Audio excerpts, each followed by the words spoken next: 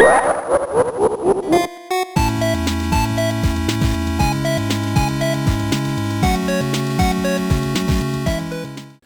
guys, welcome back. It's time for the second game of Tropeacetic. But a quick bit of housekeeping we need to get out of the way. On your screen right now, you should be seeing the ranking from the previous game we played, the only game we played, as well as the reset trope-ometer for the next game.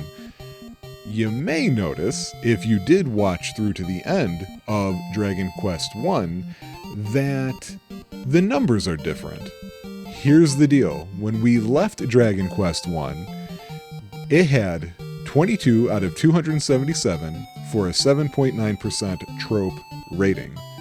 Now it's got 23 out of 278 for an 8.3%. Why?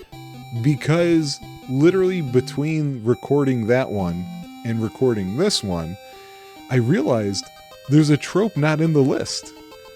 That is such a massive trope that I'm really surprised it wasn't thought of, because I can only think of 2 games, maybe 3 off the top of my head, that aren't going to get dinged for this trope. It's that huge. So I'm not going to tell you what it is now. You will see when we get to that rule as we go along with the series.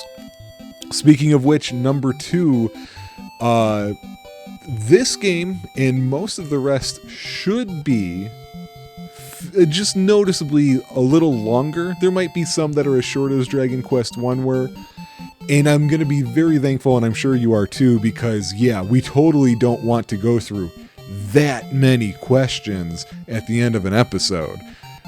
They are split up in a way to get about like 10 or 12 episodes worth, and you can mix them together for maybe a good 6 or 8 that isn't quite such a drag to get through. But man, we only got 4 episodes out of Dragon Quest 1. So, and what I took out was something you definitely didn't want to stand there and watch. So, hopefully that part won't be quite so bad at the end. Number 3, you probably recognize the general style of menu that we're looking at.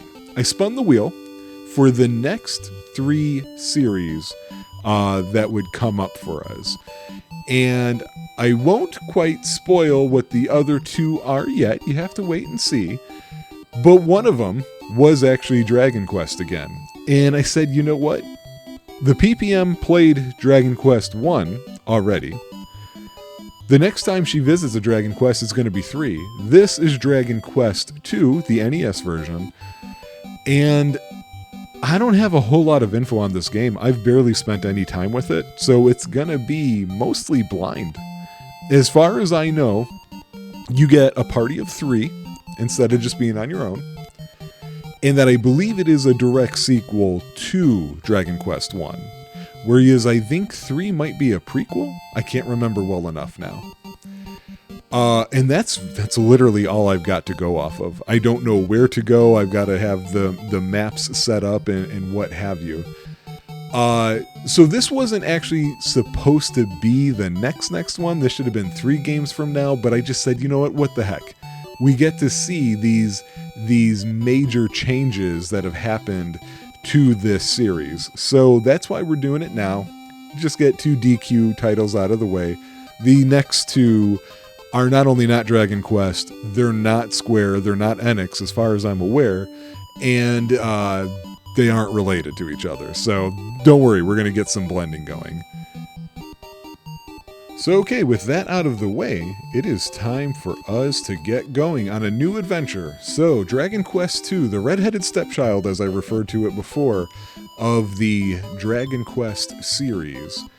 Oh, I forgot to look up if these guys already have actual names. Let me do that real fast. Why am I in all caps? Actual names of Dragon Quest II characters. Let's see if there's a wiki out there that says, of course. So here's the Dragon Quest fandom page.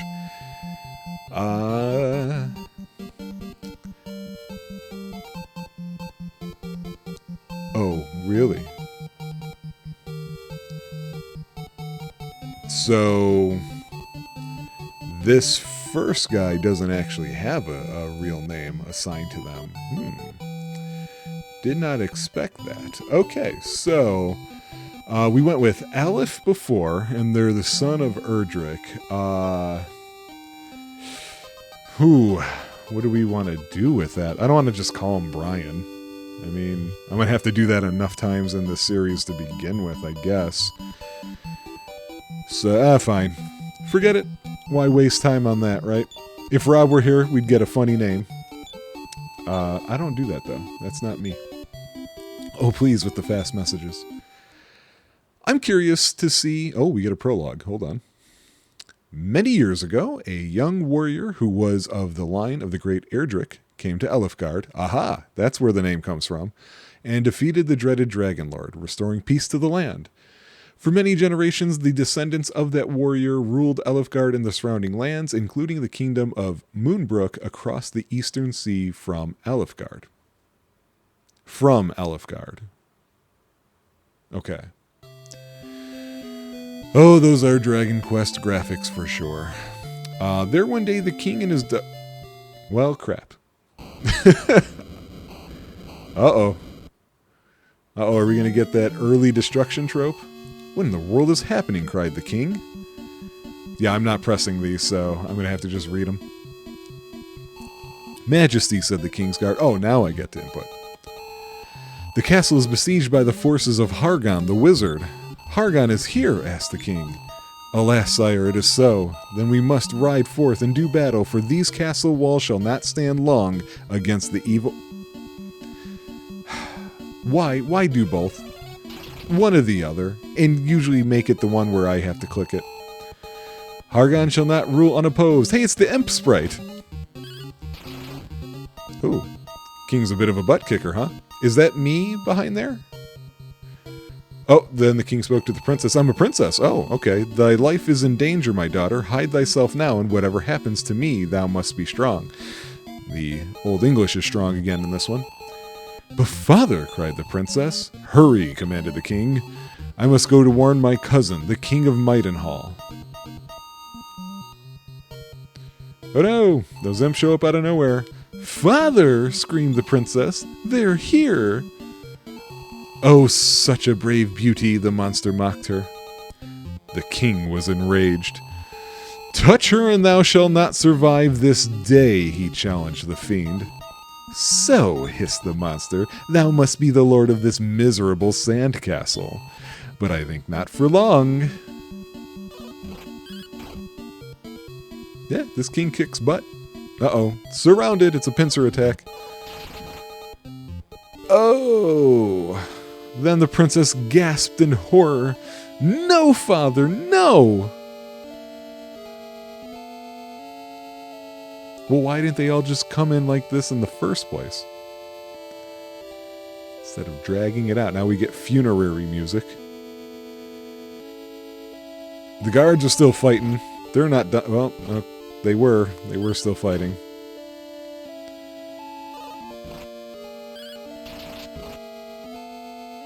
This is interesting. The next two Dragon Quests don't open quite like this. Oh, I thought it was one I could wait to read. Stop doing that to me.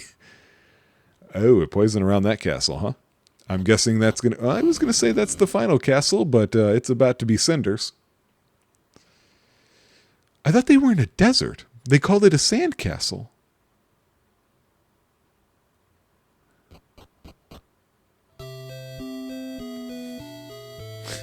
I love how they have to show, oh, I'm injured.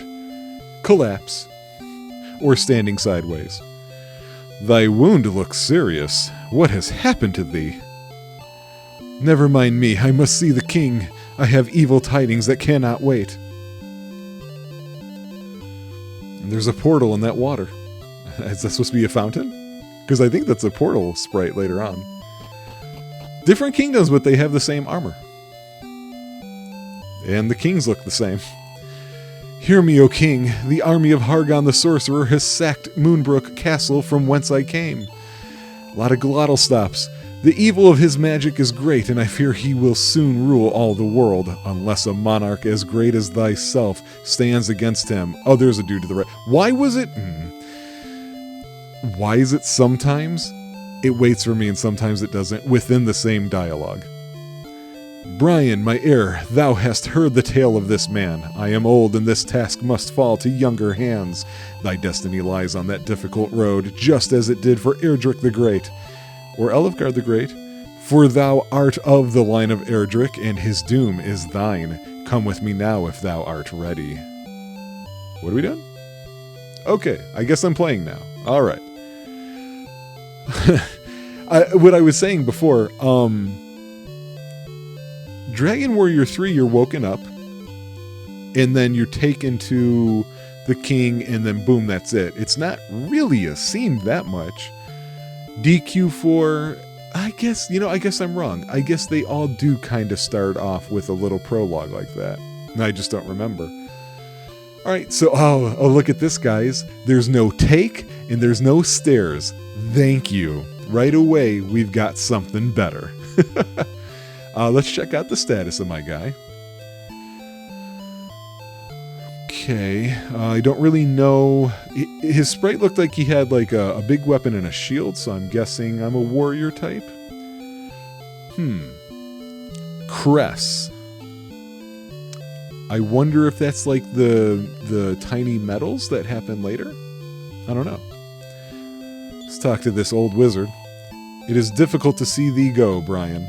Well, it's difficult because I only have leather armor.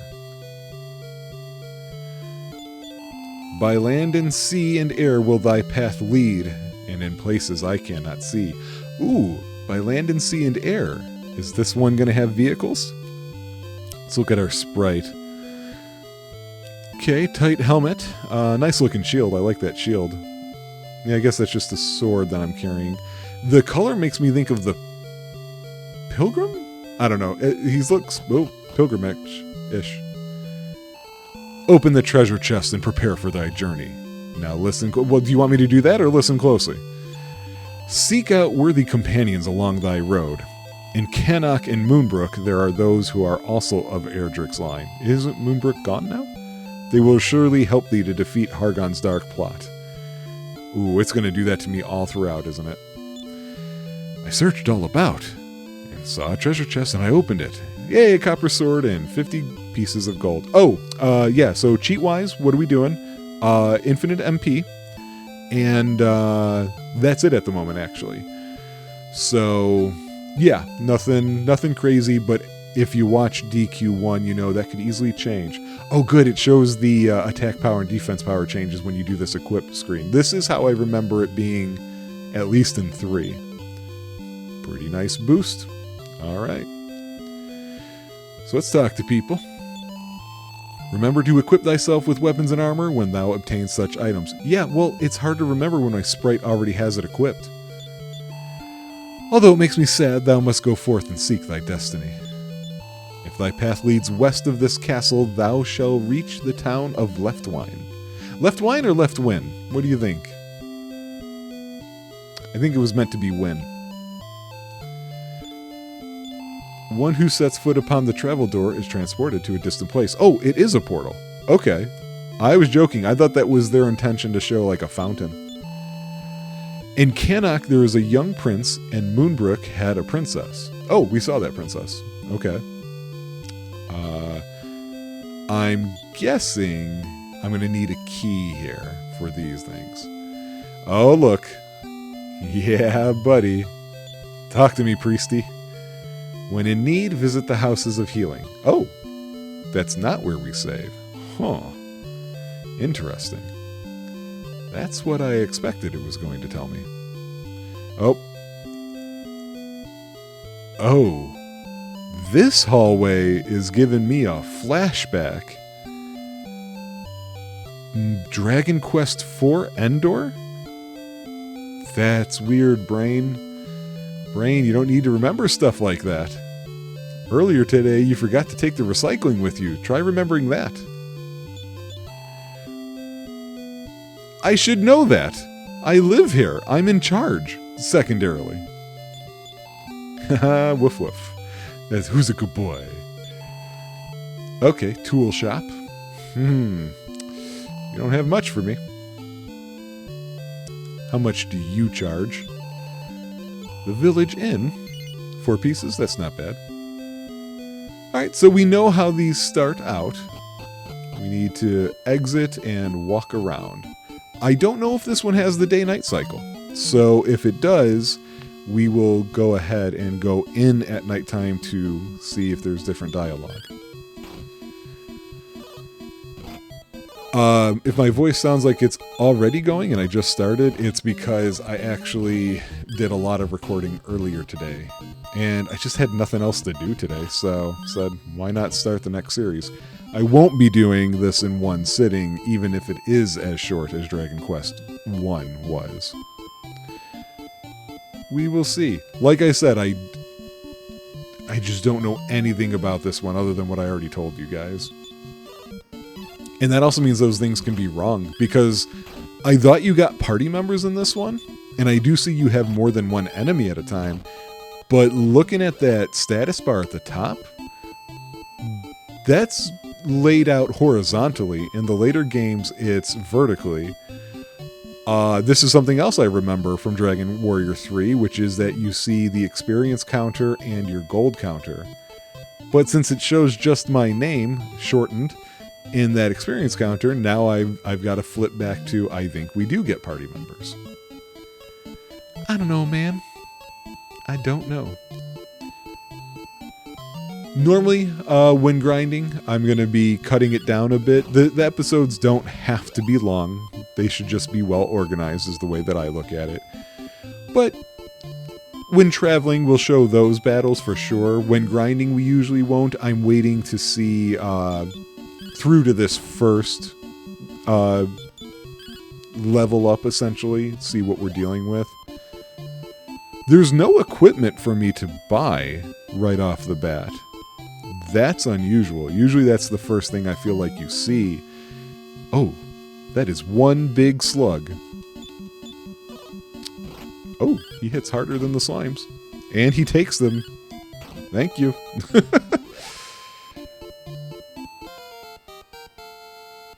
Such a rewarding sound. Alright. Power increases by 2, speed 1, HP 9. So we're still dealing with the limited range of stats, I noticed.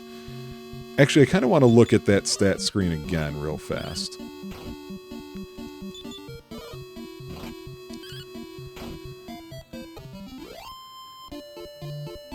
Let's check this out. Because, yeah, there's strength and agility, which is response speed, hit points, max HP, max MP. Magic power is new, isn't it? I don't remember that from before. Attack and defense is the same. I feel like magic power is new. I don't... Isn't it bad? Like, I just played the first game last week. And earlier this week, the episodes were produced because we had the time. That is not a good feeling that I suddenly cannot remember it. Alright, so, because I do want to save my voice a little bit, what we'll do is what we did before, which is I'm going to grind a little, not sure for how long, and I will cut in when there are level ups, and we'll go from there. And yeah, that's it. So, see ya after a cut. Okay, well, it's time for going to level 3. Let's see how much more powerful. Power increases by 5. That sounds pretty good. Reaction speed by 2.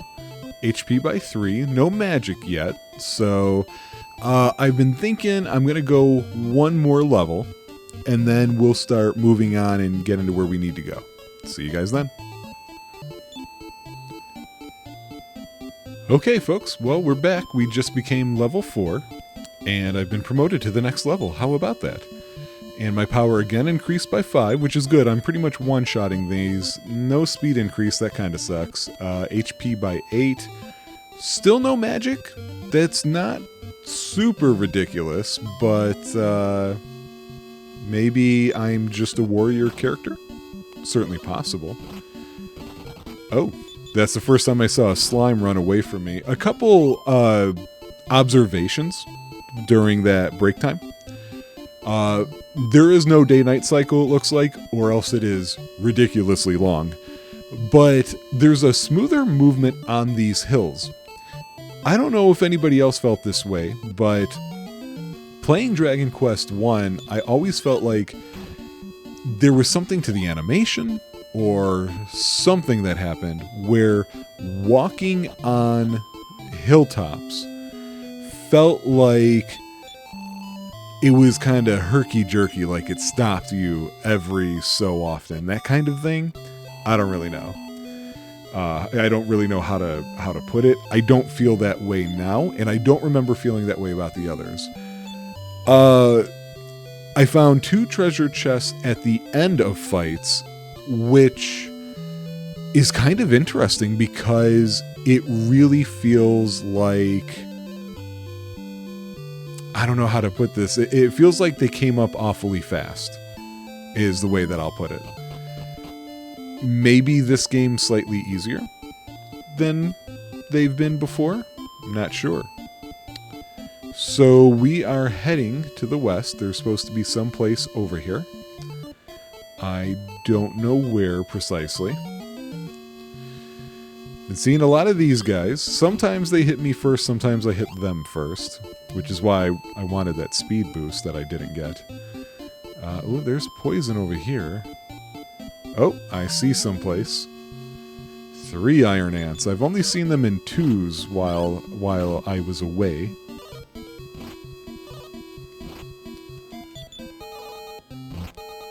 I was also thinking about how well done the developers behind the Dragon Quest series have managed to keep these battle scenes the way they are in principle, and yet also still, it's a weird place for a desert, but also still have the situation where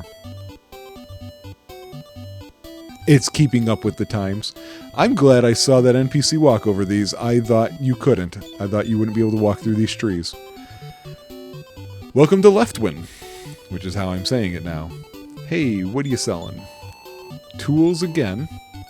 They also have Wing of Wyverns. I'm assuming I will get those over time. I'm not going to spend money on them now. Who's a good boy? Oh, bow wow. Excuse me, senior citizen. Northward lies the castle of Canuck, my friend. I'm guessing that's where I gotta go next. I've heard that the heir of our good king has ventured forth to do battle with the evil sorcerer Hargon. What? Thou art the one? Luck be with thee. Hey, that was a trope we just saw, isn't it? There was that news travels fast or whatever one, and sure enough, we just got here, but they know that I'm on my way. Which maybe isn't such a good, idea. Maybe the kingdom should have kept the lips closed a little. Dost thou think it was Hargon who attacked Moonbrook and set it aflame? Well, yeah, I saw it. Yes, I think so too. Good talk. Oh no, more moving merchants. Weapons and armor. What do you got for me, dude? What kind of discounts you got for me, dude? So, I'm going to need the leather shield, the chainmail, and the chain sickle. It's the first time we're seeing chain sickle. That's a classic one. So we got some more grinding to do, it looks like, which is expected. It's very early on, and of course, I'm going to take those parts out of here. I don't think I need to sleep yet, no. If thou art poisoned, each step will weaken thee further. There wasn't poison in the last one, was there? Ah, look, detoxicate, uncurse, and revive. But no saving, so it's still just you gotta see the king. Look for the monolith by the inland sea west of this place. It is by that route alone that thou shalt reach Moonbrook. Okay, guy. So instantly, I'm going to actually go ahead and do some circles around here, and I will get back to you all. Bye. Okay. Well, we went up to level 5. I thought I might have over-leveled, but when I see 3 iron ants, I start getting real itchy. I'm starting to think that the medical herb drop rate in these battles is probably just a beginning thing, and it's probably because I don't have magic, I can't heal myself, and I have 3 times now nearly died. And 2 of those times thought it was about to happen. Now we're level 5. Boy, do I need speed. Come on, speed. Power by 1. That's small. Give me speed. Thank you. Oh, that'll really help me survive a bit more here. HP only 4. Could have used more? I don't think I'm anywhere near the gold that I need just yet. No. I'm kind of glad that the first thing I'm getting, the most expensive thing, is armor, though, because my guy needs the help out here. See ya soon? Question mark? Oh man. We're going up to level 6, but before we see what our stat increase is, I need to talk about some bullshit, okay? First off, immediately after I cut from you guys the last time, I walked out of left win and didn't move yet. All it did was it loaded up the map. I'm standing on one half of the town, and I was attacked. I've never seen that before. So, not cool, number 1. Number 2, immediately after getting that speed to go up the way that I was so happy it did, I kept coming in last in every single battle. And it turns out response speed is just defense. It has nothing to do with order of attack, which is completely random. Okay, now with that off my chest, let's see how I've improved, quote unquote. Power by 2 isn't much. Speed by 6 is a lot, but that doesn't mean what I think it means. And HP only 3. As you can see, gold is at 368. I have not bought the first piece of equipment yet. So I'm going to go sleep again. And I will see you when I either buy some equipment, and we can see how the stats change from that, or go up another level, or say, oh god, this is why nobody plays this one. So see you in a bit. Okay, we're back. I started getting irritated with the grind. I think after playing DQ1 the way I did for this, I'm starting to get spoiled.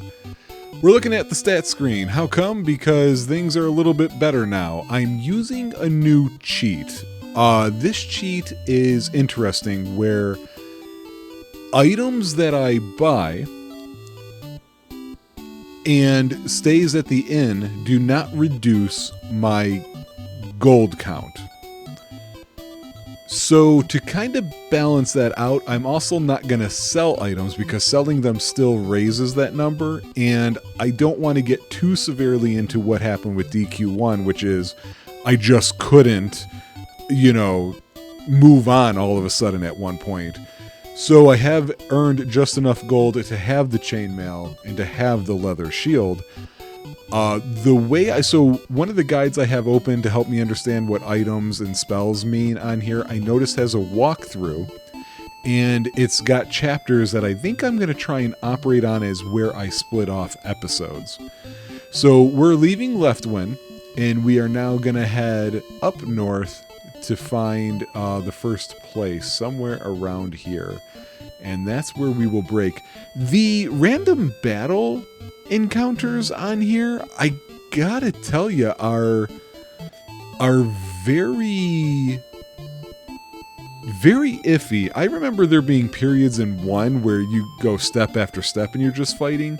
This one is a lot worse. Like, here's the castle. There were no fights there. Very strong. Okay, now there we go. So this was always the troubling thing. I was getting hit 3x3 for 9 HP each time I fought this group. They still seem to go first more often than I do, but they don't hurt me nearly as hard now as they used to. So, we've definitely improved our situation. So I'm taking it as this is where we're going to do a chapter break. Alright, so we're going to... Whoops, we're going to do a little save, make a little love, and we might even get down tonight. So it is time for us to do the list. And the way that I break this down, and hopefully it holds through, and so we don't do a bazillion at once like we had to with DQ1. But hey, again, I was also, this is the first time doing Tropeacetic, so there's going to be some learning going on. We have 22 rules of the opening time frame to cover. Let's see how they go. Rule 1, sleepy-headed rule. That's not how we started. We were sitting on the throne room, and so no trope there. Ooh, number 2 is going to be iffy here. So it's Know My Beloved Peasant Village.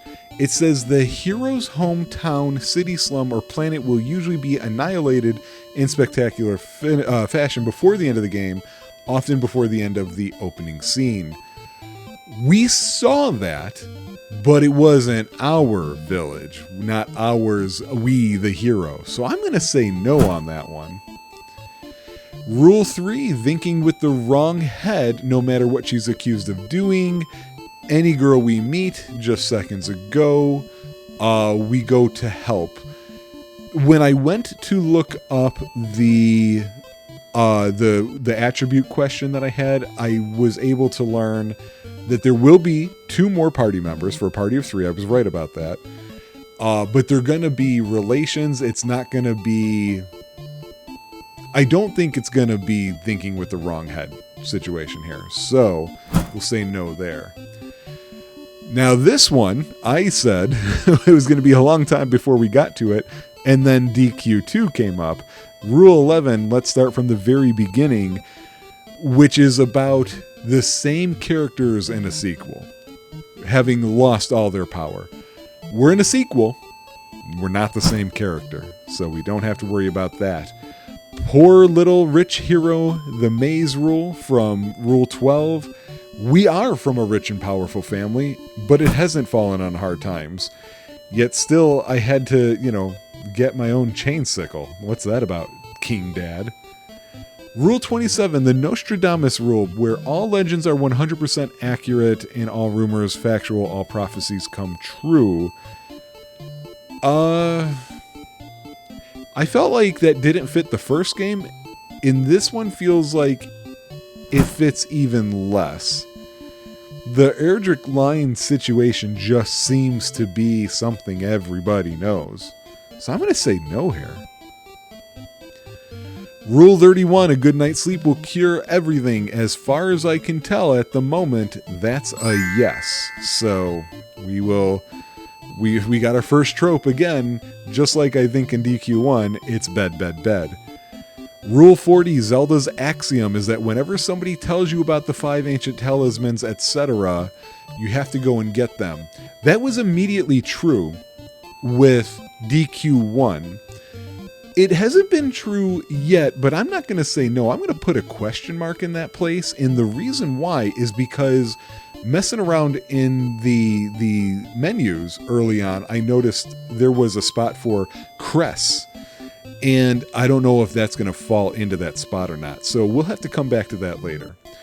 Rule 41, the George W. Bush Geography Simplification Initiative is that every country in the world will have exactly 1 town in it, except for the country you start out in, which will have 3. So, I have the map in one of these tabs. I do have it in one of... There we go. Okay.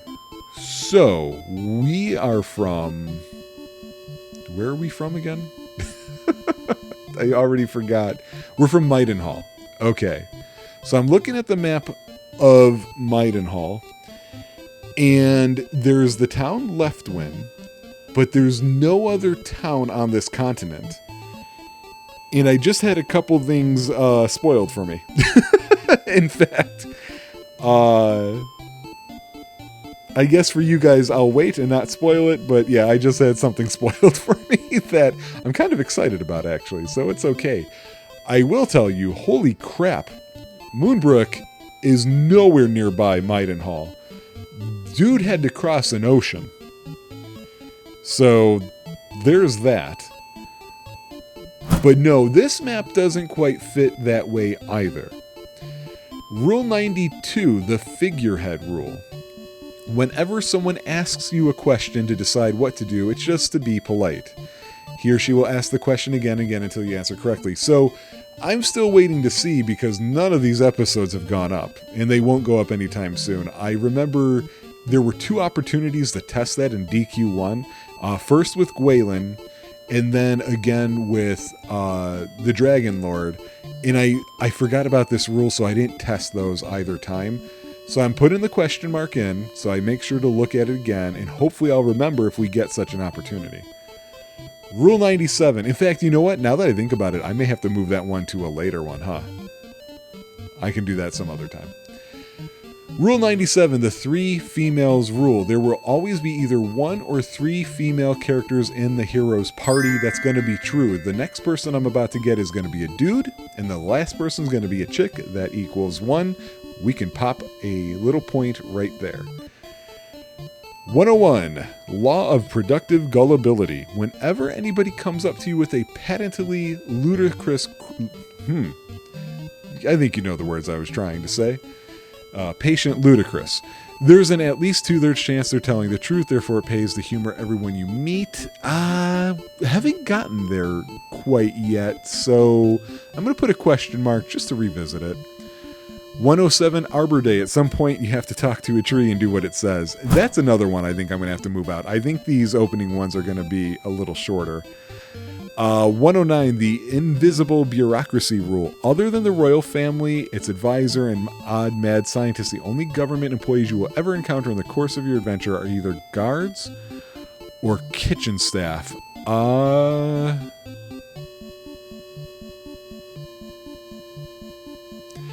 Okay, this can be put up for debate. Ooh, boy, even as I'm thinking about it, this is tough. I'm going to put a question mark here for it now. Let me tell you guys what I'm thinking, though. You talk to the king, he saves your status to the Imperial Scrolls of Honor. Later on, you do that with the priests also. I think for sure you do that in 4. I can't remember if that's an option in 3. But that means in 4 that I think you have to treat them as government employees, right? In this one, they don't do that, but I still feel like they count, and they're not guards or kitchen staff. That, I didn't ever expect that one to be a doozy to think about, but it kind of is. So, I had a lot of these to come back to, unexpectedly. Rule 20, if any sleeping character has a dream, it'll be accurate. That's the Little Nemo law. We don't know yet. We haven't started with a dream. We saw something, sort of the third-person omniscient rule there. Rule 121, the Child Protection Act. Children 12 and under are exempt from death. I'm going to say no because I don't think we're going to run into that aged character here. 122, Missing Master Hypothesis. I'm going to say no right off the bat. I don't think we have that kind of character here either. 151, Gender Equality Addendum. In the unlikely event that the main character of the game is female, we can stop reading.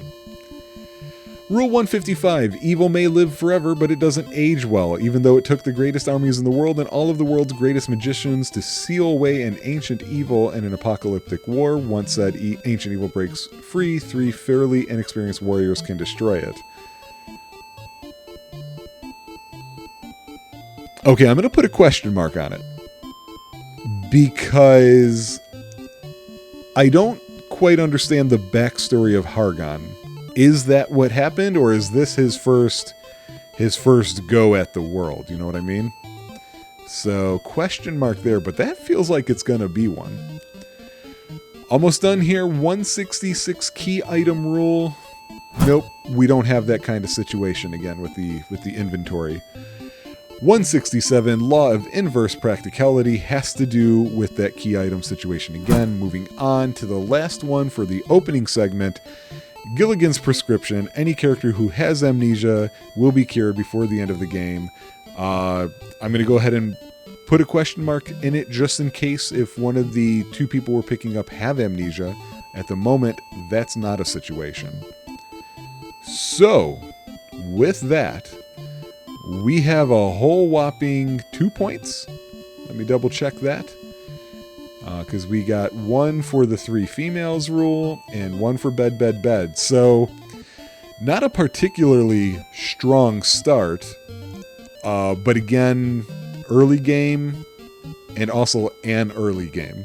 So we got 2 reasons why it may not be a super high tropey RPG situation here all the same. So when we come back, we are going to enter this castle, which I think is Cannock, and start moving along and hopefully have somebody else.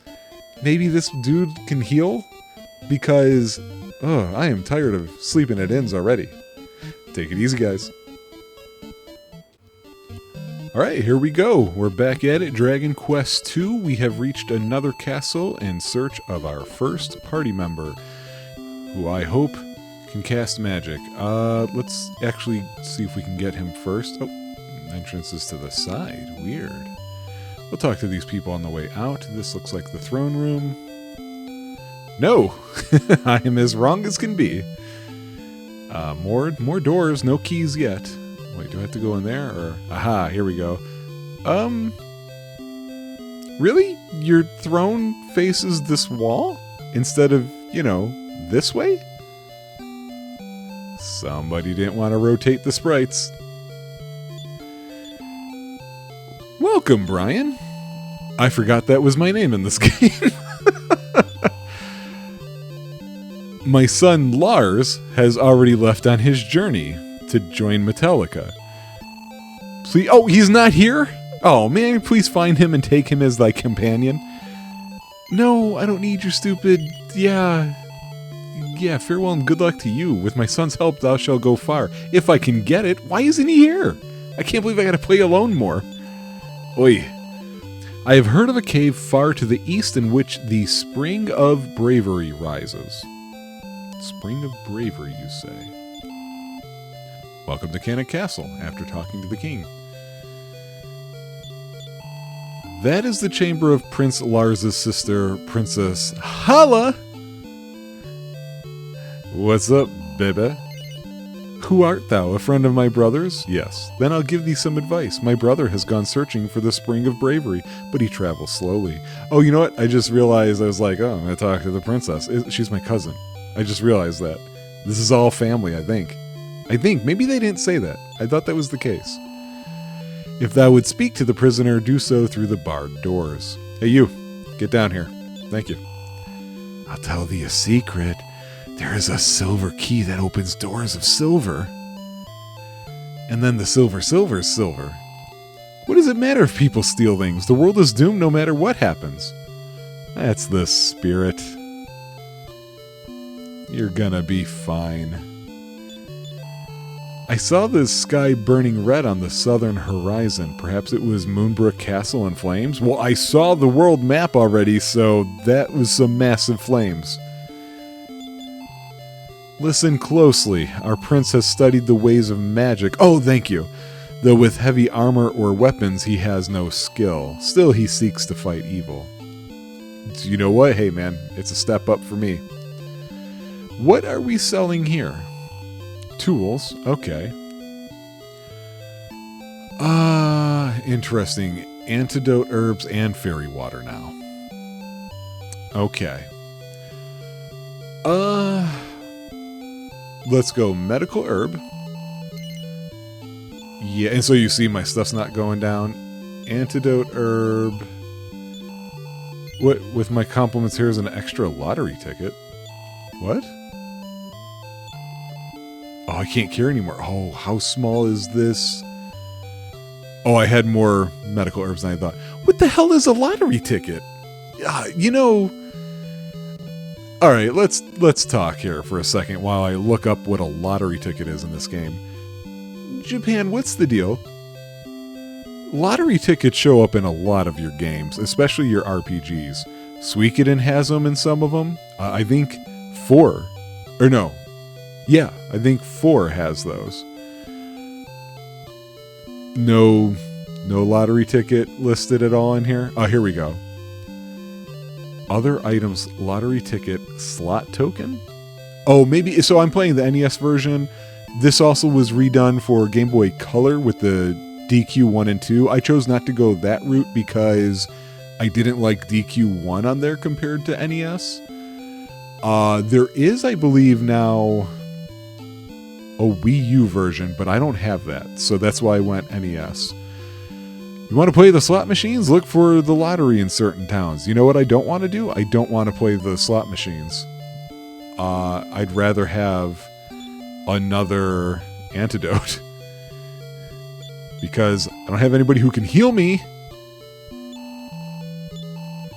No. Good day to you, sir. So yeah, I guess we go east. I don't know if I have to go above or below these mountains. I didn't look at the map. I just know I'm supposed to go east. You think that would mean at this point I would look at the map. But I'm not. Shows what you know. Oh, crap. Unless if there's a bridge over here. Because, wait, I didn't come through this part. Oh, there's a bridge. A double bridge. Oh. Okay, the wild mouse is new. And now he's dead. Yeah, you big slugs used to hit me for 3. How's it feel? As Rob would say, sniff it.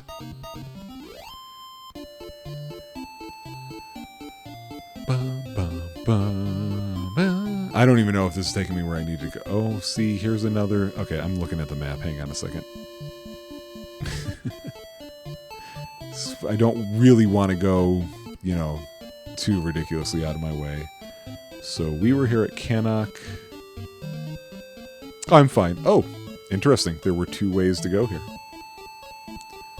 Not expected. Here's the other bridge. I could have crossed if I went northward. This stupid ghost mouse. Man, this thing was hitting me for 5.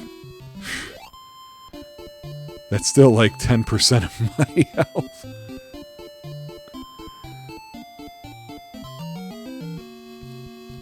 Oh, the Babbles have arrived. Thank you for missing. And for not smoking.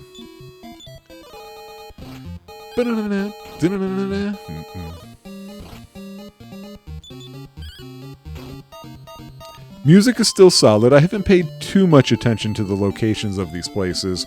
So I guess if we think Maidenhall seemed strategically located, Cannock not so much. It's near mountains, but it seems like there's a lot of ways it can be attacked. And we didn't really get to see Moonbrook too well. So, can't comment on that one. Battle music is tense. Energetic. It's alright. I haven't paid attention to the other music yet, so I'll have to do that. So I think I said with DQ1 overworld songs, I like a marching beat for the bass and some highfalutin notes, and this has exactly that. It could be the same song for all I know, and I just don't remember. A real cave. No light has to be examined here. Thank you. All right, let me pull up the map of this. I think this is the Spring of Bravery. I just want to see where the treasures are, if there are any. Oh, this one is nice and clear where the treasures are. Okay. I'm not going to look and see what they are. So I could be heading into just a, you know, a rabble of mimics. I'm sure that's the denomination of a group of them. That cave theme is very good. I like that. Medical herb. No. It sucks. Because I can't heal otherwise. I had to give it away. That is... Yeah, that inventory, I guess it's on par for DQ, but it's still a little too light. Alright, I can't believe I'm saying this, but can you guys hit me a little so I don't feel so bad about using a medical herb? Thanks.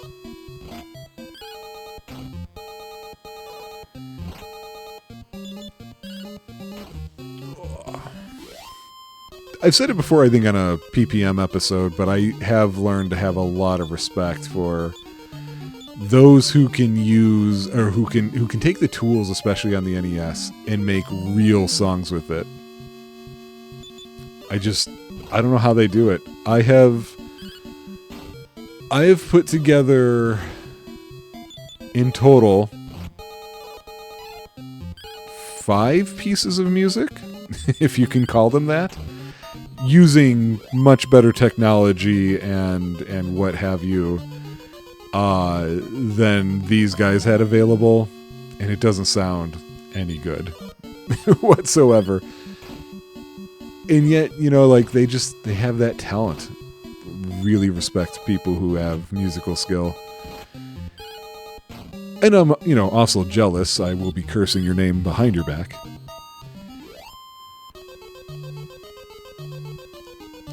I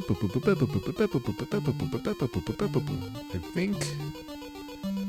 Yeah, there's one up here, and I think there's one more closer to where we need to be.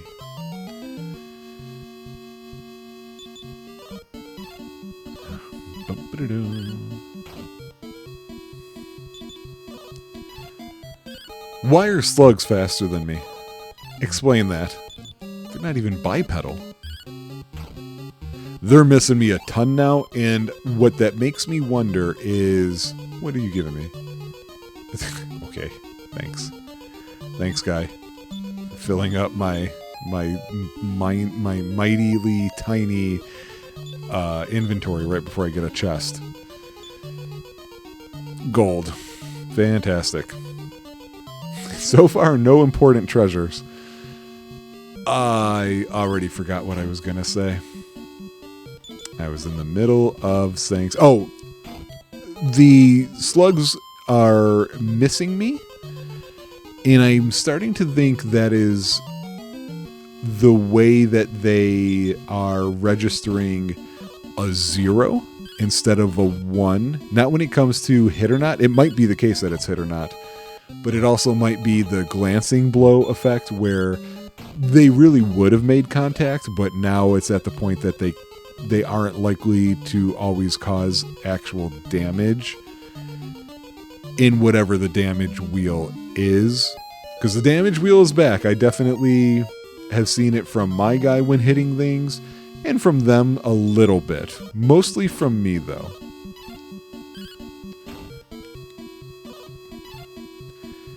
Because the misses are just a lot. And if agility doesn't have to do with order, it seems like agility just has to do with the defense stat.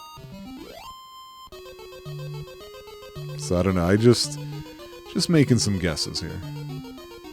Trying to piece together how they work this. I have a weird fascination of always trying to look at how a stat works, because one of my all-time favorite RPGs, and boy do I have stories to tell about it, or specifically a story, is Final Fantasy VI. And some of you may know, Final Fantasy VI has a bug in it, at least as far as the Super Nintendo and the port to the PlayStation 1 are concerned, where there is a stat called Vigor. And I don't recall what it was supposed to be tied to, however, it wasn't tied to anything in the code. So you could see that stat go up, and you can train that stat to go up with the proper Esper, as well as get certain relics that would let it go up, but it didn't impact anything. Oh good, another medical herb. So if we do get this dude to join us soon, this is when I'll be curious if we start to see less medical herb drops, because I'm guessing he can heal. Oh, looks like we found the spring. I've never been to a hot spring. I'm curious if any of you out there have, if it was an experience worthwhile. I've been in a sauna plenty of times. Are you kidding me? These are the treasures of the Spring of Bravery. $30 and a couple weeds. Oh, this guy's old. Welcome to the Spring of Bravery. Art thou seeking the Prince of Cannock? Yes, is that you? He's going to my place? Son of a bitch. You absolute son of a bitch. You see, this is why we have cell phones now. Oh, that's a fun little thing I like to do. A fun little game. If anybody enjoys older movies, when I say older, I'm talking pretty widely. Pre-1995 for sure, but even pre-2000. Finding movies and going into them with a question of, every movie has a conflict. What is the problem? And of course, you're watching to see how does it get solved. Ask yourself the question when you're watching a movie, especially pre-95, if this could... Oh, a new enemy. Big Cobra. It's a big corpse. Could this conflict, in all the conflicts that or all the challenges and other obstacles that launch off of that one big conflict, exist or happen in a world where there's cell phones? I first came across this idea with Die Hard, in thinking about how much of what happens in that movie wouldn't happen that way if they had cell phones. And just ever since, I've just always kind of... There's plenty of movies with different conflicts, and I'm not just talking about like fighting and violence kind of conflict. I mean any sort of challenge. Oh, we're going up a level. Let's see how we do here. Power 9. Excellent. Speed 3. Okay. HP 1. Wow. Thanks. Really spreading it out there, aren't we? I'm going to take a look at the map for a second here and see what the best route back home is, because I do not have a Wing of Wyvern on me. So, we are over here. Oh, wow, there's an extremely indirect pathway. I don't think it's worth taking that way because there's nowhere to stop along the way. So, I swear to God, there's sirens again. I just opened up the window because it was getting muggy in here. It's like they know. What was I saying? I know I was talking about the movie thing. Oh, there are plenty of... Yeah, just blow that horn, guy. That's great. Make sure everybody knows you're out there. There's still plenty of movies where the big issue is not something that would be resolved by that kind of more instantaneous communication devices. What was that movie? I think it was... I never actually saw it, but it's that You've Got Mail movie when everybody was freaking out about that annoying AOL email alert. Why was that a thing? You ever think about that? That was a bad idea. Anyway, they're obviously using email. They had at least mobile phones, even though they weren't exactly using them to text like we would now. But still, that conflict still existed, So there's still plenty of plots that could be based around that. But I never tried to apply it to a video game. And now I'm going to. First video game I can think of that actually made me think about having a cell phone, Final Fantasy VII. They called it the PHH, right? When I get to that, and you get to that moment where you get it, I'm going to have to look up what that actually stands for. Because I'm not sure what that was about. We're going to take... Oh, there's no N. Oh, there is one. Okay. Just get a little sleep here. Oh, you know what? I don't have MP. I could have just used an herb. Although then again, I don't know if I'm going to ever get this dude. Can I just exit this way? I can. Those trees just look so impassable to me that I'm not thinking about just walking over them. What are the odds that at some point later on, I'm going to feel stuck? And that's going to be the problem. Is just going to be, I didn't walk over a stupid thing. It's going to happen. I know it's going to happen.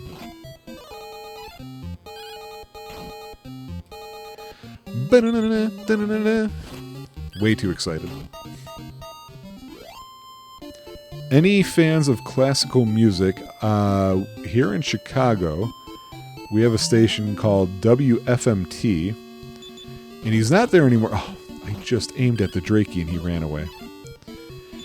There was a guy named Carl Grapentine who I feel like is exactly what you want for the DJ of a classical station.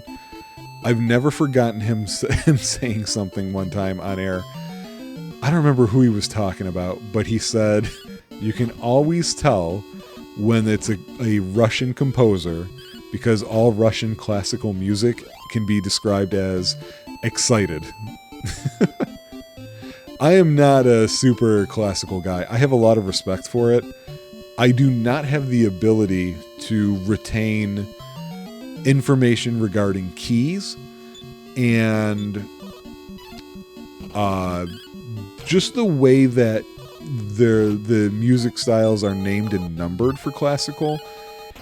It's just not a way that I can retain it. I tried for a while there, and you can say fugue, you can say sonata, you can give me a number, doesn't matter. Oh, it's so-and-so's opus whatever. I'm going to have to hear it before I can tell you if I've heard it before. And then I don't know that I could tell you I have heard it before, even in that moment. Alright. Now we're getting back to where it all started. He better be here. Making me run around the world. Now, there was that trope, it's on the list, about running around back and forth between a bunch of places, but I believe that was for an item, not... or trading items as a part of that, so it may not fit. Let's see, do we see a sprite we haven't seen before? No? Oh, come on. Welcome back. Uh-huh.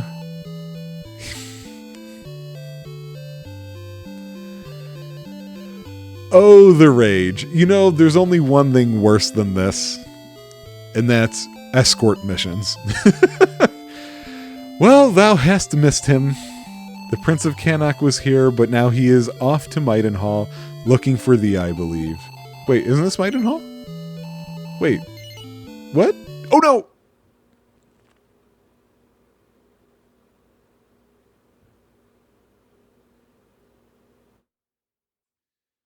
I didn't save. And I hit B twice on accident. So I have to load my save state, and I don't remember where that was. While you're still with me, let's go ahead and do that. Is this the beginning of the episode? There's one way to tell. Okay, so, I'll be back.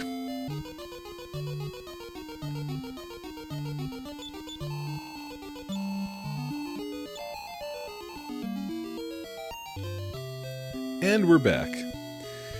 Another cheat activated at the moment. I don't lose HP in battle. And I'll tell you why. Because I didn't pay attention to where that last save state was. And so I made it to the guy in the Spring of Bravery and realized I didn't talk to the king at Cannock. Therefore the trigger wasn't set, and so I had to reload the same save state again. Then, the encounter rate suddenly went up, for reasons nobody knows, And I did confirm, in fact, I wasn't crazy. That is a typo in the game when my own father tells me that he's moving on to the castle that we were literally standing in when I was talking to him. So, I don't know if he's going to Leftwyn or if he's going to Cannock, so we might as well just go in order. And then what I will do is I'm going to end this because it looks like that's the next chapter in the thing. And, oh, hey, look. There he is. And then we'll go over the list, and I'll end it here, and I'll probably grind. Well, it depends on what level he is. I might have to grind and stuff like that. So I might actually... You know what? Maybe I'll grind first before we say goodbye on here.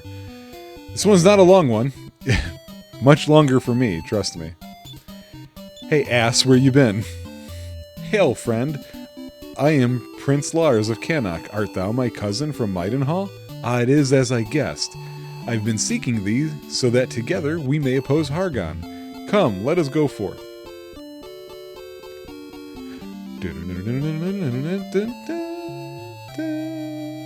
The happy music of getting a party member. Okay, let's take a look at his status. Ooh, he's weak. He does have MP, a club and a leather armor, and he does have the heal spell, but you know what? Now I don't care. Oh yeah, down there. He is level 1. So, let's do a little equipping. Oh wait, no, that's not the equipment shop. So, let's see what he can use. We'll start with the big things. Can he use chainmail? Yes, he can. Oh, he can. I didn't expect him to because he can use magic.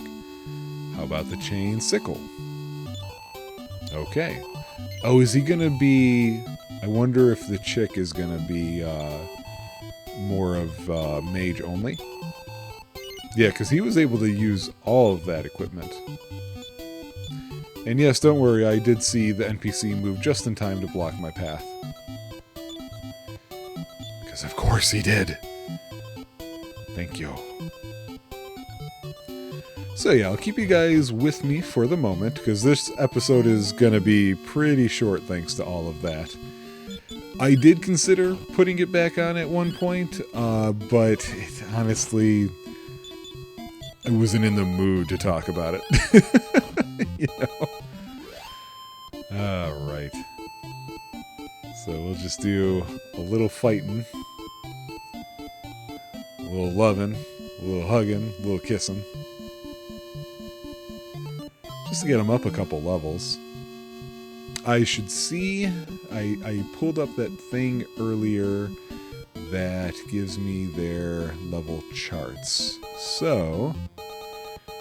We'll get them maybe... Oh, we'll get them maybe up to 5. Seems reasonable. Boom, bump, boom, bump. Although I don't really know if you guys are going to want to sit through that.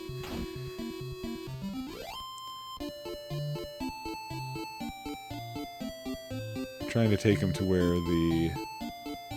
Oh, you know what? Hold on. First of all, I forgot to throw these things away. Second of all... Oh yeah, I didn't even bother grabbing the, what do you call it? The treasure chest in that cave this time around, because I'm like, why? What good is that for 29 gold pieces and 2 medical herbs? We're going to give him a couple of these. I am curious as to... We'll give him one more. If these are going to work for more than just Maidenhall. I don't know if it's going to actually force me to truly use it, so we're not going to do that just yet.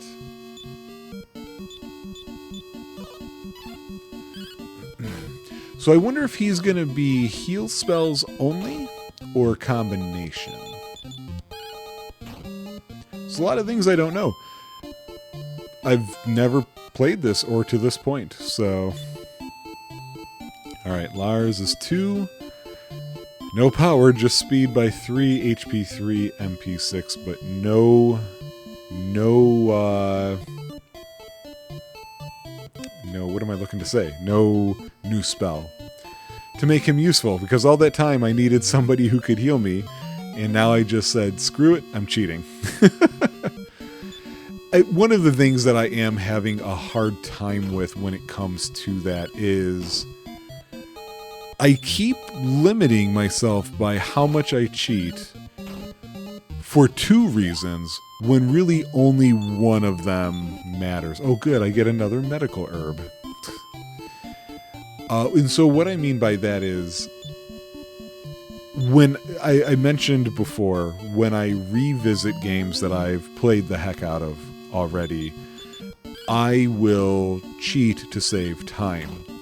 And I keep starting myself that exact way with these games too, forgetting that I don't have to do that. There's no real point to me taking it so lightly with the cheats, because this isn't meant to truly be a play of the game. It's meant to be finding out how tropey something is. The reason why I am still holding back and like I'm not looking for one-hit kills and like usually an infinite HP cheat, that's unheard of for me. Like, you never do that. What's the challenge at all then? You know, the challenge can still be fun. You just don't want to do the grinding for gold and what have you. At least that's the way I typically approach it. All right, cool. He's up to 3 already. And now I'm talking about something, so. Power 2, Reaction 2, HP 1, MP 4, and he learned a new spell. Excellent. Let's check that out before I finish my thought. Fireball. Excellent. Right. So we're going to keep on. So you can still have a challenge, and I find that you run into weird, unexpected challenges when you do the cheat to rush through situation. And I've talked about that already, so I'm not going to like explain and give examples as to that. And you've seen it already, technically. You're aware of it because of my complaining. So I want to see if this is a group thing. I don't think it is. I don't think they did that back then. But that's just not the point here. You know, the point here is to find out, you know, how do these games land on a trope chart? I think what's keeping me from actually just so there's 2 reasons that I'm not going balls to the wall with these cheats. For one is, you know, honestly, really? He attacked first and his attack was to run away. I am having fun revisiting these worlds. There is absolute value in that. On the flip side, I don't want to get too used to overkill on the cheats, because I do suspect that there can be some game break issues. And I don't want to do that. Like, honestly, I was pretty sincerely annoyed at having to load that save state. I don't like repetition in video games. It's funny. Exercise makes tons of sense. No problem with it. Music, not a problem for the most part. Repetition in video games, not a fan. So, wow, I missed, really? I'm strong enough that they're running away, but I still missed. So, I cannot finish this thought for the life of me. Okay, what do you got? Power 1, Speed 2, HP 3, MP 2. Okay. Next level is at 200, so he's leveling up faster than I thought he was going to. So my last thought on this is I really don't want the scenario where I've played a game for 10, 12 hours.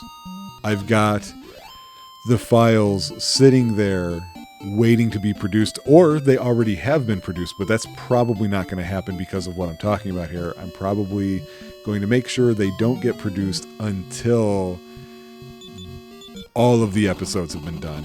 Because the idea of 10 episodes, 15 hours, and then, oops, it broke because of a cheat, probably. Oh, I don't like that idea. It makes me feel super uncomfortable. And I'm trying to think, I know I've run into weird situations like that, but of course I'm having a hard time remembering what that is. I was revisiting Grandia one time, and got locked out. That was on the official hardware too, for the record. I was using a cheat though.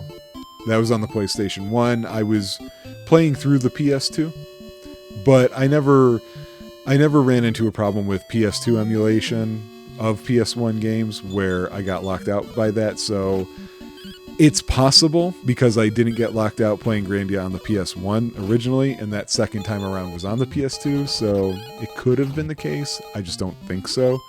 I can't make that assumption, I'll say. Another time was on an emulator. I wasn't cheating, though.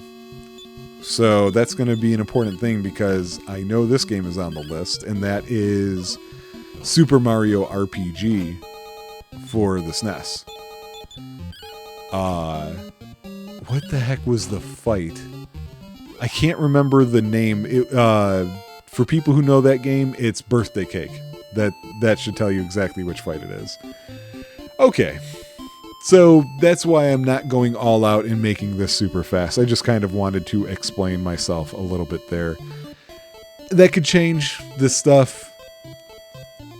It's going to go how it goes. You know what I mean? And I think as I get more games under my belt for this series, I'll come up with some better ways of approaching it to take in the world, soak in the game and its atmosphere, while also pushing forward plenty. So, bear with me. Let's finish up by checking out how Lars has gotten better. Speed for no strength, HP and MP2. Let's answer the question about this. Yeah, okay. So there was no choice there, and I had been to 2 castles at that point. So I'm real positive in DQ3 that's not an issue. I think maybe not every location, but I think most locations. So let me take a look at those chapter headings and find out when it is that what it is, not when, what it is we'll be doing when we return for the next episode. So the next chapter that we're going to do this on is called The Lake Cave. But that's not how we end this episode. We're going to do the beginning portion of the time for the trope list, and we're specifically doing 3 categories: characters, items, and locations. So only 14 to go through here right now. So what do we got? Rule 19 is about Silly Squall bringing a sword to a gunfight. So this rule again is that it doesn't matter the time frame of the game, if it's regular fantasy or neopunk or steampunk or any of those things. The main hero and his antagonist will both use a sword for a weapon. I don't think I remembered it was both using a sword for a weapon for DQ1, or at least I'm surprised by reading that condition now, but I also couldn't remember things and I just played that game. So I'm going to put a question mark Our main guy appears to be Sword Guy for the most part. It's what's on his sprite. We don't know. We know Hargon is a wizard or something like that, so probably not using a sword, but we'll double check it later on. Rule 21 is Eris's corollary. Just as the main male character will always use a sword or a variant of a sword, the main female character will always use a rod or a staff of some sort. I assume that's going to be true. I'm putting the question mark here, but I believe she's going to be mage specific, and so probably can't equip anything else. Or just magey weapons. 22, the MacGyver rule. Other than for the protagonist, your choice of weapons is not limited to standard types of weapons. Here it appears that it is going to be limited, so that's a no to that trope rule. 25 is the dimensional transcendence principle, buildings being much larger on the inside than the outside. I was surprised. In DQ1, that wasn't the case, and you know what? I gotta be surprised again. It's not the case here. They're sized right. And when I think of 3 and I think of 4, I think that's still the case. So I'm curious when we're gonna first run into that. So another surprise no. 28, IDKFA, the basic ammunition for your firearms, and we can stop. Not gonna be here. 30 is selective paralysis, which is our inability to climb over certain situations. I'm actually going to say no here because on this one I keep thinking I can't walk past trees. Those must not be trees. They must be shrubs or bushes or something. And I'm just identifying them myself as trees. The good, the bad, and the ugly. Any male character who is ugly is going to be evil or supremely moral. We don't have that kind of graphical fidelity, so that's not going to work. Next part of the same rule is about physical disfigurations. Again, we can't tell. And same thing for the female for the third part of it, so a bunch of no's there. 96 is the Billy Lee Black rule of I'm the NRA, which I'm treating as is there a pacifist character? Does not seem to be the case. And I would be very surprised if something like that comes up here. Just 2 left to go, but one of them's a 3-parter. Rule 119, don't stand out. Any townsperson who is dressed oddly or otherwise doesn't fit in with the rest of the townsfolk will either join your party after you complete some task, be in the employ of your enemy, or befriend any female member of the party and then be immediately captured and held hostage by the villains.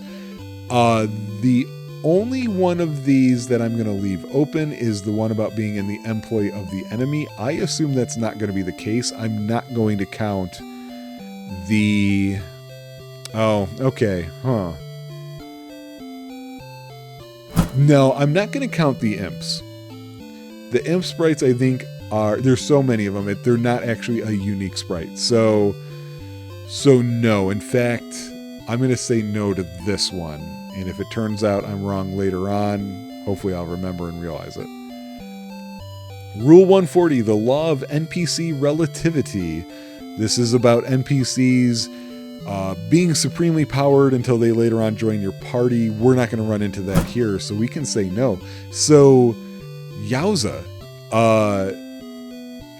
We still don't know what to expect when it comes to these lists, but so far we're still 2 out of 278 after 2 episodes. Again, we aren't going through as many questions, so it's a little bit harder to judge because of that. But at the moment, Dragon Quest games aren't as tropey as I would expect. I kind of looked forward to doing this early on because I thought they were gonna be sky high. That's not the case. Wow. Like, I'm really caught off guard by that. Anyway, it's late for me. It's been a weird episode. And so I'm going to take a break and relax for the night and then do some more recording tomorrow because that's my life now. And I hope you guys will join me and we will move on. Who knows when we get the third person or how many places we have to keep walking to get to her. See ya there. Hey folks, welcome back. Tropeacetic. We are continuing on with Dragon Quest II. We've got ourselves our cousin Lars, who is either, I'm choosing to believe it's just the drummer from Metallica. There's really nobody else has ever been named Lars, come on. We're way the heck over here because the Wings of Wyvern only go to Maidenhall. And we need to go west. There's a cave for us to bandy about. Lots of thinking after the last episode. Since that one and this one, there has been a night. I have slept. And a lot of thinking about the level of cheating to do here. Kind of like what I was talking about before.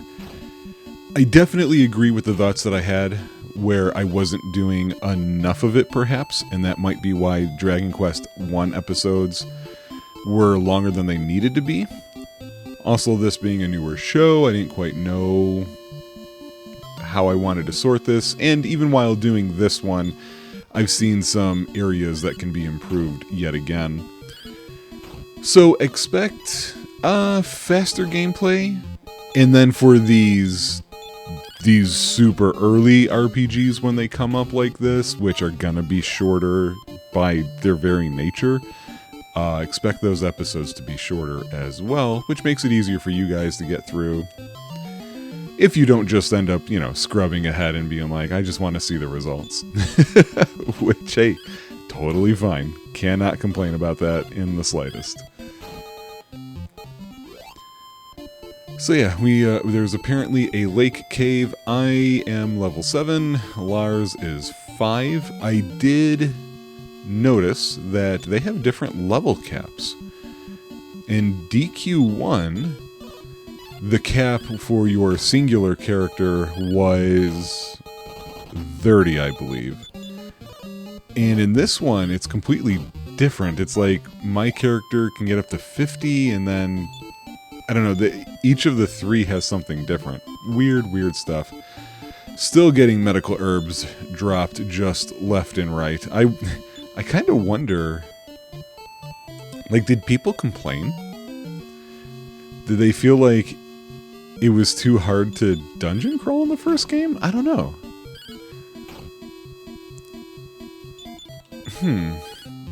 I feel like that would be a surprising complaint for the type of gamer that generally would go through Dragon Quest I. Maybe you would think people who were just dipping their toe in. But then if they were just dipping their toe in, they didn't get to the longer caves. So, weird. Or they're just experimenting. Hey, what's that? Hey, there's a couple things. I can only reach this one, though. Hast thy travels taken thee to the monolith south of Maidenhall? No. My brother must be there now. Will thou not go to him? I mean, eventually. Please go through. I don't think I wanna. This isn't what I was looking for. No? Okay. No thank you. Strange. You will have to keep that in mind.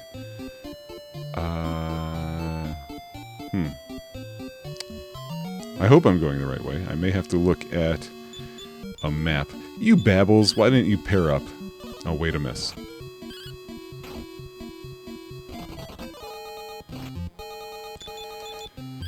So yeah, not much to speak of. It's a Sunday morning for me. I'm just waking up. You can probably tell that in my voice. Even though I did get a bunch of non-Joy Boy related stuff done this morning, so I feel good about that. Did not sleep great. Decided to storm right around 2 a.m., 3 a.m. in the morning. Storms are so inconvenient. I mean, come on, look at RPGs. Every time you see a storm, you know it's bad. Are these dead mice that are ghosts, or mice that are alive dressed up as ghosts? Okay, there's a lake. Oh, there we go. Okay. I was like, I see a lake. Alright, so we're going in this cave. I don't remember what. Ooh. We've got a recolor. Army ants. Oh, they're going to do that nonsense, are they? With my whole 2 crew, who can't even one-shot them to begin with. That's okay. You can really grind with certain creatures in the DQ because of stuff like this, as long as you can stay alive. Oh, speaking of which... Oh, interesting. I'm not going to bother changing it. The code I used for the HP apparently only impacts my main character. Not a big deal. Not going to worry about it.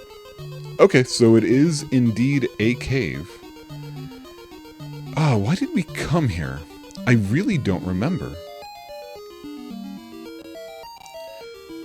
So, well, we're going to just go through. I can't express how weird it is. Ooh, let's see what we got here. Really? Are treasures just medical herbs in this game? I really have a hard time expressing how strange it is to have played a magic ant. Okay. Alright. Interesting. What do we get out of that? Pretty good XP. It's very strange to have had all of the time spent playing...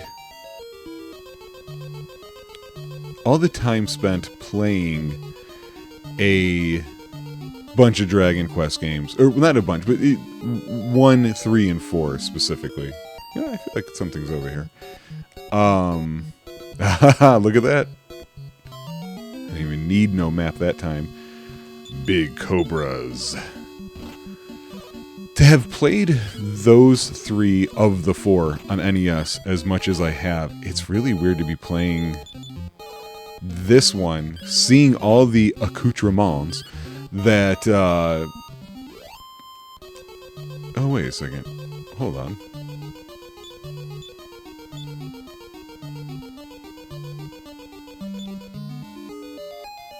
One second. I need to check something. And as usual, I forgot to start my timer, which is supposed to help me... Oh, that's not the right button, Brian. It's supposed to be setting a timer to help me...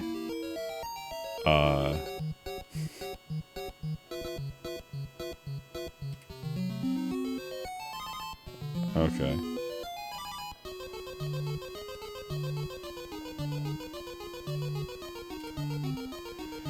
Okay. I'm sorry about that. I realized I didn't set my timer, so in 2 minutes I'm going to set the timer and just remember to add 10 to it, just to see where I'm at, out of fear of going too short or too long. I feel like the timer is helpful, just for an idea of where I'm at. Although it does not take into account when I'm doing the stuff at the end and we're going through the list. At that point, it doesn't really matter to me. So I don't know. I measure it anyway. It's just golden medical herbs in these frickin' chests, man. Give me a cool weapon. I know it's early, but still. It's just weird seeing all of the normal things that you see. Okay. Huh. So now, interesting. Apparently, you have to I don't know how many times that thought of mine, by the way, is going to get interrupted by myself. Now Lars isn't taking damage. And now he's going up a level, so now I have 2 thoughts to go back to. Alright, Lars. Power 1. Speed 4. HP 2. Yeah, and a new spell. Hell yeah. What you got, buddy? Oh, you know what? Hey, that's actually cool. I'm gonna throw these out. I don't like limited inventory RPGs, so when I can clear up space, you better believe I'm gonna. It's so weird still to just be able to do this.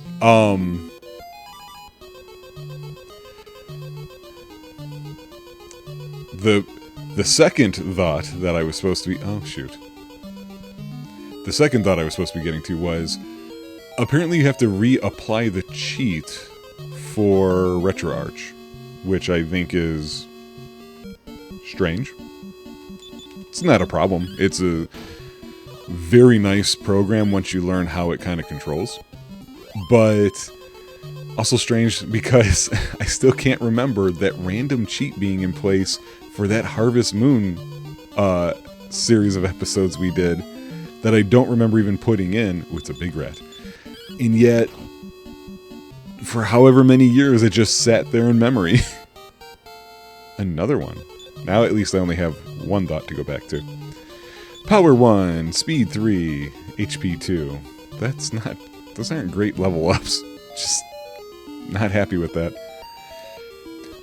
Seeing sprites in the NX Dragon Quest style, seeing the menus, the way that they do them, hearing the music, the way that they compose their music, and yet finding myself completely unfamiliar. Alright, I don't trust that thing.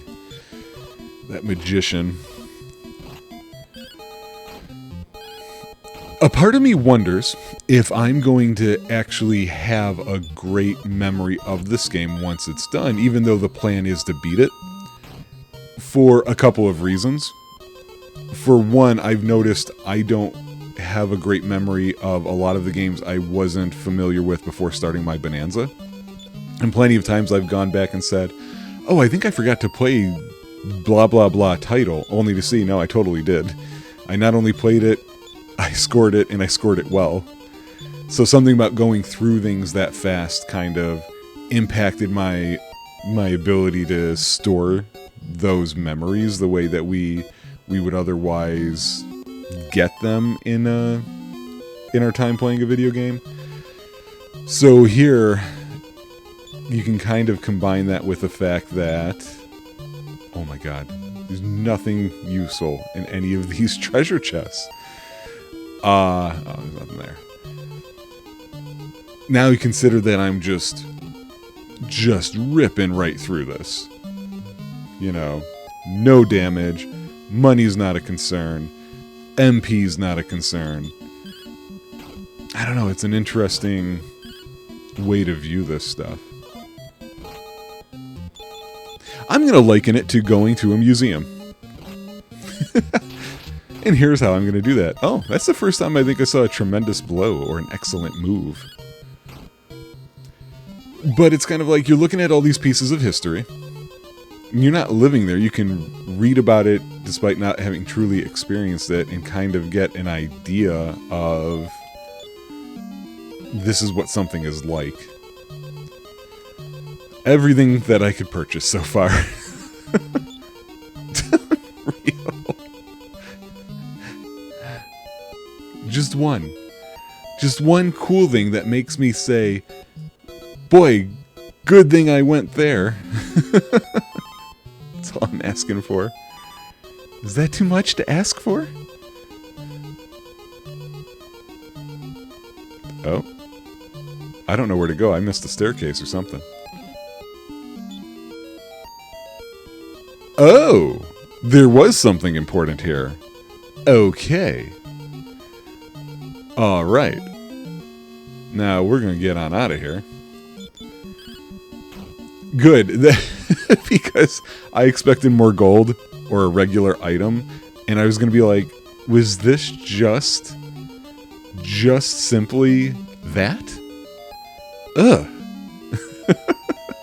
Like, no, you can't do that to us. But no. So, silver key. Alright. I'm curious about which doors that actually opens. We've seen 3 door types, heavy metal doors, and yeah, you know, throw up the horns. Wooden doors, and then the jail doors. Now, typically, it goes wood, metal, jail. But the reason why I'm questioning it is because they're calling it a silver key number 1. See, look at that. That's what I was talking about that happened off screen, where I don't even move, and just bam, the scene shift, the transition counts as a move. And it's, oh, don't you dare. Don't you dare, magic ants. I don't care if you can't kill me. I hate being delayed. And it was a prisoner who told us about the silver key. And the way he worded it was, you use the silver key to open silver doors? I thought that's what he said. I forgot which castle that was in. But it just makes me wonder. But we'll find out. Once I exit this cave, I will take a quick glance at what the next thing is supposed to be, because now I'm wondering where exactly I'm supposed to go next. Because I thought we were going to run into somebody here, talk to them, and they were going to be like, oh, don't forget to do the whatever. But we now know there is that weird place we visited. And that at that weird place, that guy's also like, oh, my brother's at the other one. So I need to take a little glance, find out what's the deal. That's right. What? Really? Who poisoned? Oh, the snake can poison? How dare you? You dirty snake. Mm-hmm. Yeah. We're gonna take him out now. There we go.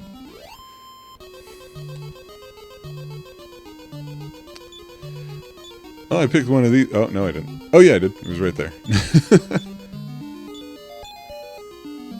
Lars is poisoned. Because of course he is. Lars is a pain in the ass. And that includes the Metallica one. You all know why. Alright, I'm going to grab a drink. I'll be right back. Alright.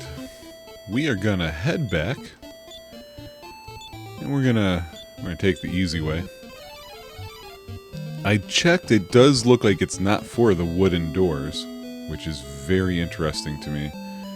Looks like it is supposed to be for these. So let's see what these people have to say. Wow, that's so weird. That just seems very out of order to me. Brian is still inexperienced. Return here in thy need. Well, are you experienced? Because baby, I am. Another door.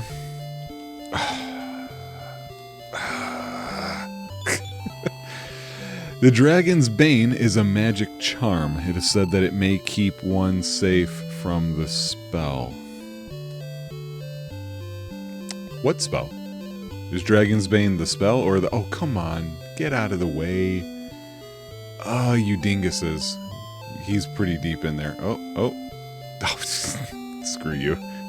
Absolutely screw you, NPC.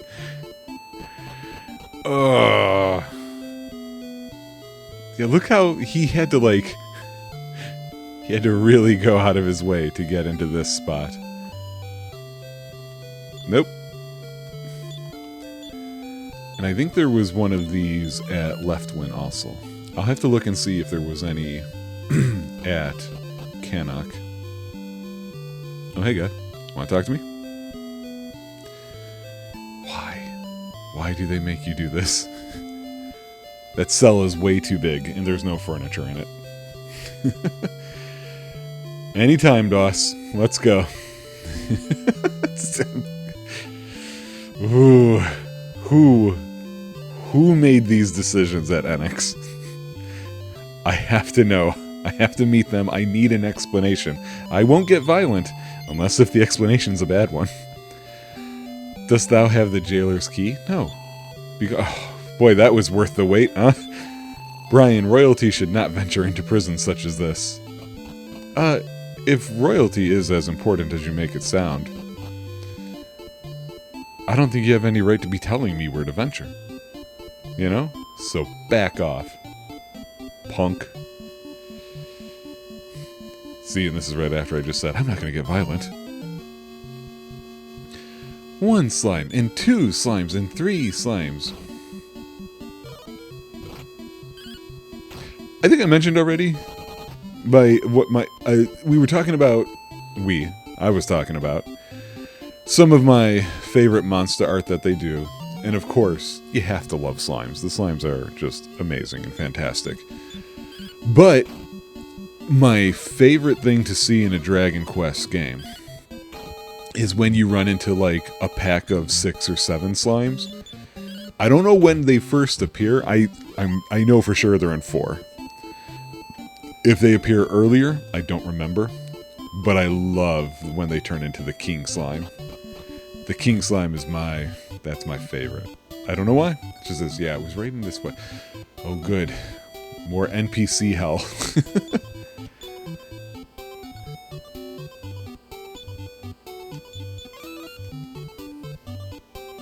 Oh, what do you do? Step right up and welcome to the lottery. Art thou going to play? I am absolutely not. Move. Don't move that way. Come on. Thank you. God, such bad design. Let me check real fast if there's anything in the map for Canuck before I walk that way.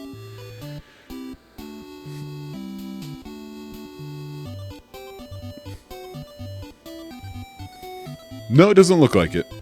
So, looks like we are supposed to move on.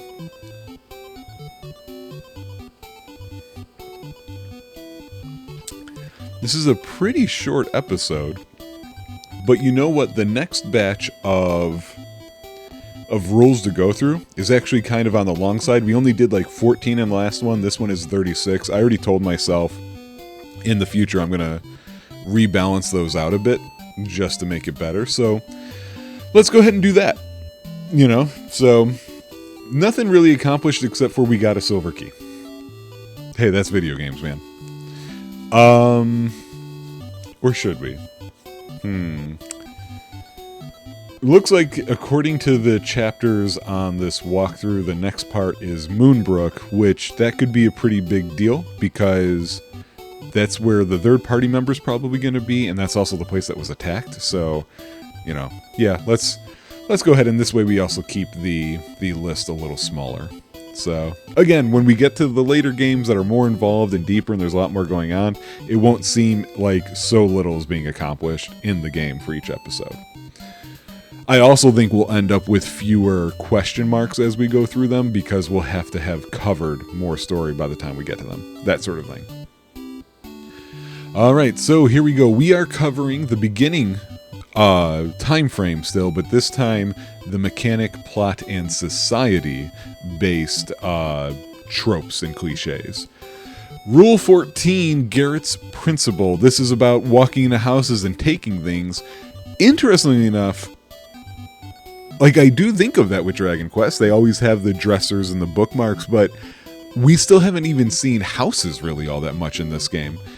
It's just been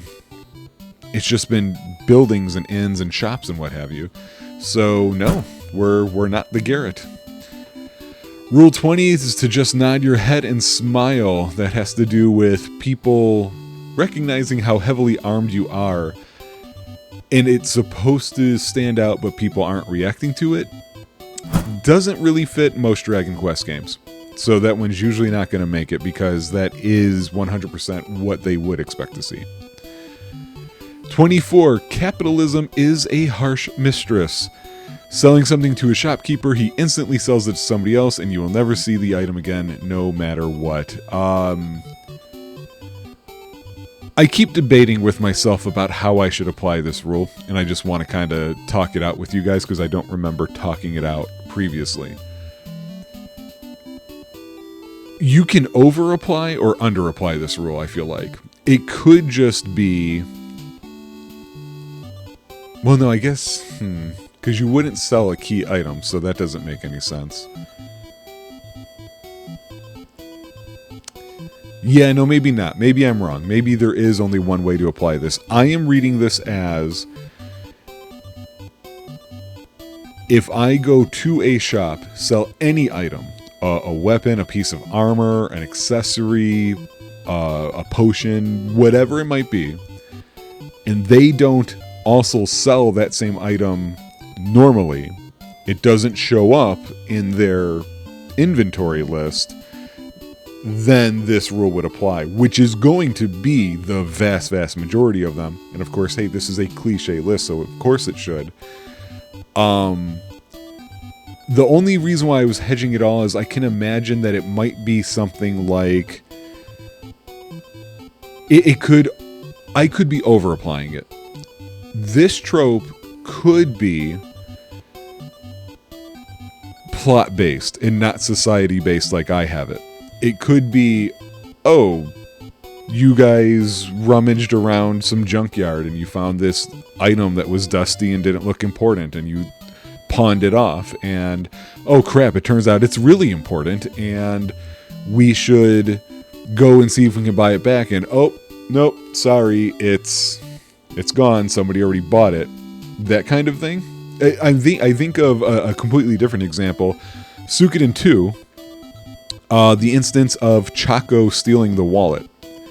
If I remember correctly, you get your money back, but oh, I can't remember the character's name that he also steals the wallet from, and he goes, oh, sorry, I spent it all, kind of thing, where it's just, that's gone. But in this case, there was an actual item, whereas in the other case, you never actually saw the code for what's-his-face's wallet. So, I don't know. You guys feel free to let me know if you think I should change this to plot-based. Because right now I'm treating it as society-based, because I imagine there must be some RPGs out there that have a more live list of an inventory where, okay, this is an item shop, we don't sell chain sickles, but you sold one, so now we have one chain sickle ready. I feel like I've seen that before. I just can't remember where. So we can always go back and reapply or unapply these, so let me know. Rule 40, for now I'm saying yes on that one. Rule 47, we had to destroy the village in order to blah blah blah blah blah. That hasn't happened exactly yet, but a village was destroyed. And we saw it this time, unlike Hawksness in the first game. So I'm going to put a question mark just in case if it happens later. The Maginot line, which I did confirm that's apparently how it's supposed to be said, Maginot or Maginot. It is easy to tell which city-nation is the next conquest of the Empire. Its streets are filled with citizens who brag that they would never dare to attack. No, again, that's not the case here. In both games of Dragon Quest, people are worried about the big baddie, Dragon Lord in the first one, Hargon here. 50, short attention span principle. This is about bookshelves and the books you can read on them. Will be a Dragon Quest thing eventually, but not yet. I don't think that happens in Dragon Quest until either the Super Nintendo or the PlayStation. I think. Because I don't have experience with the Super Nintendo ones. 51, Planet of the Apes rule. All cities and countries have ancestors that were wiped out by their technological advances. I am going to put a question mark here because while looking at the world map, or looking for a world map, I saw a location that I don't think will fit this plot, or this trope, excuse me, but just in case. I'm trying to not, ruin it for you guys. For any of you who don't know this game. 62, the 1,000-year rule. No, Hargon just kind of appeared. It doesn't seem to be based on any sort of prophecy this time. 79 is the big ol' xenobiology rule.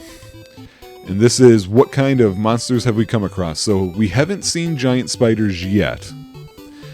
Have we seen giant scorpions? No, but I imagine they are here. Giant snakes? I'm going to say yeah. I'm going to say the big cobras are giant snakes. Giant beetles? No. I know that is a type of enemy in the later ones. Wolves? No. Same thing. Squid? No. Yet to ever get aquatic. Fish that float in mid-air? No. Or not so far. I'm putting question marks for these no's because we have so much game to go. Gargoyles we haven't seen. Golems we haven't seen. No carnivorous plants yet. No chimeras or griffins, cockatrices, or hydras. No minotaurs. Minotaur or tower? I don't really know how to say that. Burrowing things, things that can paralyze you, things that can put you to sleep. We have just seen that one, finally. Somebody was trying to do that. Poisonous tentacles and dragons, always dragons, I assume, at some point, but we're not there yet. Guy in the Street rule.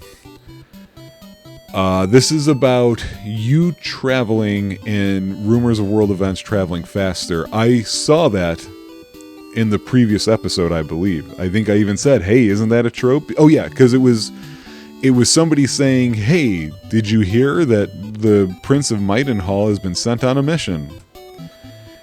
So I'm going to give the yes to that one. 102, the perversity principle. If you're unsure about what to do next, they will either all urge you to do something or strongly warn you against doing something. Either way, those are the things you have to do. Tricky. I'm going to put a question mark here. And I'm saying tricky because of this reason. They haven't exactly done that. They came close when you were looking for the Prince of Cannock, though. Where everybody's saying, oh, he went this way. But they're not saying... I don't remember them saying, you have to hurry up and go get him. You know? But there's a lot more game to go. So I'm going to wait. And we'll come back to that. 106, law of traps. No matter how obvious the trap, you can't complete the game unless you fall into it. That has not happened yet. We are about to go to Moonbrook, which I believe was taken over by Hargon, from the looks of things, so maybe that'll happen. Does the male character dress up as a girl for any reason? I'm going to say no, it hasn't. Not only has it not happened yet, I suspect it's not going to happen in this game. Make room, make room. That's about more people in a town than there are houses for them to live in. Oh yeah, because I just mentioned a second ago, there's no houses again. 2 Dragon Quest games, I don't know where these people are living. Guards. This is everything will be guarded and gated, except for the stuff that actually needs to be. Let me think here.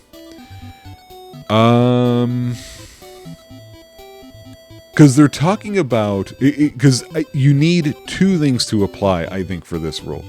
You need the guards to stand somewhere where you're like, why are you even standing here? There's nothing important going on. I don't think I've seen that yet. But you also need a second condition, which is, here's something that I can't believe wasn't guarded. And I don't know that I haven't come across that yet either. The closest is the silver key, and I'm not going to count that.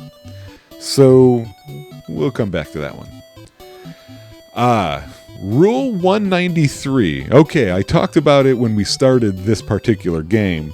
This is the rule that I have added. So, I just want to make it clear again, I had no involvement with the making of this list. I'm adding one for the purposes of this show. I have no connection with anybody who was maintaining this list, so it's not an official rule. It's a rule added by Brian from Joy Boys. That's it. If they want to adopt it, like, hey, 2 thumbs up, go right for it. The rule title is the Chamber Pot Imperative, and I describe it as follows. Despite domiciles being replete with bedrooms, kitchens, offices, and other sundry necessary rooms, nary can a home be found equipped with a bathroom, restroom, lavatory, or water closet. This is the same thing. Again, there's no bathrooms. Where are the bathrooms? The 2 games that come to mind with bathrooms is I remember seeing them in Final Fantasy VII, and Tales of Destiny included it constantly in their homes that they built and what have you. Now, I reference homes. I should maybe update the wording here, because I say domiciles and I reference bedrooms and kitchens, but I also use the word offices and so on. I'm really talking about all the buildings. There needs to be some sort of plumbing network, especially because all of these games have sewer levels. So yes, this one's getting this again. We have yet another game with 0 bathrooms to speak of. I call it the Chamber Pot Imperative because these people really need bathrooms. Alright, so where does that leave us right now? Let's look at the math before we end today's episode. We have a total of 8 trope points earned so far. We're early in the game still. We're meandering towards the middle. So that's 2.9%-ish, which is pretty low with plenty to go. So we'll see how it ends up, guys. Thank you for joining me. Next episode's just around the corner. All right, folks, here we go. Dragon Quest II. We are rested and ready to go. And where are we going, you ask? Back to that one place I stopped along the way. Looks like that will take us to a new continent. It's time for a new part of the world. Once we get through all this fighting. Which is good. I'm ready for a new continent. I've complained about this before. I don't remember during what, though, in particular. I know it was an episode with Rob of something. It wasn't Tropeacetic. We were talking about certain things that exist in individual video game series that we just can't stand. We don't know why they feel it's necessary to stick to this or that practice.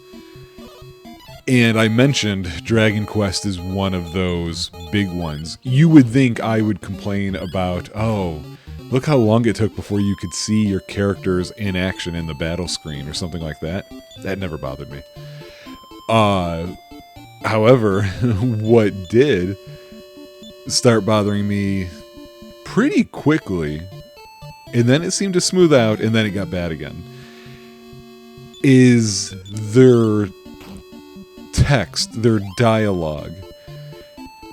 It starts out like this. It's all this Old English stuff. Yeah, because we can't open that door, so we gotta go down here. Oh, it's the cave music. It caught me off guard. I don't know why. I meant to use a fireball to make it faster. Who got poisoned? How did I get poisoned? Come on. So, I almost did it again. I can't wait till you get cursor memory options in these games. Like, I didn't always use them playing them legitimately, but I think going forward, I for sure will be. They do all this. I always level up when I have something to talk about. Who is this? Lars. Power 1, speed 2. Boy, his stat increases are just puny, man. No new stat worth talking about.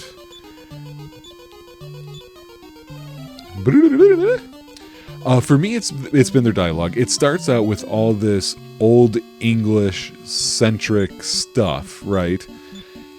And you get it, it's the universe, and it's a common thing to do, so it's not out of place by any means.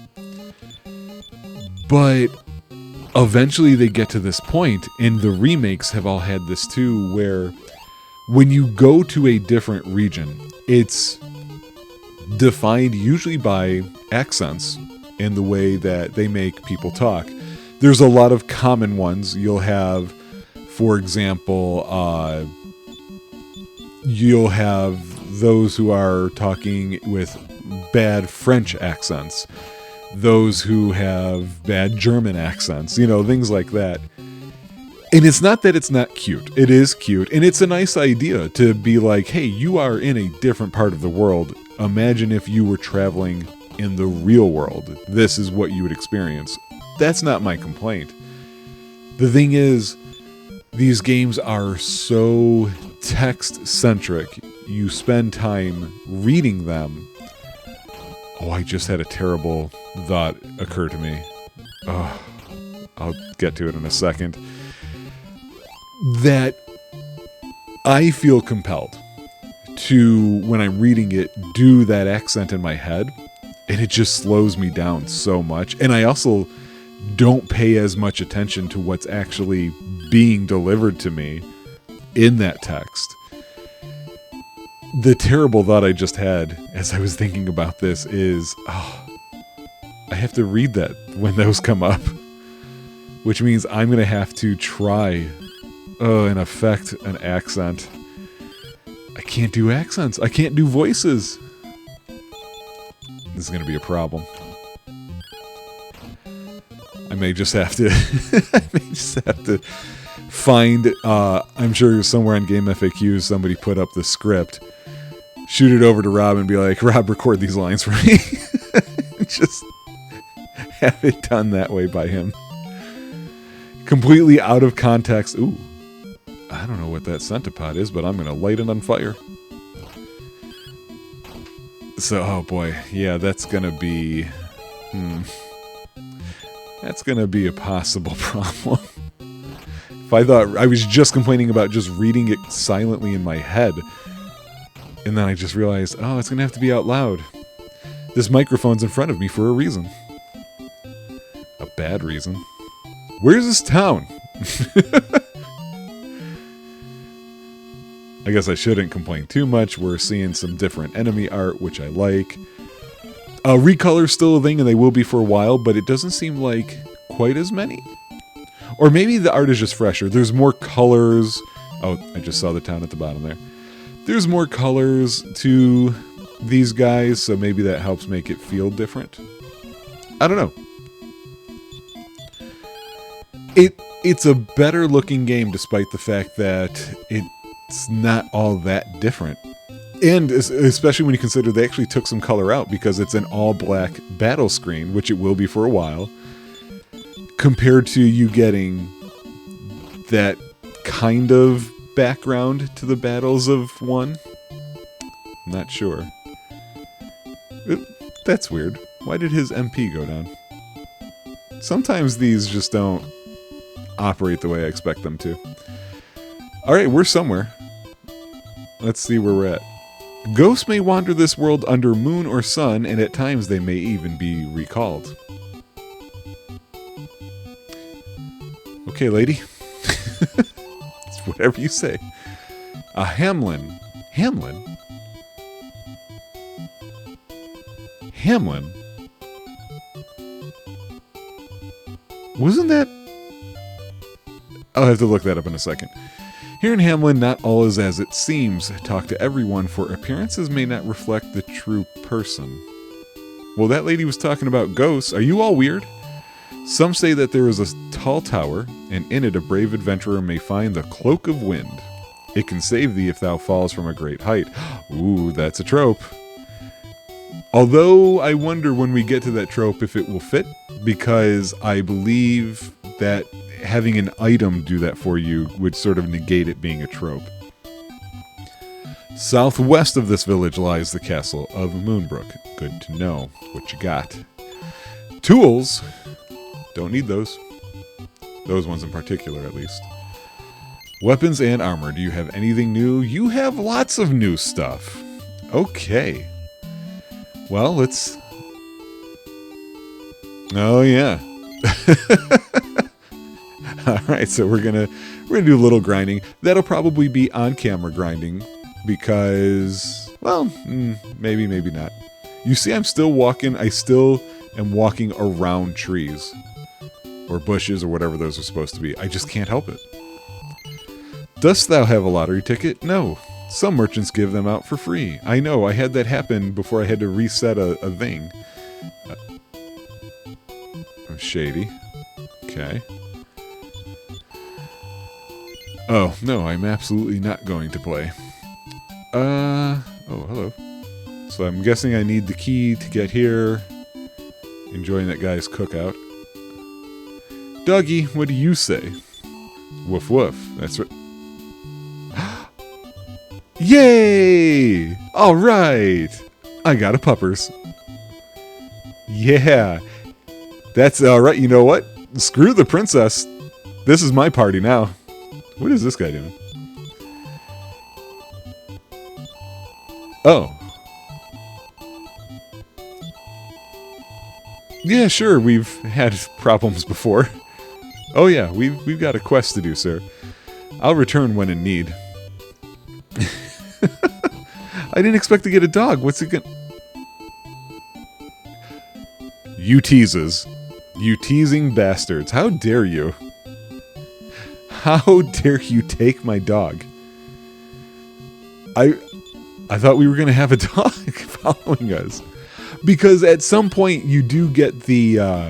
what is the term for it? I think the game terms it as a guest character. I'm remembering in Dragon Warrior 4, you get it a bunch of times.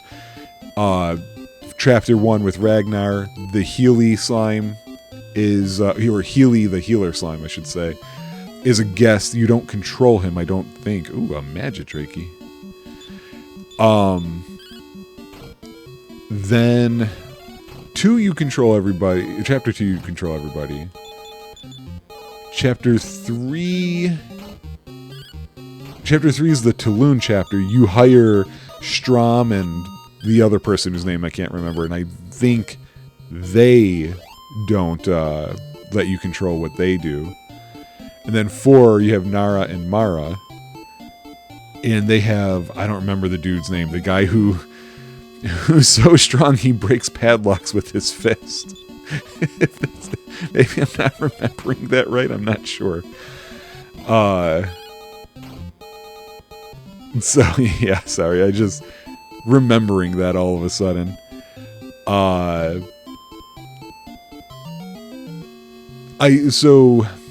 don't remember a guest character in 3. So I'm guessing 4 is probably going to be the first time you run into that.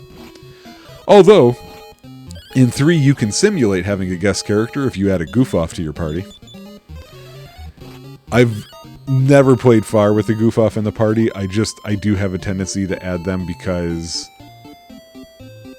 I just have to. Although, when I get to those, that might be different because I'm not sure which version of 3 I'm going to play. But I'm pretty sure I'm going to play the DS version of 4. And, you know, I don't really remember the quality of life differences in that. I just realized I didn't pay attention to what the price of anything I was trying to get was. So, I'm going to finish this battle real fast, and then I'm going to pull up the item list. And that's just going to determine if I do a cut here or not, or if I think it's going to happen soon. You know. And of course, then, if that's the case, I will pop in when we get up a level or something like that.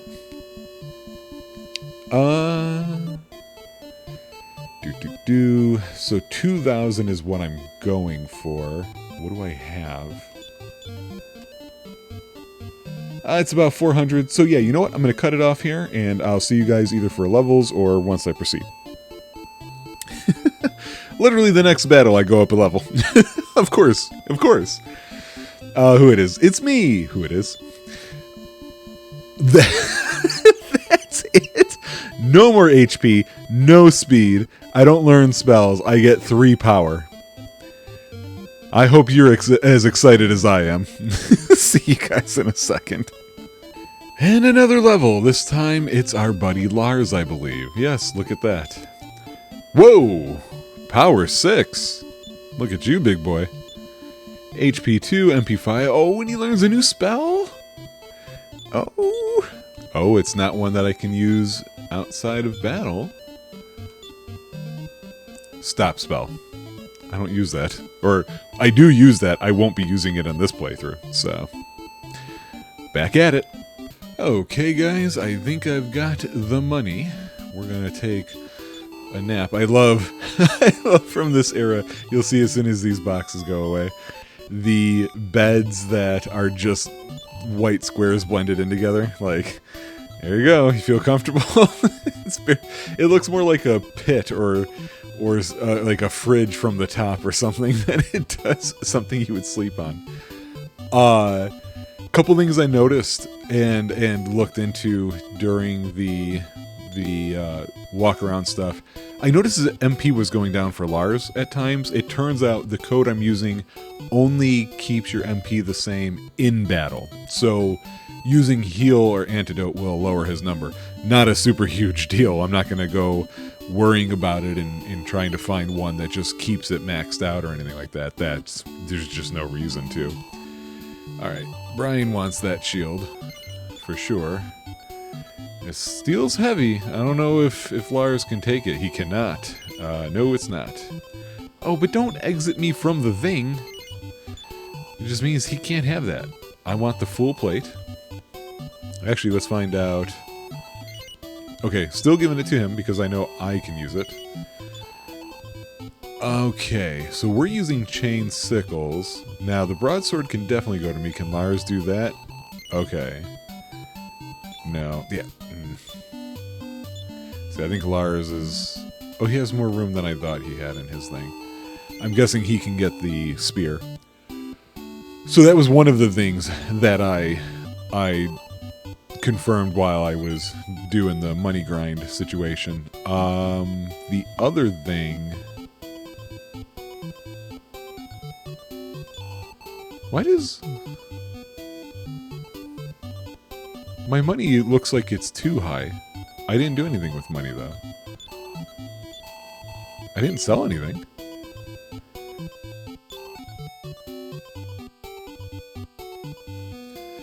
Huh, that's weird. That is 5,000 it's saying, right? I should have only had a little over 2,000. I don't know why that's the case. I mean, I guess it's nothing to worry about, but it is kind of strange. Or maybe I was looking at the... Oh, right. Ah. Thank you. Maybe I was looking at the wrong number in the battle screen. So I might have accidentally been looking at the experience count instead. That's been known to happen. Because I'm purposely not selling these so that there are times where I do have to walk around, fight a bit, get some levels in otherwise. One thing I do like about cheating this way is that by throwing this stuff away, although this happens normally too, I like when the important items like the silver key and so on start moving towards the top of the inventory. It's just one less button press. Okay, I've got something to tell you guys about one less button press. But before I do that, I should save. Okay, so the other thing that I wanted to check out while I was, off screen here, I kind of reacted to seeing the name Hamlin for that town. I don't know why I thought Hamlin was... Wow, look at that. A lizard fly. That's pretty. It's got a beaver tail. Well, now it's dead, so you guys probably didn't see that. Oh, good. What's he giving me? Screw off. I don't want to... You know what? Fine. Fine. I will play the lottery, because I don't know what you actually get from that. Whoa, the baboon. You know what? We're going to save him for last, see what he does.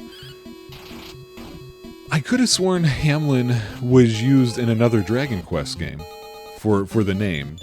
And then I thought maybe it was a different RPG. I tried searching it, got a whole lot of crap that seemed very unrelated to what I was looking for. Ah, I was looking at the wrong thing. That's not... Yep, I thought I was looking at my experience, not the gold. I'm dumb. That means I was getting a lot more gold than I thought. So, yeah, my reaction was pointless. There was no reason to react to it at all. I mentioned about pressing one less button. So, here in Chicago, we had something really weirdly special. And unfortunately, I don't think we have it anymore, but I wouldn't know if it's still there. Because we're such a major city, it's no surprise to know that we have a major sports station, right? You're going to find that in all the big cities. And ours was, at the time, it was WSCR, the score. Which, when I used to listen to it, was a... Let's see how bad this is going to hurt. Oh, not bad at all. Okay. You know what? I'll hold off on that story for a second. Oh, I didn't realize I thought it was grass I was walking on. Ooh, do I have to fight these fire guys? Oh no, it's talking to me. Help, help! Hargon is coming to destroy us all. Yeah? Oh, that's weird. Is that a pit? The floor is gone? Isn't this where the scene took place? Because I thought the princess was... Oh, you fight in here. Okay. Let's do that then. Oh no, not surround. Well, that means we have plenty of time to talk. So WSCR The Score, it was a CBS station back when I listened quite regularly. I am a sports guy, but I'm not your typical sports guy. I'm not your rah-rah sports guy. It's not super important in my life. If I were to watch a football game right now, it would be from 2010 season. That's how far back I am. This feels like if I search, there's something here. Also feels like I'm wrong. So, oh yeah, kill it. No, kill it. Oh my god, you guys. Kill the metal slime. Hit the slime. Oh good, now we're asleep. I woke up. I can't hit for crap though. Oh, yeah. Wow, that's really not a whole lot of XP, is it? I thought it was going to be like 1,000 or so. It's 135, which is a good amount, but I don't know, that wound up being disappointing, I feel like. Maybe there's metal babbles and stuff. I didn't know they started off this early in the series. You know what? I'm an idiot. They were in DQ1, now that I think about it. I think it was only metal slimes. I don't think I saw any other metal ones. So, I'm not the type of guy, despite being a sports fan, that you would think would listen to a sports station, but I really only listened to one show, and that was called The Boers and Bernstein Show. There's a video game connection here. I hope I haven't talked about this stuff before. Yeah, I'm opening this door because I got a key. I don't care if it's open on the other side. What you gonna give me?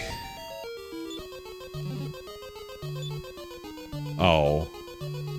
Did those imps loot this place? Yeah, they sure did. What do you gotta say? The Mirror of Ra was lost long ago in a swamp southeast of Hamlin, in the place where 4 bridges can be seen. Okay. So, we need to grab one of those. There's a video game connection with the Boers and Bernstein Show. The names are Terry Boers and Dan Bernstein. Dan Bernstein, I believe with the original or the second, I can't remember which one, was actually the announcer in the NFL Blitz game. So if anybody's a fan of that and you just remember some of the lines from that, that's who Bernstein is. Who went up a level? I did. Power 3, reaction 4, HP 2. Okay, that's a better level up than what we had seen. Can I walk through this? Oh, I can. Okay, so maybe there's more here than I thought. But I'm worried that some of these are... Okay, I can't walk into the pits. Wait, why here? Oh, they're just showing that there's like a hole in the roof. There's a hole in the roof? I have a feeling I'm going to have to walk on the outskirts of this somehow. Yeah, guys. Now, if only this had like 1,000 XP. But we went up a level. I can't complain too much. Lars, it was your turn. Speed 7, no more strength. Hopefully you got a spell. HP 1, MP 2. No, that was not great at all. Because I don't care about your reaction speed. Oh, there's somebody sitting here. Hello. Oh, that's a lot of zombies, and I just learned that they like to do the stupid thing. You know what? Does this affect the group? Doesn't matter. Did it too late. Oh wait, it didn't affect us. I'm getting some tremendous blows all of a sudden. Perfect. Now, I don't know that's not going to be that one trope about how the special spells just never do anything for anybody, because there's only so many of those in Dragon Quest games, and they do usually have an impact. So what was special about this show was they had some really funny weekly type of segments. Who Ya Crappin', Friday Fung, Tournament of Bad, comes to mind. Things like that just kind of built up over time. And they also were, I was not running my clock. Boy, I am going to have to not keep doing that. Woe is me, for I am the unhappy ghost of the King of Moonbrook. Oh, you're over here. To make matters worse, my daughter has been cursed and transformed into a common mutt. Oh, that's why the... Okay. Okay. I am burning with shame. No, you're just on fire. Huh. And I'm going to look at a map. I feel like there's something I'm supposed to be walking around here. You know, actually, hang on. I do like what they tried to do with the... Oh, come on. NPC fire. Why? Why always... Okay, good. Move the other way. You can't move this way. Move the other way. Yep. Exactly what I was thinking. Wow, that hurts. So... Shoot, I did that thing where, because I started thinking about other stuff, I completely lost track of... I remember what I was talking about, I don't remember why I was sharing that with you. Look at this. Look at this, what are we gonna get? A person who has to be standing and more poison. The princess has been transformed by a curse. Only the mirror of Ra can break the spell, for in that glass one sees her true self. Okay, so I need her, the pup, to look into the thing. So I do get a dog as a party member, technically. That was to the east, they said, right? I'm going to keep that part of this episode, I think, because that matches the chapter situation from the guide, because this doesn't go into the next chapter yet. What are you giving me? You're dropping leather armor? It's a centipede. So weird. Oh god, I wish I could remember why I wanted to tell you guys about the Boris and Bernstein show. That would be real great. Let me look at a map and figure out where the hell I'm going. World map, where are you? So there's Hamlin, there's Moonbrook.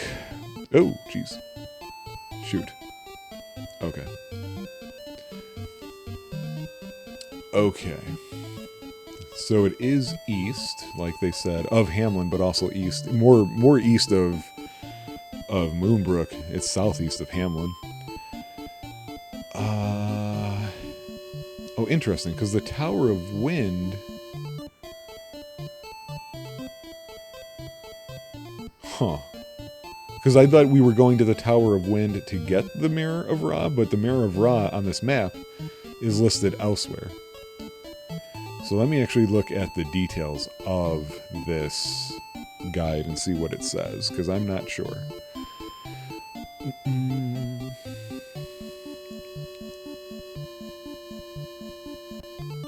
Oh, those are bridges. That's why I'm confused. Okay, it's another example of what you see in DQ1, where you got to... You've got to search the ground on the world map. So that's... We're going east. We gotta get somewhere where we can see all 4 bridges on our screen at one time. So that is our mission. What the hell was I telling you guys about? Oh, I got it. I remember now. Okay, because the key thought was wanting to press fewer buttons. So... Friday Fung was kind of a gonzo show in the sense that it was Friday Fung the show, but what it was going to be specifically that particular Friday would always... And I'm asleep. It was going to be different. In one of them was Tales of Laziness, and people would talk about these... weird things they did in a moment that they just felt super lazy. fun way to engage with people. And one of the first episodes I ever heard of this show was somebody who I didn't expect to actually make me think about this in any way, shape, or form. And it sounded like other people at the radio station started doing this too because of this guy who called in. And it's the silliest thing in the world. It has to do with using a microwave, where he started doing this practice. Oh, I see 3 bridges. Army ants. Oh, you know what? While we're here, this way I might get more army ants to kill if they call them. By taking like an extra turn out of it or something. So, this guy said that he was so lazy that when he would make something in the microwave, what he actually would do is he would figure out, you look at the directions and it says, put in the microwave for X amount of time. And so he said he would round the time up by the same number in order to avoid pressing zeros. So here's what I mean. Okay, I can see them right here. I'm guessing it's going to be in the marsh. Oh boy, lots of guys here. So if it said, for example, put in the microwave for a minute, most people will press 100 and then the start button, right? This guy would press 111 and then the start button to avoid having to lift the finger off the panel and then have to press start as well. And it's the stupidest thing. But everybody started doing it. I found it. Oh, I don't get any happy music for finding the Mirror of Ra. Unbelievable. Well, that was faster than I thought. Because I thought we were going through a tower for that. So, how do I get her to look at it? Do I just look at her and... I can't get back that way. Look at her and then use it? That's what I'm going to try first. And that'll probably finish it up for this episode. So that impacted me with video games because I mentioned earlier the idea of cursor memory as an option in these games. Before I ever heard that idea, I would never turn cursor memory on because I felt like I need to know that it's going to start in the same place every single time so that I know the move I'm going to make and I need to know without question because I want to do Y is going to take this many presses down to do, or none at all if all I'm doing is attacking, for example. After hearing this guy share his little microwave thing, nothing changed for me, except the people, the producers and the hosts and so on, kept bringing it up from time to time on there and about how it's weird, but they all adopted his thing with the microwave. And that I think some people said there's other things they found that they could apply that rule to as well. I don't remember what they are though. And just hearing how infectious it became to them wound up infecting me, not with a microwave. I actually don't use a microwave that often, but it infected me with games where I'm like, I do want cursor memory because we do end up spending most of the time. Oh, wait, how do I get back up? Oh, okay. Ooh, big smoke. So now cursor memory is all I want because Suikoden, I'm always hitting auto battle except for boss fights or what have you, And, this is a weird fight. Let's see if I can take this guy out or not. Hey, heal should hurt the zombie. Come on. What is this? Oh, good. You healing slimes aren't going to be a pain in the ass at all, are you? One more try at getting him out of here. There we go. Ah, damn it. Stop it, you healers. Oh my god. Okay. We're going to have to take them out first. Man, 3 heals on a high HP zombie. That is not good luck.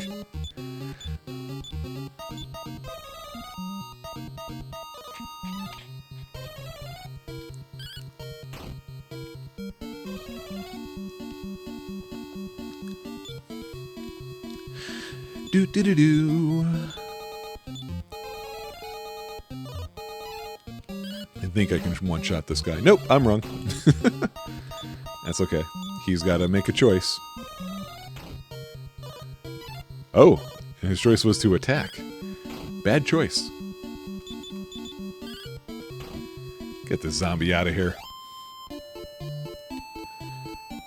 But there is no cursor memory in Suikoden for auto battle. And I miss it. I want it. And I use it quite regularly. I don't know if that's just a Final Fantasy or just a Square thing. I don't know how widespread that is. I never really thought about it. And certainly not lately, because more modern RPGs have found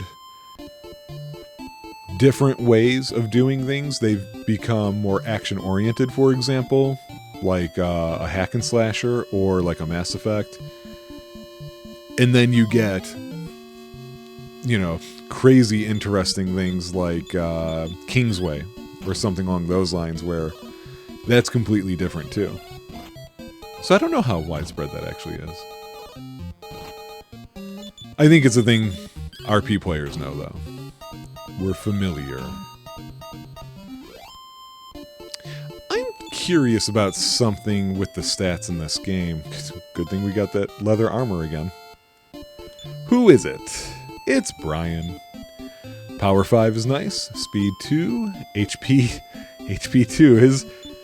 He's not really the tank character you expect him to be, I feel like, with that HP. Oh man. That's such a weird thing for an enemy to drop, isn't it? Like, that just seems strange to me.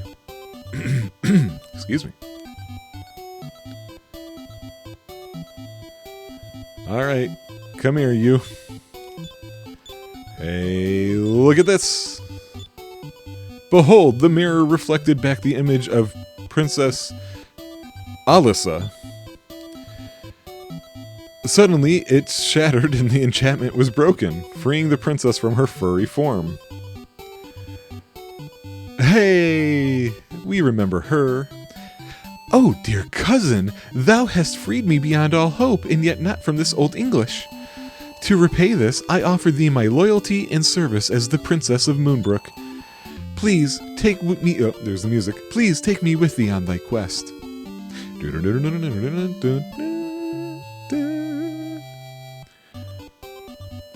Okay, so let's take a look at her situation here. Level 1, of course. Yeah, look at that strength. 2? It's awful. I'm assuming she's level 1 again. Bamboo stick and clothes. That's all I need for a night on the town. Oh! She starts with heal more. That's interesting. I wouldn't have expected that. Hey, I got a ticket. Yeah. I guess I should know how to play the game. As the lottery wheels spin, push thy controller button to stop them. 3 suns marks win... Oh, 3 sun marks win the first prize, a golden card. What the hell is a golden card? 3 star marks win the second prize, the wizard's ring. Look at them using symbols and not letters here. There may be further prizes too. Yeah, they may be the only one. Oh, it's in the text box? Yep. I got that weird orange or pear or whatever that is. Oh, I totally won. That was close. As a consolation prize, I'll give thee another lottery ticket. Stop giving me trash. No, I know how to play. I know how to lose at gambling. Thanks for the help. Oh, good. This is starting out just like before. Isn't this exactly what I just got? Yeah, great. Yeah, it was. Oh my god, this is... No. I cannot. Gone forever. Let's equip her real fast. Oh my god. Freaking NPCs, man. Yeah, I know what you're dealing. There's no way she can do the steel shield or the full plate armor. You know what? Actually, that was one of the tabs I opened up. Why am I even guessing? Items. So she can use the bamboo stick, the magic knife. That's the best we've got here for weapons. For armor, the clothes is it for her for right now. I doubt she can use shields. She cannot. There's helmets in this game? I haven't seen a helmet at all. What the hell? What the helmet? Oh, she can't get anything here. I thought... Oh, magic knife was at the last place. Alright, well. Nothing like finishing strong here, right? So, let's go ahead and pull up the list. So, we are moving on to the middle time frame. And we're going to do the... let's see here. We're going to do the characters list. Ooh, there are 46 rules in the characters list, so here we go. Or, I think the I Know You series of rules is in here, which is why it seems like so many. Rule 5, Logan's Run. These RPG characters are young, very young. Average age seems to be 15. I'm assuming that's true here. But they don't actually tell you. It's not a part of a bio or anything that I have access to. So, I'm saying no. And they certainly aren't living lives that we can say, oh yeah, they're totally high school students or something. It's not Persona. Rule 6, single parent rule. RPG characters with 2 living parents are almost unheard of. As a general rule, male characters will only have a mother, and female characters will only have a father. The missing parent either vanished mysteriously and traumatically several years ago, or is never referred to at all. Frequently, the main character's surviving parent will also meet an awkward end just after the story begins, thus freeing him of inconvenient filial obligations. We didn't have to think about this too much. With Dragon Quest 1, there was no parent reference. They said descendant of Erdrick, but they're all referring to like a line of a family line, so there's that issue. So we can put that game aside, not having it. This one though, we do. My character, the King of Might and Hall, is alive. That's one parent. For one character. Canox, Lars from Canok, is his father is also alive. The princess's parents appear to be dead. Or, well, the father is dead. None of their mothers are mentioned at all. So, I'm going to say yes to this one, even though it's not necessarily the opposite gender thing that they're talking about here. It's still the fact that there's no 2 living parents. So I think this one gets a trope point for that. Some call me Tim. Good guys will only have first names and bad guys will only have last names. We don't know if Hargon is first or last name. Dragon Lord was a no because it was a title. Now we have a name, but we don't know. It sounds like a first name to me. So I'm going to say no. Nominal rule is rule 8. Any character who actually has a name is important in some way and must be sought out. Most of these characters don't have names other than our 3. There's...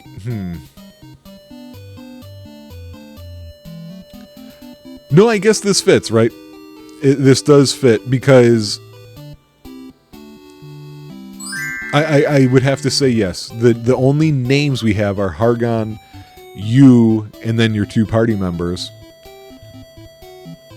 I don't recall anybody else having a name that's not a title or nothing at all. So yeah, I'm gonna give it to this one. Maybe I can be argued out of that one, but I'll leave that up to you. The higher the hair, the closer to God. Let me take a look at our hair. The Prince of Cannock's got some crazy hair, but he's not the main guy. So I'm going to say no. Yep, here we go. The Hey I Know You. All right, so let's take a look at these characters. These are the party members that we will acquire.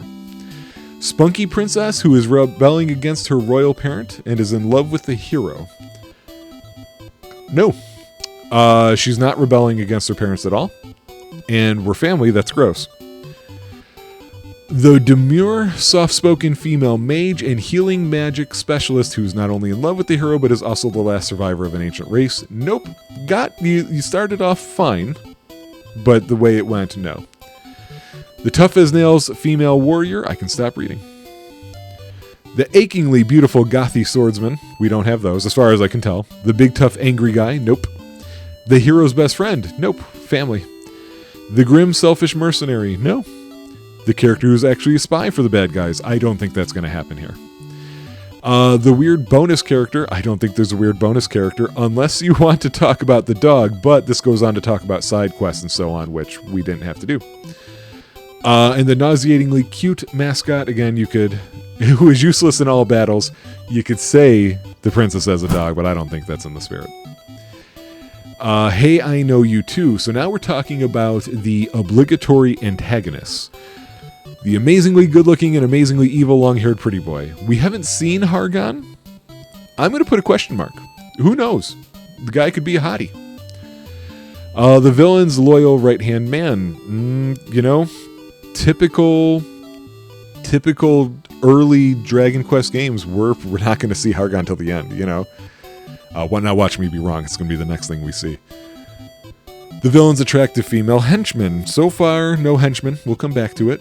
Your former ally who supposedly died and was forgotten about until much later in the game. We don't have that. No Kane here. Irritatingly honorable foe. I don't think we're going to run into that here. No General Leo. The insane clown or jester. Doesn't look like it. I guess we don't know what Hargon looks like, so fine. I don't think it's going to be the case, but we'll come back to it if that turns out to be true or not. The mad scientist. Nope.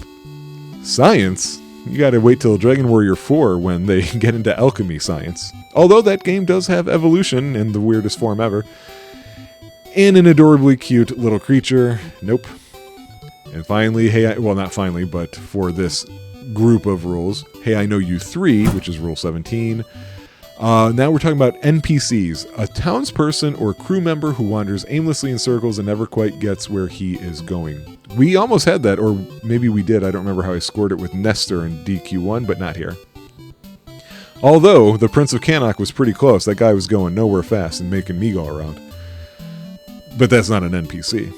Hilariously incompetent or cowardly soldiers? No, we usually don't see that. In fact, the first soldier we really see in here is, we just saw the trek he had to make while wounded. An NPC with a crush on another NPC? No, haven't seen that. A group of small children playing hide and seek? Have we seen a child in 2 games in Dragon Quest at the moment? We might have, I just don't remember them. The wise and noble Captain King / High Priest.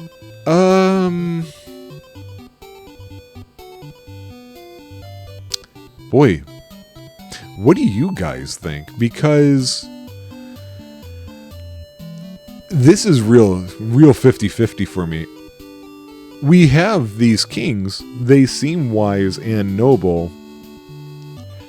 But we don't hear people... I'm going to say no because we don't hear NPCs going like, God, it's so great that this is our king, or anything along those lines. So I'm going to say no. And we haven't run into a second in command of theirs that we have to learn is evil when we can tell they're evil. An NPC obsessed with their mundane job? Haven't seen that yet. An adult NPC who has nothing better to do than play kids games? Maybe the lottery shops, but I'm going to say no. And the young women group obsessed with my female party member? No. Rule 18, Chronos complaint. The less the character talks, the more words are put into his mouth. Again, a silent protagonist, and again, not that situation. even though that will become pretty common. Rule 34 is Zap, which becomes a Dragon Quest spell. Most villains in RPGs possess some form of teleportation, so that's about them just zapping in and out, which we don't see happen here. Rule 56 is Siegfried's contradiction, which is just because someone is weird doesn't mean they're important. We don't really have that character here. 61 has to do with the henchman quota of being 3 lovable women. We've got a question mark about henchmen to begin with, so we're putting a question mark there. Rule 91, wherever you go, there they are. This is about the villains finding us, but doesn't happen in this game. Rule 118 is Stop Your Life. No matter what kind of exciting dynamic life a character was leading before joining your party, once there they will be perfectly content to sit and wait on the airship until you choose to use them, based on Setzer from Final Fantasy VI. We don't have that. We probably could consider it for Dragon Quest IV because you're going to get that cart that they can all sit around in. The Gojira Axiom, number 124. Talking about giant monsters. We haven't seen those. 136 and 137 is dealing with beautiful women, part 1 and 2, which is that all the good-looking young females are there to help you, and that all the good-looking middle-aged female characters are out to kill you. Again, this is based on a looks thing, which is hard enough to judge in some ways anyway, but more importantly, you can't tell in this game. You know, you can easily say the reason why this princess is helping us is because she's a cousin, you know. Rule 152, stealing the spotlight. This is about those who briefly join our party. I was talking about guests in Dragon Quest games, but we haven't had that yet. 159 is, in 160, you have bad is good and good is bad. This is about the type of good guy and the type of bad guy being the opposite of what you think. Our heroes are all princes and princesses, and they don't fit that realm. As for Hargon,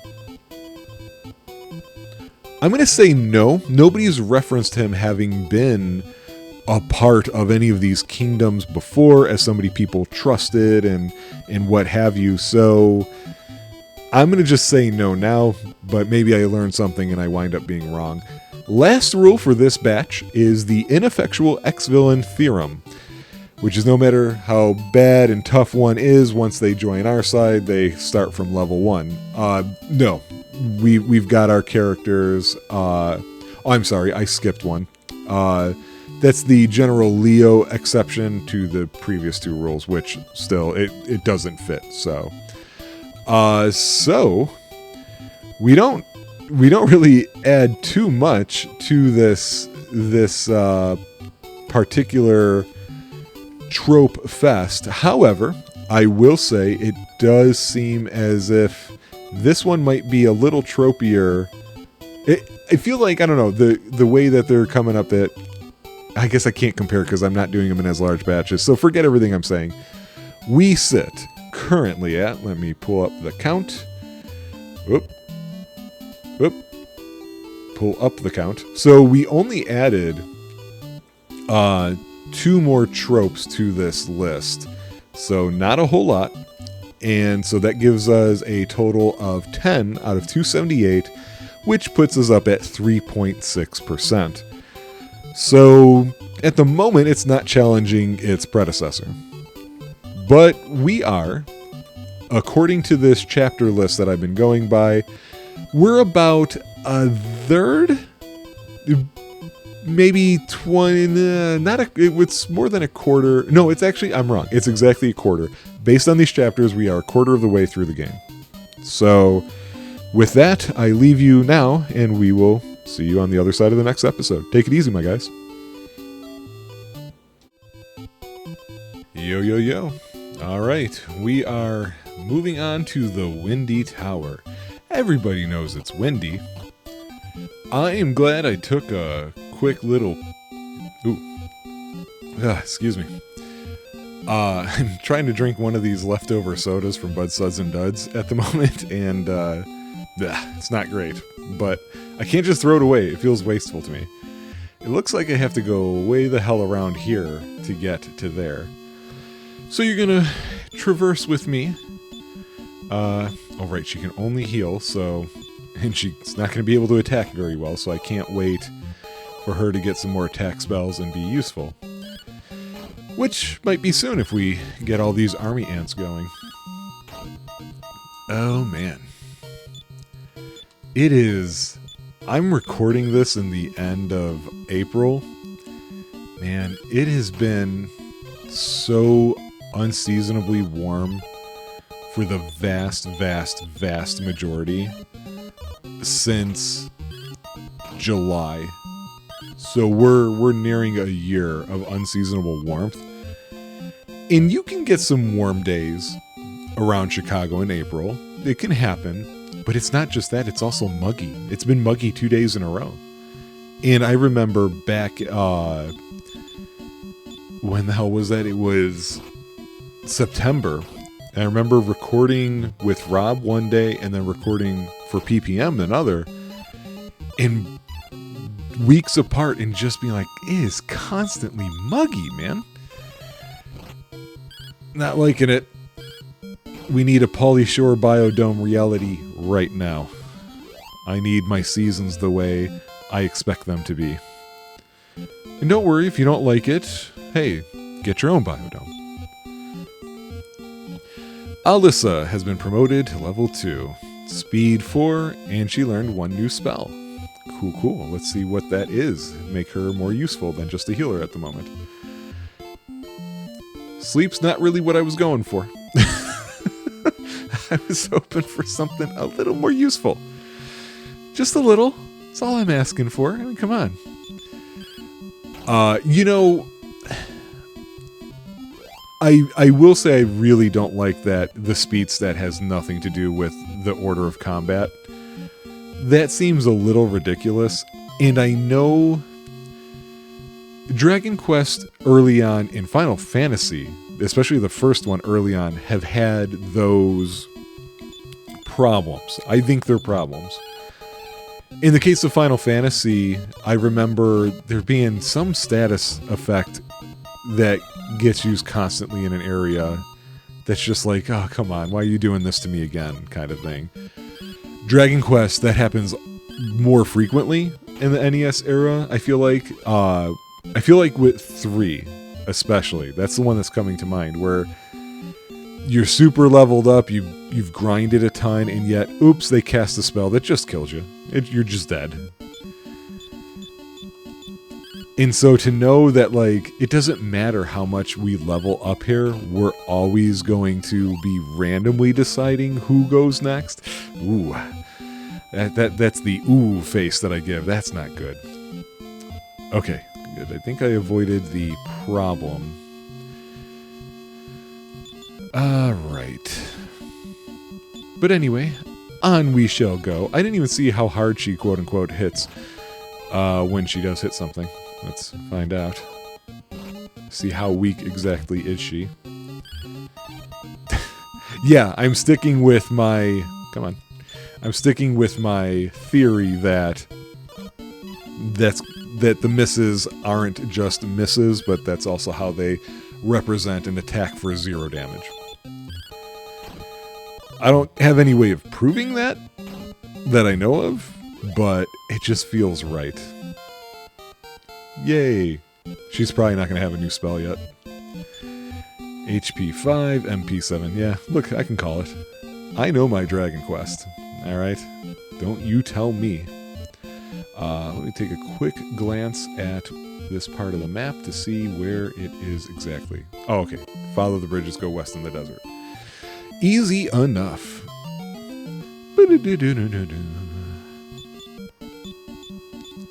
Yeah, I hope she's not just a healing character, because that would make sense for a normal play of the game. That would suck for the way we're playing it. That would be one character who just doesn't do it for you. And I can't complain to the game, about that. Obviously, I am not playing this as intended. So. Boom, boom, boom. Did the overworld music change? No, I think it's the same. Something about it, probably because I have it so quiet over here, that I just, for a second, thought maybe I heard a different beat. But I doubt it. I question that thought of mine. Not all of them, just that one. Man, these zombies have a lot of hit points. Ooh, the zombie stood guard. Look at that. Look at these zombies with brains, apparently, that they're not munching on.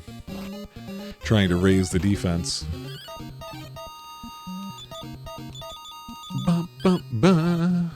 Boy, I hope she gets a weapon that can cause at least a little damage. But more importantly, I'm hoping for an attack spell of some sort. Because this could be, like, Lars could be the attack magic guy. And she's just gonna be the heal guy or girl.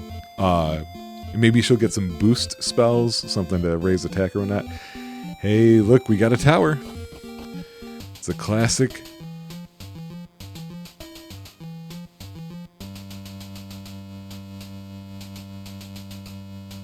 That's a new song, right? I definitely have this quieter for me than I usually do, so I can't entirely tell. Alright, let me take a quick peek at the map here to find out how everything's going to look. So the maps are clear and well defined, except for they don't say what goes where. So I'm going to assume that they line up with their position. So we do have a treasure chest. Let's go for that first. And we'll also get a look at what kind of monsters do we have here. Great. She's gone up a couple levels. Let's give her more HP for no good reason. Okay, so let's take a look here. So we're on floor 1. That's the only treasure on floor 1. Looking at floor 2, I see what looks like might be a boss area. It's hard to say for sure. Don't see any other sort of... In fact, actually, with one exception, these stairs kind of look like they go to the same place. Let me see the floor 3 question. That takes me there. And then where does that take? Oh boy. This one's all over. So you know what I'm going to have to do? I'm going to have to do that thing where you work backwards on the map. So here's the top of the tower. So the floor before it... Oh, good. I can't tell which one it is. I may have to read the words on this one. On this guide here. Guys, when you make these maps, don't just worry about clearing out your square of your characters to keep it clear. That's great. Like, do that. But also, you got to do the letter assignments, man. You just have to. All right, so this one's going to be a little weird while I go back and forth. So we come here for the Cloak of Wind. It says there's relatively little other treasure throughout the tower. So, hey, that's been how it's been so far. Medical herb I do not care about, which I already picked up anyway.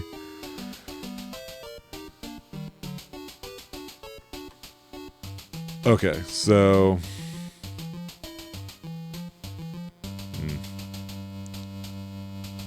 You know what? Let me read this and come back. I didn't go through the whole thing, but I think I have an idea. So like I said, these 2 stairs that we just saw basically go to the same place. And it's not worth going there. So... Hey, look at... Wait. Who is this guy? Take care that thou strays not over the tower's edge. Oh, I was just going to mention that, actually. We didn't see the jump-off ledges for Dragon Quest in the first one. So, it's pretty cool that we're seeing it now. I knew they were in 3. Now I know they were also in 2. Which we don't have the cloak yet. You know what? I'm going to do it. Okay. Because we didn't have the cloak, I think we're going to have to answer yes to that trope regarding Great Falls not really doing anything. I don't know, because is that in spirit of the rule? I'm starting to feel like this list that I love so much, I'm starting to read like I'm a Supreme Court justice and it's the Constitution. What did they mean when they said this? How does this get interpreted? Ooh, a great blow for 4 HP. Huzzah.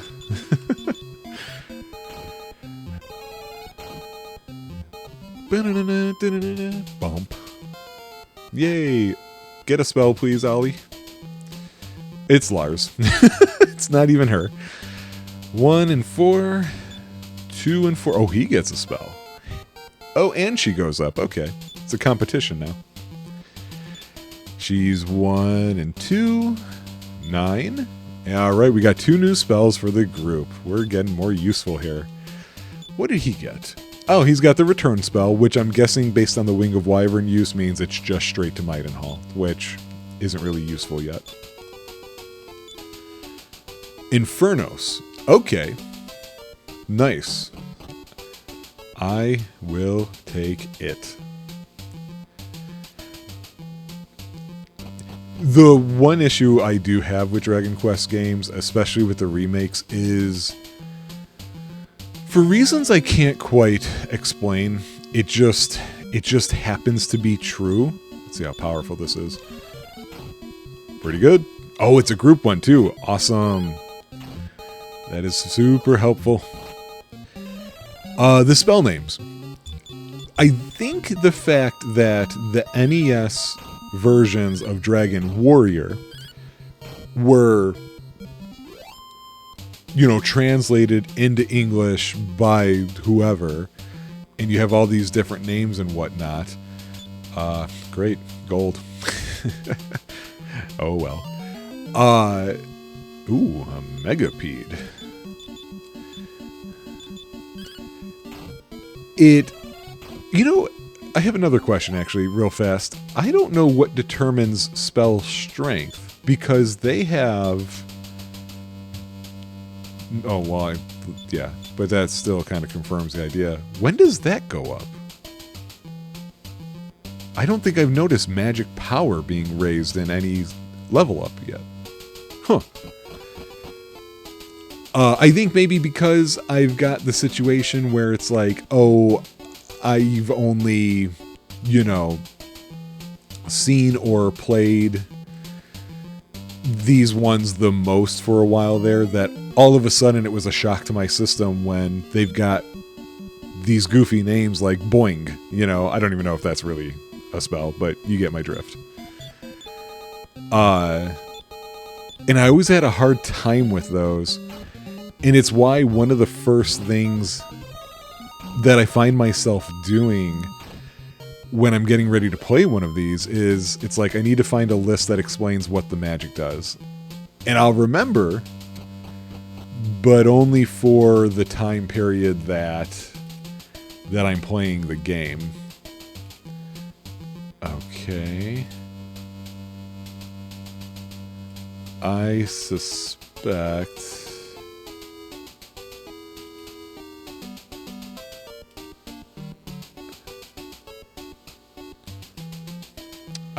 this is not the stairway I want to take. So let's do this. I suspect it's this one. I do like some of the effort that they end up putting into these games. Definitely with 4, maybe with 3. Regarding the trope of annoying dungeons, where you'll have those little pathways that will, you know, scoot you around, and you got to figure out the right pathways, and it's easy to miss treasure, stuff like that. If I'm working with a guide, I feel like that's a lot easier to deal with than if I were... Oh, did take the wrong one, actually? I have a bad feeling that I misread that map. Ooh, ghost rats.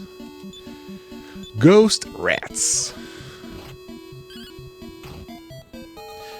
I vaguely recall also... Oh, they can call. Interesting. Nice job. Look, Alisa's suddenly useful. Oh, what are they going to drop? Fantastic. We're just always discovering that medical herb, you know what I'm saying? I forgot, by the way, what I was saying, so there's that. See, I thought I was going in there. Oh no, this is right. This is what I wanted. Hey, hey!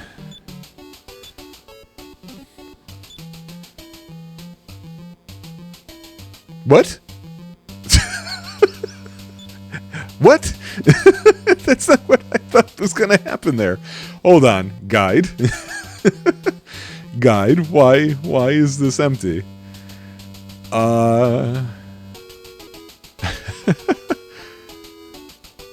Okay, I'm glad I read that because something was supposed to happen that I wouldn't have done otherwise. If I were playing the Game Boy Color version, I would have gotten some sort of prize for going up there.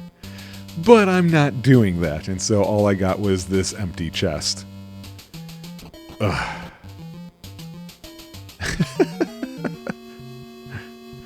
Hey, you know what? That feels like that was just meant to happen.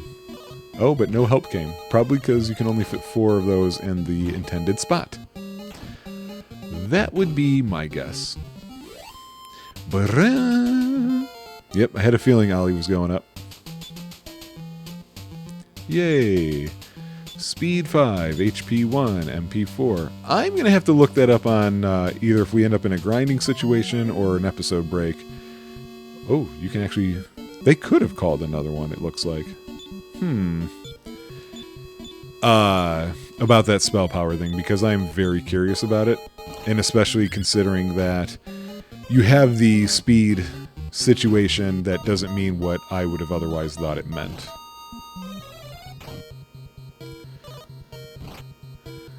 Alright, we did some good killing here. These battles are definitely going faster even when there's more of them, thanks to Alisa having something. Oh, is this me this time? Yes, it is. Power 3, Speed 3, HP 1. My level ups mostly suck. They really aren't good. I gotta say I'm not a huge fan of my main character here. It is such a choice though, right? Because it feels to me like, off of memory at least, the Dragon Quest hero is always a good combination of physical and spell, and sometimes even speed. And yet, the first time they're like, oh, we're going to give him other people, let's not give him any magic at all. I'm starting to question if I really am a descendant of Erdrick here. If anything, the green guy, Lars, he seems like he's more the type than I am.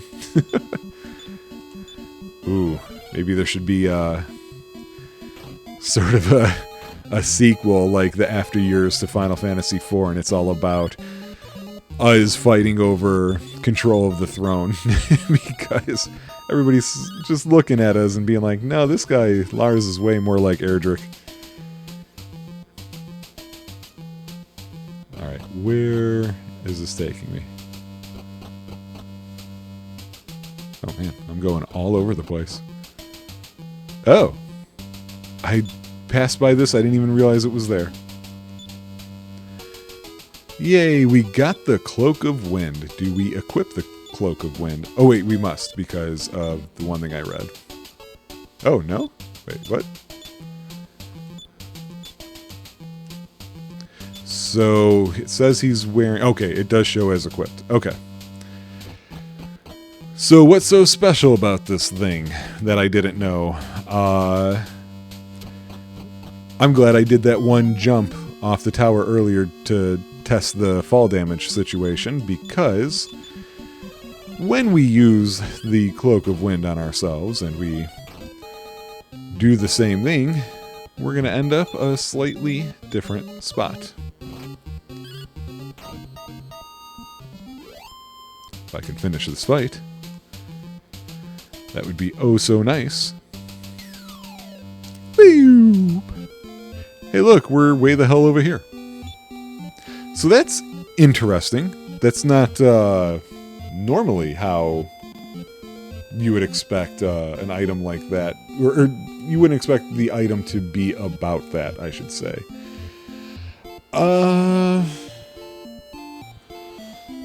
So let me take a look at the map here, because I don't know what this chapter means. The next chapter for this game says Leonport, but I don't remember anybody mentioning that. So I just want to see where this is supposed to be so I know where I'm going.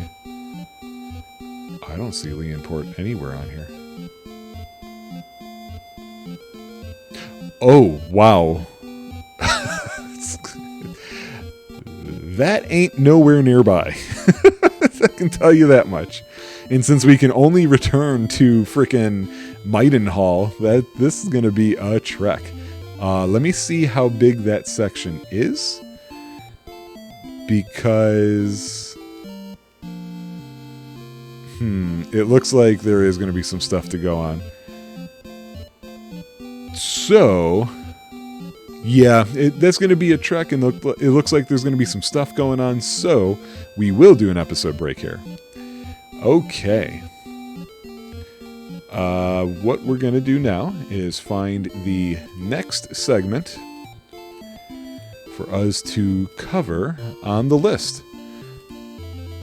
So now, we did characters last time. Now we're going to do the middle bundle. This is a collection of the rules that I've categorized as items, locations, and technology. And there's going to be 23 possible points here. So here we go. Rule 4, the cubic zirconium corollary. The aforementioned mysterious girl from before will be wearing a pendant, etc., etc. We don't have that key item situation. All right, here's a bunch of possible points that we will have to revisit later. It's the compulsories. So, was there a fire dungeon? Not yet. Oh, crap, wrong button. I did edit the keys on my keyboard so that I don't have that screen lock issue that I kept hitting last time. It's very, very happy. So now when I press that key instead of what I mean to, it does nothing. An ice dungeon? No. A sewer maze? No. A misty forest? No. A derelict ghost ship? No. A mine? No mines. There was a spring, a glowing crystal maze, no, an ancient temple full of traps, a magic floating castle, and a technological dungeon. Nope. However, I mentioned there was a spring. I feel like hot springs are a common situation in RPGs.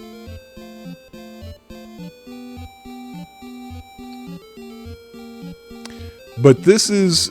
the fact that the hot spring was a dungeon, I feel like isn't quite as common as there just being hot springs. So no, I'm not going to add it. I considered it, but no. Unless if you guys want it, I don't think that you care. Care enough to want it, I should say.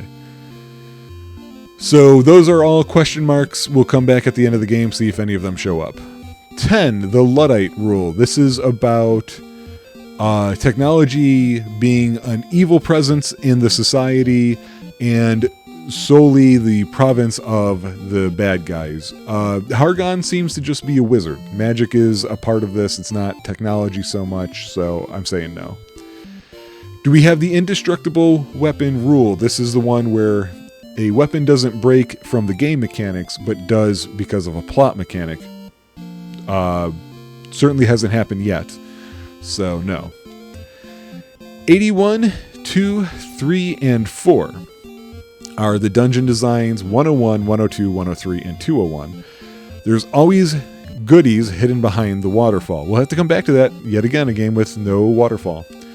102 is when you are confronted by two doors. The closer one will be locked and its key will be hidden behind the farther away one. Close to that, the farthest away treasure in the aforementioned spring was the key item, but it wasn't behind any locked doors or anything like that. And that key wasn't tied to anything else in the spring, so no. So far, we haven't seen that. Your progress through a dungeon will be indicated by a sudden change in decor. That's Dungeon Design 103. Nope, the palette pretty much stays the same.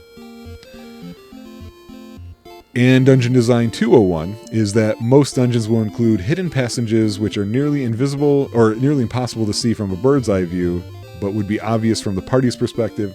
We had that in DQ1. We had that here. I mostly dealt with it when we were in Broken Down Moonbrook, so there's a point.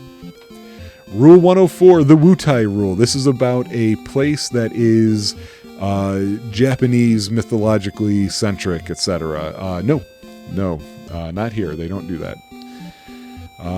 We got 111, the principle of archaeological convenience. This is about digging up something ancient. We probably aren't going to see that here, so.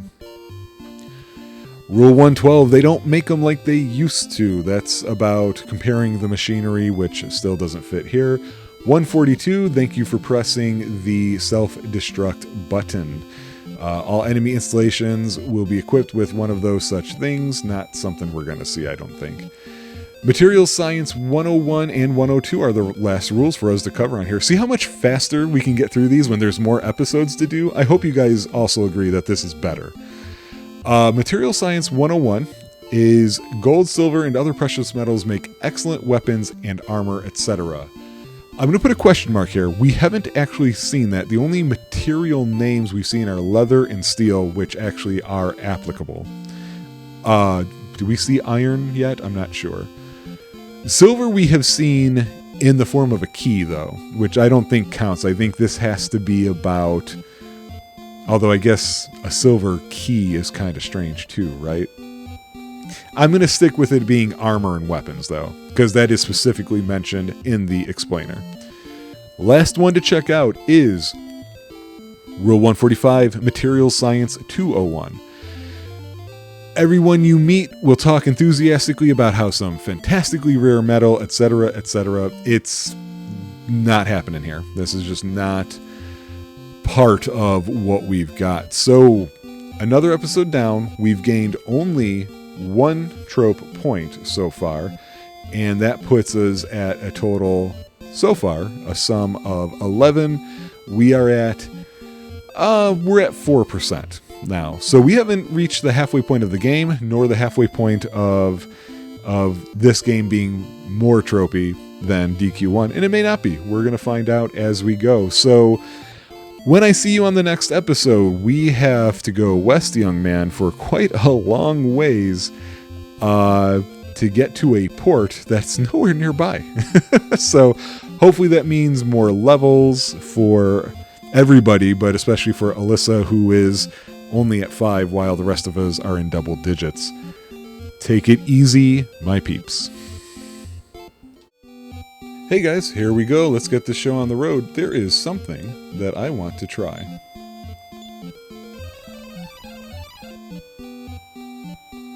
Interesting. It took me to Hamlin.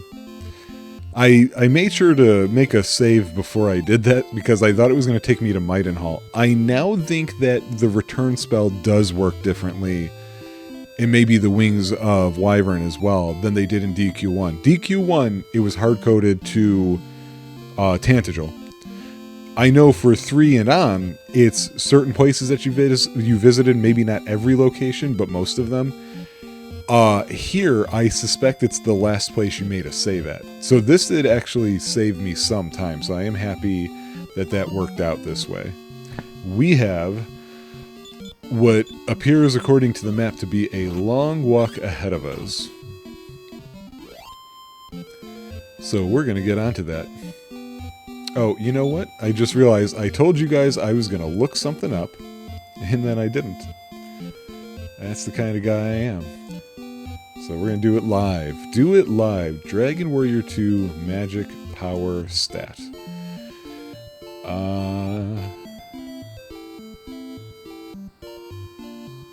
No, this doesn't appear to actually...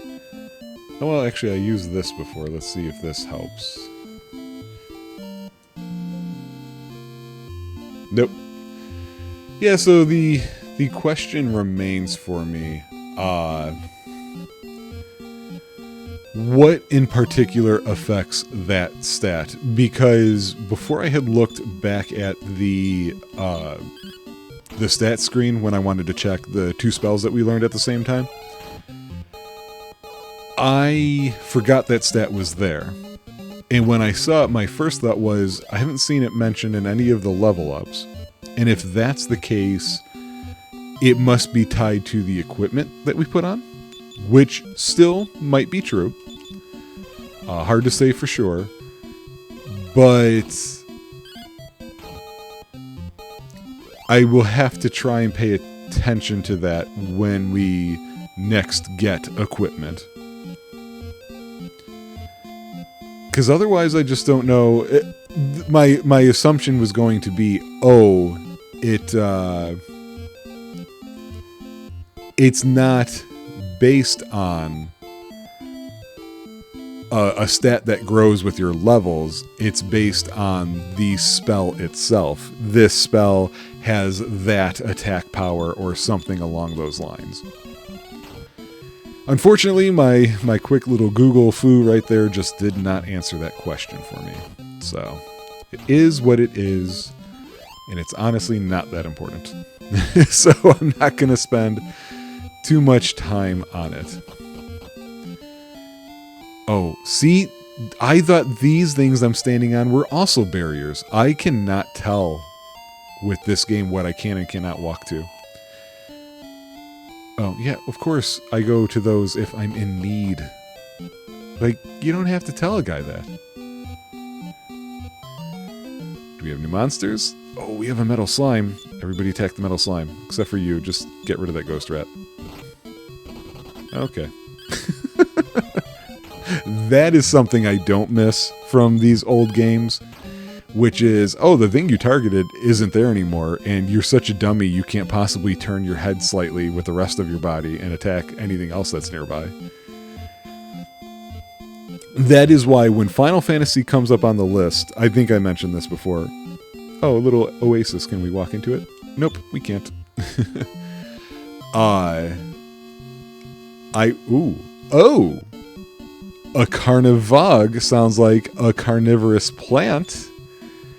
And you know why I'm excited about that? That's on our list. Oh, son of a... Just dragging it out, guys. You're just dragging it out. Nobody's gonna wake up. Plants should be weak to fire. That's something this series doesn't really do.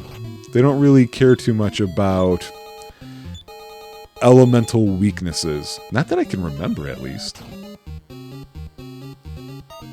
Good. Gonna do this as slowly as possible, huh? But you know what? I do feel like the surround spells and, the sleep stuff like that, I feel like they're relatively equally equivalent when you apply them to... The enemies are applying them to you equally as to you applying them to the enemies. What a terrible sentence. But I think you guys get the gist of what I was saying. Despite how long I've been playing this game for, wait, what? Oh, he put me to sleep. Despite how long I've been playing this game for so far, I can say I'm still having a hard time reading the status box at the top. I keep thinking Brian has 12 HP, 10 MP, and is level 5. It's so interesting that is affecting me at all. Never had an issue with that with the first game, but of course you also know it's only one person. I wonder who was the one who said, we need to rearrange this, I think. Okay, I know it's north. Somewhere. Bum, bum, bum, bum. Megapedes. Bum, bum, bum. Take him out. That's right. And now you're gone. He gone. If you hear any weird clinking sounds, it's because I have ice water now. Keeping it cool. Hey. Whoa, jeez. Did we suddenly enter the universe of Game of Thrones? Because that sure looked like the phrase twins to me. Oh yeah, you call your ghost rat bastards. I'm just gonna Infernos them all. Look at that. Now who shot you?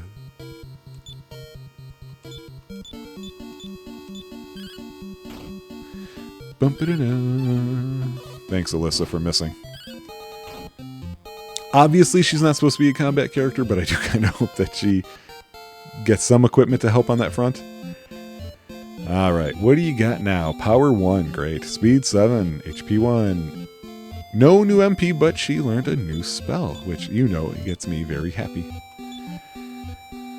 Surround, less happy. Oh, I know what I'm going to have to do here. I'm going to have to go up and float away on the thing. Because I didn't see a bridge, so... Dost thou know what I know? Probably not. These twin towers are known... Ooh, the twin towers! He said it! Are known as the Dragon's Horn. Okay. I guess? Oh. Oh, you got a little pit in the middle of the tower. Baboons. How dare you attack first? Yeah, that's right. I dodged the blow. I remember when playing the series legitimately that I did make use of Surround fairly frequently during dungeon stuff. Because you just never felt like you had enough medical herbs. The encounter rate has definitely gone up, in my opinion, since we started. I had mentioned way earlier that I felt like there was a strong inconsistency when it started, where sometimes it would be step after step, and then other times I would go a super long distance to nowhere. And I'm not getting those super long distances anymore. But I guess I shouldn't assume. Considering the age of this game, I shouldn't assume that something is coded in that way with it. Alright, Lars, what's he getting? A little bit of speed. That's about it. Not the important stats. And yeah, you do see me being very careful so that I don't walk off the edge. We're going to save the ghost rat for last, because he might call more ghost rats. And then we get more XP. And more XP is what we want. Dare you?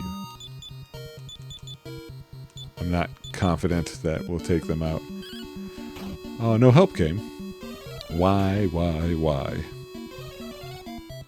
I was surprised to see the groups when we started, where you could have like 2 slimes, or 3 slimes, you'd have 2 in one group and 1 in another, because I didn't think this version of the game, or this entry in the series, I should say, I did not think it was going to have group spells. So now the question sitting out there is, alright, we know we've got group spells, but do we have all spells where everybody gets hit, or at least every enemy gets hit? I'm guessing if we do, it's going to be Alyssa that winds up with that one. Curious if this tower narrows. Nope, it's just going to be the same map over and over, isn't it? What are the odds there's no treasure here? Not like treasure has been super helpful so far.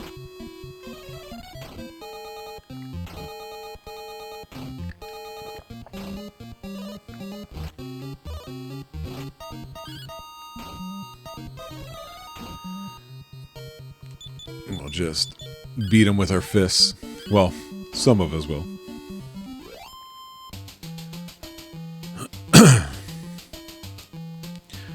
Wonder how many levels of this there are. I can't remember the game. Was it Tales of Destiny, or was it part of the Tales of Destiny series? A few games that I can think of have this that I'm not a super huge fan of, which is the not really but kind of endless dungeon thing. So somewhere in the Tales of... It was Tower of Daruga. Maybe that's what I'm thinking. And I think Tales of Destiny might have had, as an Easter egg, a thing like that in there. I never beat Tales of Destiny. I think I only ever got to the halfway point in that game. Sorry, had a cough. I don't have a cough button on what we do here. So, just one step in a fight. I enjoyed that for Paper Mario Thousand Year Door. There was that area right near Rogueport in the sewers where you got like the 100 level trial. I remember the first time I played that through, I did it, and I found it fun because you were dealing with different enemies each time. And I mean, come on, Thousand Year Door is just amazing. Paper Mario is good to begin with, but in particular... Oh, good, a club. That's really useful. Thanks. Like, I don't even care if it's something Alyssa can use and it's better. Get that out of my inventory. But then an example of one that has never been done that I might have to do. I might have to. This is a new enemy, a Medusa ball. Man, the NES and Medusa stuff, they loved it. Parasite Eve, the New Game Plus mode, I believe has you going through like the Empire State Building or something like that with all these different levels to it. Beat that game twice, legitimate both times. I'm not even entirely certain. I guess I have some idea. Oh god, 5 healers? Come on, man. What are you doing to me? Just dragging this out. Each time I saved the game, knowing about the New Game Plus mode, and that's how I'm assuming you get like the real ending or something like that, but never actually did it. Never, never really wanted to. Because I knew that. Boy, that is missing those guys quite a bit. Bit more than I like. Can you hit the same one, guys? It just gonna have to overkill on this one to make sure he goes away. Okay. So yeah, that's a wasted spell. But hey, I don't care about wasted spells now. I don't actually... I can get that part out of my head too, huh? I don't need to worry about how close to death is a group when I want to use a spell. It doesn't matter. It's very liberating playing a game this way. I really am starting to like it. Power by 5, speed 4. Okay. The power by 5 is good. I think that's a good level up. Oh my god, how many levels of this? But so yeah, generally speaking, the can user... Ooh, Enchanter. I don't trust him at all, so we are gonna take him out fast. Never really liked those types of... I don't like survival modes either, because that's kind of on par with the survival mode in a game. I say that though, and there's a bunch I've never actually played. I never played that Mercenaries thing that they started adding to a few Resident Evils. I hear people did like those. And I just never gave them a try. I also don't know if they were online specific, so I may have lost out on trying that. If we find out, it won't be on this show, because as much as I love the Resident Evil games, they're just not an RPG. It's just that simple. That's top of mind for me right now. Oh no, because I want to take him out first. That is top of mind for me right now because I have updated the list of series recently to add a series that I just simply didn't think of as an RPG. Then it suddenly came to my mind that, oh, maybe it is. And I hit up Wikipedia, and I said, what genres do they list for it? And while it was the last one listed of the multi-genres here we go. The Yakuza games are considered a type of RPG. So the Yakuza games are now on the list.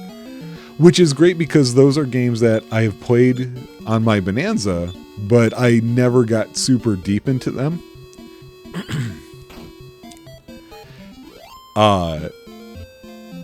Because by the time the first of the Yakuza games came up on my list, Tropeacetic was already... I already knew it was going to be a thing that I wanted to do. I just didn't know when. And I think at the time I was considering it as a possibility for the list. So that goes to show it's not always going to be text boxes and grinding and stuff like that here. My God, we finally made it. Here we are at what I hope is Leonport or something. I am welcome in Leonport. I'm welcome to be here. What do you have to say? I'm a soldier from Elifgard. Perhaps thou hast seen ancient maps of my land, but it has changed much through the ages. Okay, so that's the big thing I accidentally spoiled for myself. Now I can go ahead and say it. We're going to Elifgard. We're probably doing that now, but I don't know. Be nice to one who lives here. She knows how to turn princes into tadpoles. Okay. Why would I be mean to anybody anyway? I have nothing to say to thee. That's right. Nothing at all. Great. We need to rest up. Just to refresh our stats here. 60 pieces. Oh, it's probably 20 ahead. Okay. So yeah, I'm excited to go back to Elifgard. That is one of the things I did not expect and just loved when it came through. This looks like... Oh, I was wrong. It looked like I could do it. Is Suikoden 2, going back to Gregminster. Hearing that music again, seeing the updated graphics. Oh, I loved it.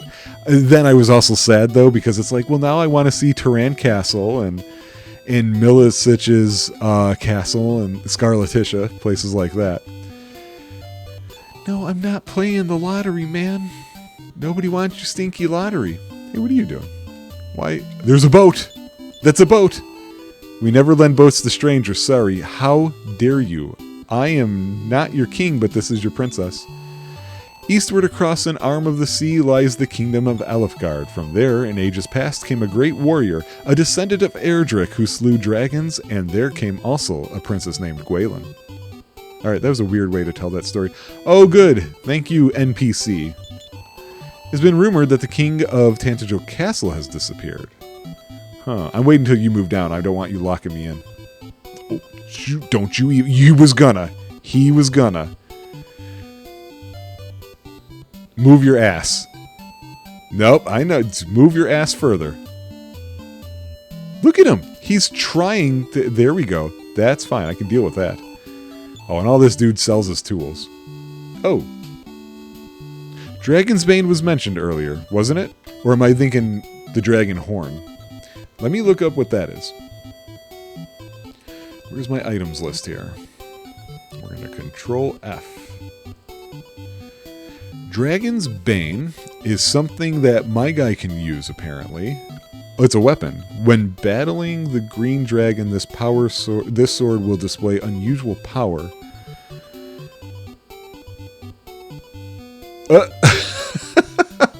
So, the people at strategywiki.org, they left a note here. They said, so far as one editor can tell, the Dragon Killer, which is the remake name, doesn't actually do anything special against green dragons in the NES version. However, it could be just a slight boost in attack power that is negligible. I'm not going to bother with it then. That's hilarious, and that's also why I'm glad to be doing this with a guide. Not like it would have cost me anything, but I would have had to experiment with that. Yeah, I see what's happening over there, but, you know, we're busy. What do you got? All right. Well, so shield we're good on. Clothes hiding. Do you suspect they mean hide clothing? Or are those clothes of hiding? Now I can't talk.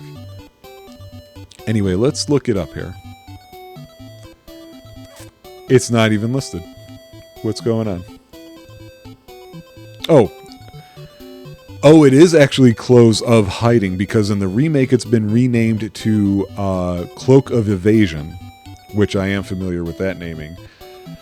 All of us can wear it, but I see also this full plate armor.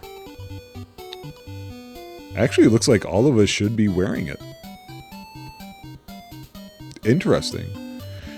We have broadswords. How about that wand, however? I'm guessing she can use the wizard's wand. We all can. When used from the item menu, it casts the fireball spell. Oh, that would be nice. Giving her a non-MP using... Actually, you could give it to my guy, too, if you needed to. But I don't think I'm going to do it that way. Okay. Looks like we should all have the clothes of hiding. Definitely give it to her first.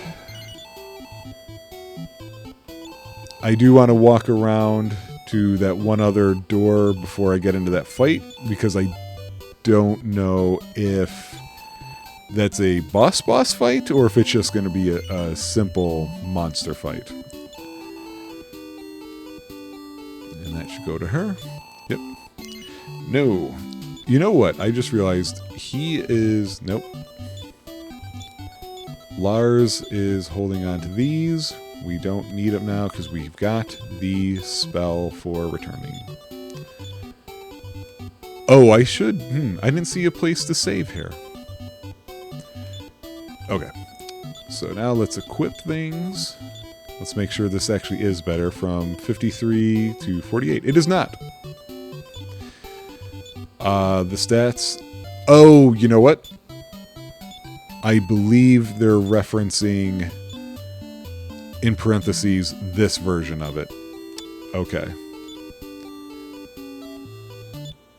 Okay, it was better for him.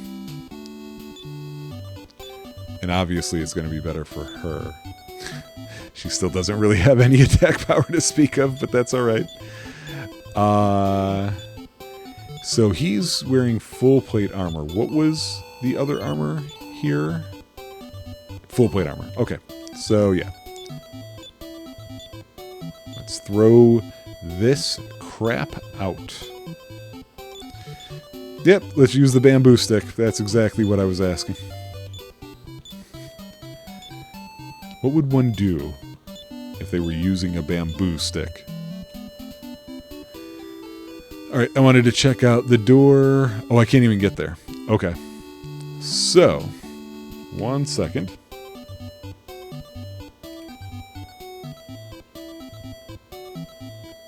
Here we go.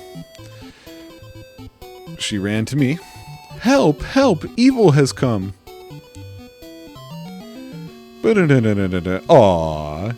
I do like those sprites. So we got some Gremlins. And they're about to eat a fistful of face and magic. Or face and magic? You know what I was saying.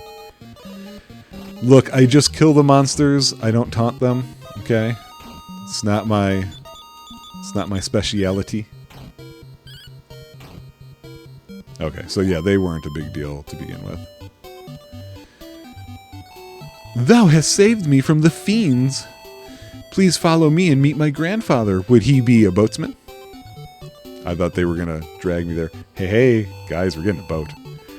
These good people aided me in my time of need, grandfather. Having gallantly aided my granddaughter, I shall gladly lend thee my swiftest ship, my only ship.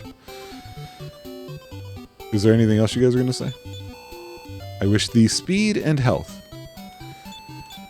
Farewell. No new music here, but maybe it'll be new when we get to the thing.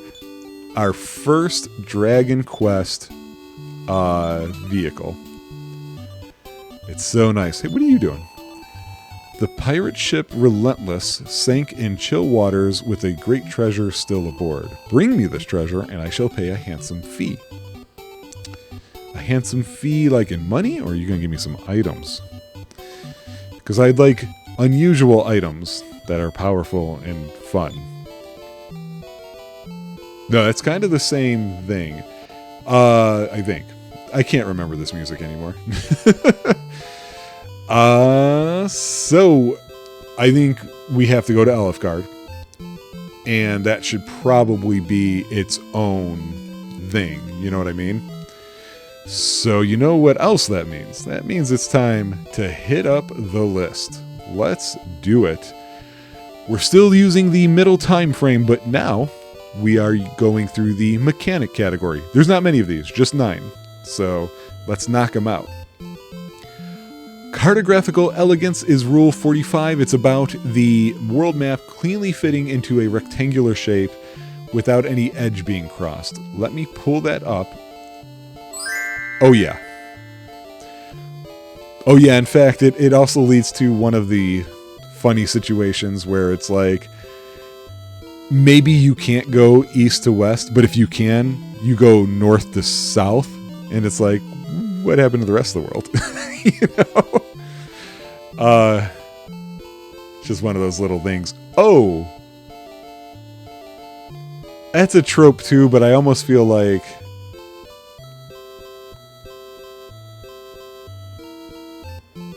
Should that be a trope? That we're all on this weird tidally locked planet for navigation? Huh. Well, think about that one too then. Maybe that'll end up getting added over time.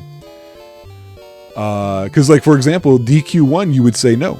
Because you can't travel north to south. You don't have a ship. And I don't know if this one is a hard edge or if it does indeed put you south. I may have to add that as a rule. I think that one makes a lot more sense than than the other one I was talking about earlier, which was the hot springs. So anyway, yeah, this one is laid out in a way where there is a clean edge that can be found vertically. So, yes, a point. Rule 75, the law of numbers. So this means there will be items that depend on, like, if you have less than this many hit points, or if you're this level, so on and so forth. They mention items. I almost wonder if we should count magic spells too, because I remember Final Fantasy 6 and maybe 7, you had spells like successfully cast death if their level is divisible by 3 or something. However, I haven't seen that on here. Oh, you know what? As I was reading the rest of that rule, they do reference spells, so it is covered in the law numbers. Cool. Speaking of magic, the next 2 rules are back-to-back ones. 76 is the magical inequality theorem. We were talking about that, and it doesn't work that way with a Dragon Quest game. Our surround is useful, our sleep is useful, and so on. Which also means that the Rule 77, the magical inequality corollary, also is a no, because they are effective on us, but not 100%, which is what this is going for. So no there. Rule 78 is the pretty line syndrome. This is that the key to completing your quest is to walk forward in a straight line for 50 hours thing. The only one I know for sure that I've played like that is Final Fantasy 13. And possibly 13-2 and 3 or Lightning Returns or whatever. But not here. We had to walk around a bunch of stuff. 87 is the supply and demand axiom, which means you kill something and then the thing you get in reward would have been helpful for that. We ran into that, didn't we?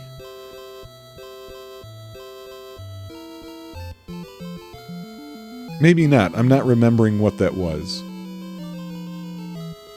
Okay, I'm going to say no, but, correct me if I'm wrong and I'm forgetting something here. 88 is Edison's Lament. No switches ever in the right position. Still no switches. 94, Franklin Covey was wrong. This is about... Franklin Covey was like, you gotta focus on the task at hand. And RPGs are like, well, you know where you gotta go, but there's all these other places you can go. I said no to this with DQ1 because there wasn't really a side quest. I think if you would have asked me this in the previous episode, I would have said no again. However, I don't know what we're going to get from that pirate ship thing, and that sounds like it's extra. So I'm going to put a question mark, so we come back to that one later. Last rule for this episode, all the time in the world. That's the one where you can do whatever the hell you want despite an urgent situation because there is no timer. I don't remember if I had to think about this one with DQ1 or not. This feels like a no to me, even though a part of it is true. Here's what I'm thinking. There is no timer. Nothing is forcing me to urgently complete my tasks. Boy, how am I supposed to think about this one in the way that I'm using it? There hasn't been an urgent situation, I guess is how I got to approach this. Because just like Dragon Lord sitting in Charlock, I don't know where the hell Hargon is. I thought he was going to be in Moonbrook, but he wasn't. But he's not doing anything either. We saw those imps attacking that lady. We don't know why, other than the convenience of having a reason for that guy to give me a ship. So I'm going to say no, because we aren't seeing yet a thing like, oh my god, you have to take care of this right now. That's how I'm going to treat it. So where does that put us? Just one new trope point added, putting us at 12 out of 278 so far, but I'm really thinking about that other map one. I really am saying that maybe should be one. The only thing keeping me from it is I don't want it to be a trope on this list that I'm doing if none of them have the world rotate.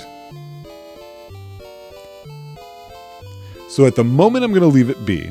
I might make a note of it on my spreadsheet here to revisit in the future. Right now we're up to 4.3%. And we got a lot more game to go. I'm excited about the next episode, man. We get to see Alefgard again. They said it's going to be a little different. I'm curious about two things. One is, in general, what are the differences? Am I going to notice them and be like, hey, that's not how that was arranged? But the biggest thing I'm curious about is it going to be just Tantagel that we see, or are the other towns going to be there? And what's the walking distance going to be like? Because now we know the entire world that we saw, the known world in DQ1, is fitting inside the entire known world of DQ2. So does that mean we're walking the same distances and DQ2's map is just that much bigger? Or has the map been truncated down? So I'm curious about that. I hope you guys are curious about what more things tropey are and are not going to happen or exist. And you can tune in for the next episode and find out. Ciao. Hey folks, welcome back. A little housekeeping before we get started. I have taken a break from the previous episode. Relaxed, got some food, did some thinking about what I was talking about with the map, and you know what? I think I do indeed have to add that as its own trope. So we now have Rule 194. I had no intention of ever adding to this list, so it's funny that it's going at a pace of one per game at the moment. The rule is going to be called The World is Toroidal, which I think is the right word, but somebody can correct me if I've got the wrong one. It's a reference to the funny The World is Square puzzle from Final Fantasy VI, and it says that world maps traverse from east-west and vice versa smoothly and without issue, but going north-south doesn't adjust the angle of the land masses to the traveler. This, I feel like, is going to be one of those most games one, just like what we had with our bathroom one, you know. But hey, that's not our fault, you know. We didn't do that. It just happens to be how it happens to be. So I'm updating my list right now as I speak, before we excitedly, I'm excited at least, get on with the show today, and we get to see Elfgard. I just want to check one thing real fast. Okay, here we go. So, I forgot to pull up the map. I don't know where I'm sailing. That's a great way to start. Here we go. There's the map. Where are you, Elfgard? Well, actually, where are we? Oh, okay. Okay, the only question I have is I don't know if I can go under bridges, because it's actually very close by. Ooh. Oh. The reaction was, I wondered for a second there if we were going to see flying fish. But hey, we do have monsters on the ocean. Very different from Cake by the Ocean. So here we go. I'm excited. I can't wait to see what they've done to the old place that I saw low a week ago. Okay, you land on a bridge instead, so... Oh, you know what? I vaguely remember this spot. It does look, to me, like this is gonna be truncated. However, looks like I need to go more north. This is the place I want to go to.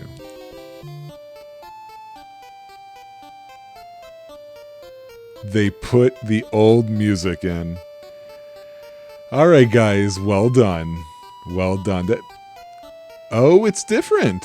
What happened to the mountains on this side of the lake? Must have been quite the earthquake, huh? But otherwise, yeah, this is rough representation. There's Charlock. Charlock is slightly less poisoned, and somehow... Well, there's where the mountains went. There were no mountains there. What are they doing? They can't fool us. Oh, there's a lot more water in this place, it looks like. Yeah, I know where thou hast come. Long ago, Princess Gwaelin departed over the sea, but thy companion is her twin in appearance. Oh! Interesting. Pardon me, stranger, but I had a vision, and in it, descendants of the great hero Erdrick came to us in our need. Ah, so it was true, thou art truly welcome. Why are there two priests? First of all, oh, this castle is definitely different. He still flashes me in the eyes, though. It's great. Oh, well wait, if that's what you do, what kind of voodoo do you do? To the noble descendant of Erdrick I bid welcome. Oh, okay. So I am going to save here, because I think that's what ties... Oh right, the king's not here. I forgot about that. Dave's not here. Might as well call him Dave, like King Steve. Hast thou heard of the sunken treasure? I have heard of it. The pirate ship sank in the wide seas of the north. Okay. Wow, this is a very different layout. Come here when thou art afflicted by a curse. Ah. Okay. I didn't ask if it was Tantegel. I knew it was. I looked at the world map. Are you a lottery shop? Okay. Nothing of interest to me. Do you assume that the green dragons are here? Because this is where we fought them previously. Alright, what do you got? Oh, we got some equipment getting to do. Alright, iron helmet. Ollie? No. Can't wait till they make this better. Looking forward to it. he can't be equipped with it. I can, so I'm going to go ahead and say give it to him. A giant hammer. Lars can't use it. We're still giving it to him because we know Alyssa can't. Alright, so this is just a upgrade me kind of thing this time. So, yeah, you take that. And you take that. And then we equip our equipment. Yeah, a little stronger, not by a lot.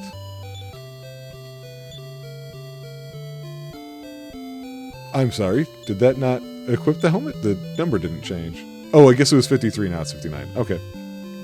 To me, it just did not look like it equipped. Oh, one of the smart things about going forward more in time than backwards, even though we will skip around, is not having to constantly deal with... Well, there's the king! He's sitting right in there, behind a door I can't open. And that means this dude is hiding him away. That's another door I can't do anything with. Why is he hiding? The golden key opens the red door too, as an also. Yeah, so the whole eastern side of this castle disappeared, and instead of rebuilding, they just said, you know what? The west looks good. The king keeps himself hidden, for he is afraid of Hargon's wrath. Why would he... I wanted to sit there. You jerk, I wanted to sit there. Okay, I'm not really sure what to do. We're here. I do know there's that treasure. Maybe, should we stop and do the treasure first? Let me see how the guide kind of does that. Yeah, they do. Okay, let's do that first. Let's get the treasure out of the way. And find out, of course, it's just going to be a medical herb. Because this game hates us. Whoa, whoa. Demighosts and mudmen. Okay. You fireball the ghosts, you infernos the mud. Okay.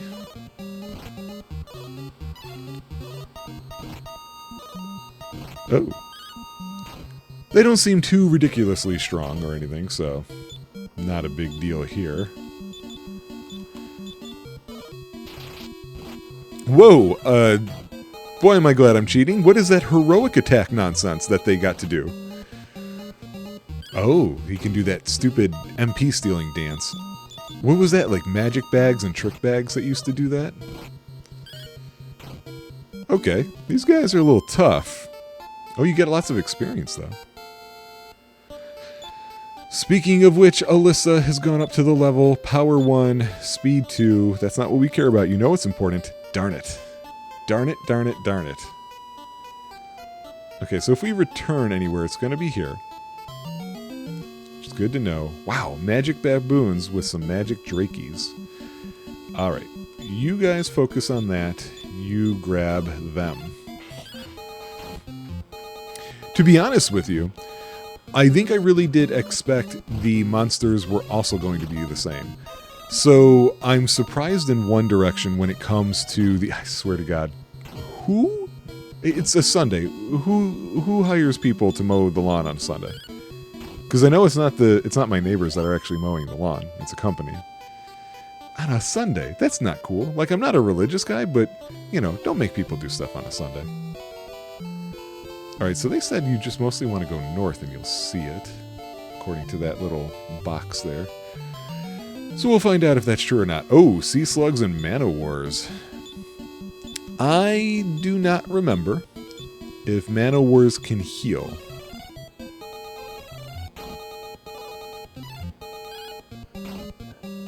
Okay. Oh boy. Okay. Honestly, the status effects of surround and sleep in Poison aren't terrible in a Dragon Quest game, but there are always those spells that I do dislike a lot. Jeez, that's a lot of people. Can we chill? You know, can we take it a little easy here? The numb stuff, I don't like. Stop spell, that can suck, but it's whatever. But not being able to take any action, ooh, I hate that. Whereas, sometime, great, everybody fell asleep. Oh good, they can call slugs. We're getting lots of XP for this one. The reason why I bring it up is because I'm thinking of Pokemon. Not a series that I'm extremely familiar with, but I have dabbled in some of it. And the status effects in those ones just seem... They seem like the most brutal of status effects in games that I've played, at least, and that I'm thinking about. Yeah, why are they... I wonder if I'm seeing those. So if my theory... Oh, we're going up a level. It's Lars. Power 2, HP 2, MP 3, and he learns a spell! Woo!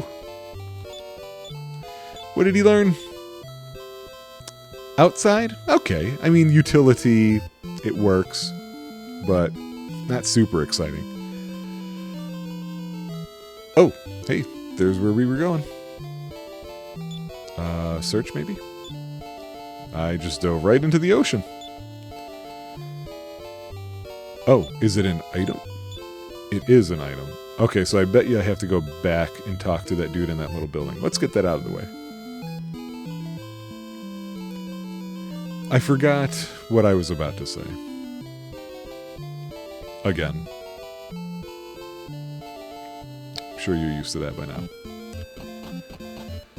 Pokemon status effects, I find them just to be much more brutal and effective for some reason. It also could be that I'm just not very good at Pokemon. Oh wait, how do I... Yeah, hey, can I get that boat again? Yeah, move. Okay, thank you. Oh, they make you re-unlock the doors again. I don't think you do that in 3. I think it keeps it in memory at that point. Thou hast done exceedingly well. As I promised, I shall give thee the echoing flute as thy reward. Okay, I don't know what that does. That also still leaves me with the question of what precisely am I supposed to be doing right now? So I'm going to look that up, and I will be right back. Alright, so I took a look at the little heading section of the guide that I've got open, and I am surprised by the answer. It is to go to Charlock Castle now. Oh, you know what, though? I wonder what the best way there is going to be. While these guys are fighting, I'm gonna... Oh, good. We're gonna have to deal with that nonsense now, too. Where is it? There's Charlock. I think I'm gonna go up and around.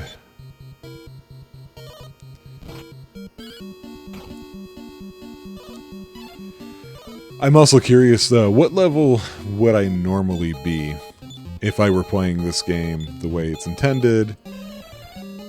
Because I'm 13, 12, and 7, but when I see, like, this many sea slugs, and they're all able to just put me to sleep like this, like, there's no way that I'd survive this. And these heroic hits? Nah. Nah, and I feel like 15 would be too low. But you know what? I don't have a problem with that. This is kind of nice. This is an RPG cruise that I'm on. Oh, good. Lars is poisoned. And asleep. Darn it. Wow, so that one creature, sleep, breath, on all, and they can poison. That's a lot. That is a lot. There's a chance that if I return to Tantagel that the ship would end up on the southern side of the castle instead of the western. But because I'm thinking about being low leveled, I'm thinking I might want to actually make the traversal actually happen. So there we go. That's what I have to say about that. And yet at the same time, I do feel like I would probably use a repel spell. At least I would use it if I knew for sure the answer to this question. That Infernos looked like it got stronger as it went. I know some spells do that, or in various ways in the series that happens. Wasn't familiar with if it happened this early or not, though. One of the problems that I have with needing to look this stuff up in the guides, like maybe this stuff was explained in the manuals?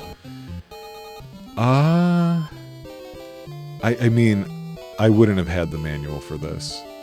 Just the cartridge. So I couldn't tell, you know, if I did have it. But, oh wait, can I not go straight to Charlock from here because of these? There's where the thing is. Wait, where did I get to? Oh, there's Charlock. I'm like, I'm lost. Basically, my question about if there is such a spell on this thing, is it supposed to be, huzzah, nothing will attack you? Or is it going to be, well, when you get attacked, it's going to be more like, or is it going to be nothing attacks you while it's active? Or is it going to be, you're still getting attacked, it's just not going to be at the same rate? That's my question. So we apparently are in a basement. I thought we were going to be at Charlock proper. Mummy men and saber tigers. Oh my.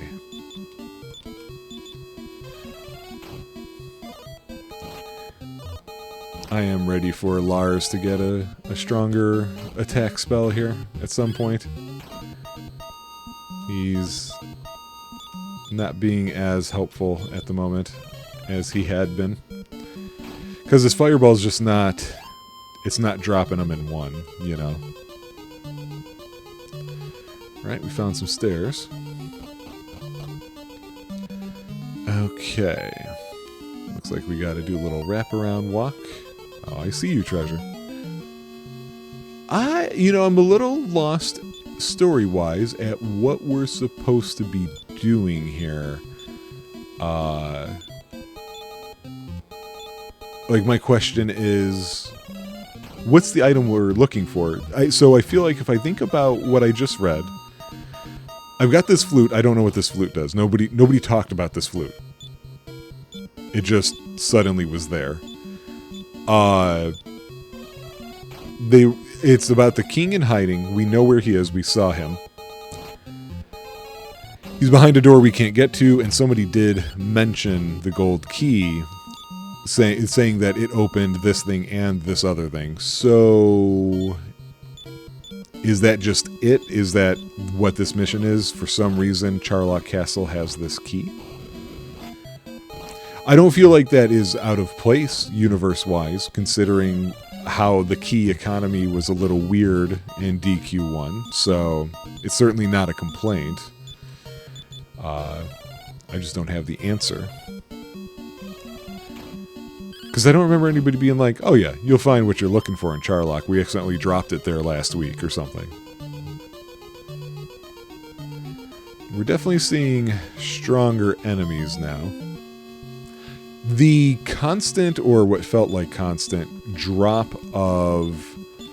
Nope, that's not what I meant to do. Wasted her attack. The constant drop of medicine herbs, especially, has mostly gone away, which pleases me. That was a little unnecessary. We didn't need that. So... I'm guessing it's tied to the actual enemy code, and you just wouldn't be expected to be fighting them anymore. Like, we haven't had to go back to Mightenhall ever since we picked up Lars. Darn it. Oh, wow, I didn't realize I don't hit very hard on that Hydra head thing. Yeah, I still think I gotta pay closer attention when the Infernos is being used on a group. It almost looks like it's picking up strength. I wasn't paying... Oh, no, it didn't there. So, okay, never mind. If by any chance that is the case, it's on some sort of damage wheel scale that keeps it from being imperfect. Wait, that's not right. I said that wrong. Forget it. Let's instead ignore what I said and be happy about Brian going up a level. Power 4, HP 1. Wow, they just don't... They're so stingy with the HP with the levels of this big guy. Oh, good. Well, we know what's going to happen here. They're going to just constantly put us to sleep. Oh, they were increasing defense. Okay. Goes to show you how much I'm not paying attention to the game.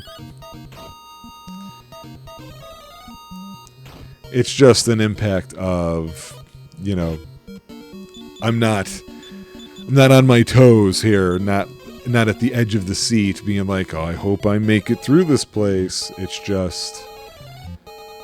What in the world?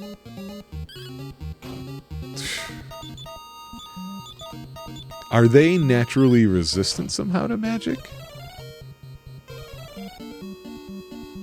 Okay. Is there no limit to their increase either? This is nuts.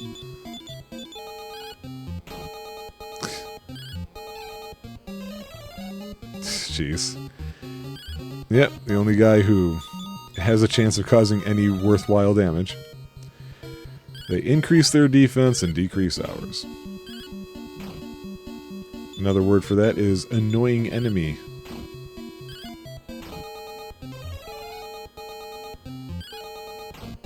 Yeah, even I can only hit for 1 now.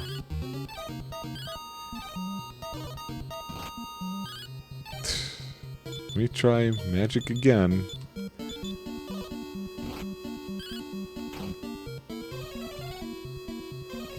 Yeah. That's interesting.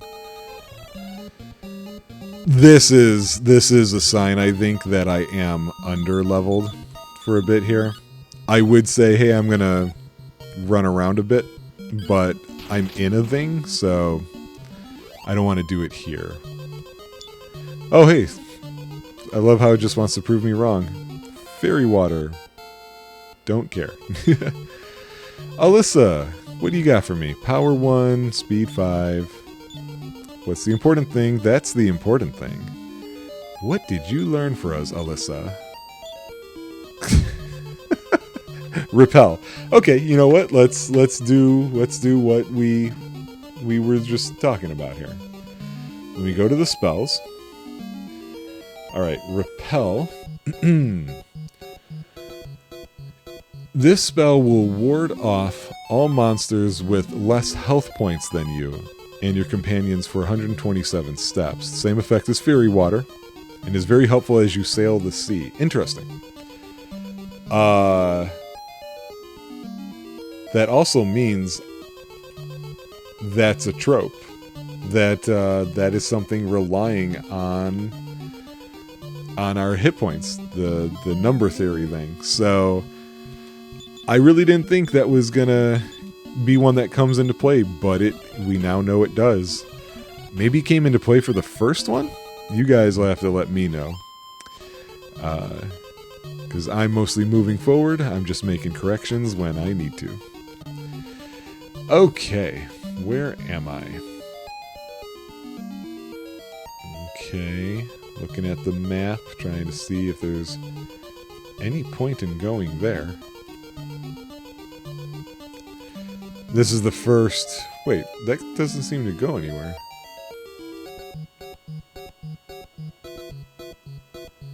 They've got a point on the map that is... It doesn't have a matching point on it, so I'm not gonna go way over there. I'm gonna take this earlier one. Alright, so that takes us here.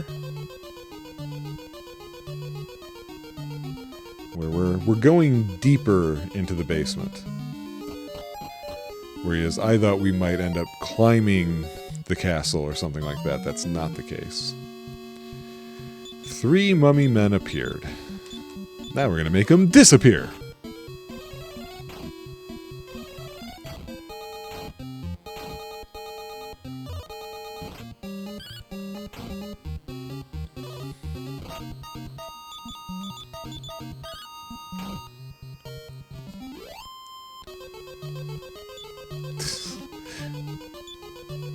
Oh good, clothes. Why am I, oh. You know what? Yeah, use it just to get it out of there.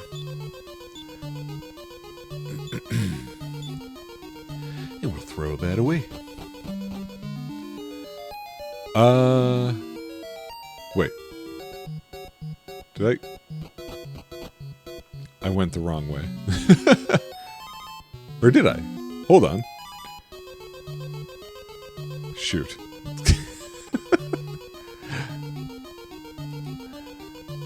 Where was I going? Oh. Okay. I'll know if I do this. So yeah, I think, I don't know, I got turned around.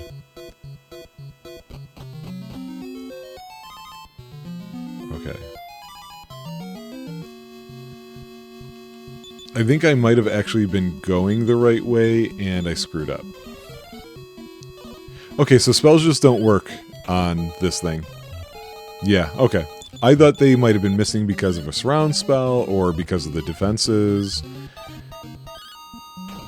But instead it just looks like I'm the only one who can hit them. That's where those buff-up spells would be pretty nice. Okay, this is what I came here because I needed to find out which spot I was going since I got turned around. So that's a solid wall. So yeah, I was going what I believe is the correct way. Of course. Dragonflies.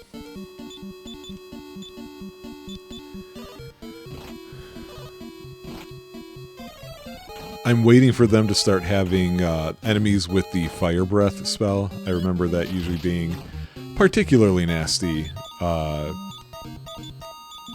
Oops. Oh well. In a Dragon Quest game, because it hits everybody.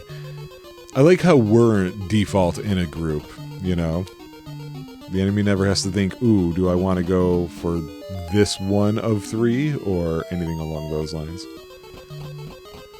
Okay. So I'm here. I think I want to go to this one.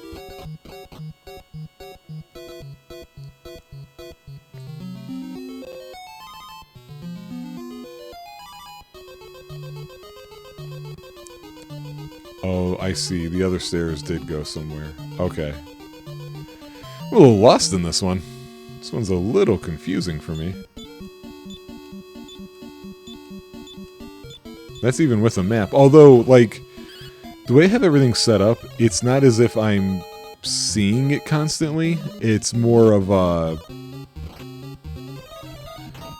When I say I'm going to check it, I'm, like, dropping everything and going to look. I don't have it splayed out in front of me where I can just move my eyes and ba-boom, there it is. Ba-boom? I don't know why I ba-boomed that. Thank you for not surrounding me and making this fight take longer than it needs to. Oh my god, kill them. You know what? You do that, and you do that.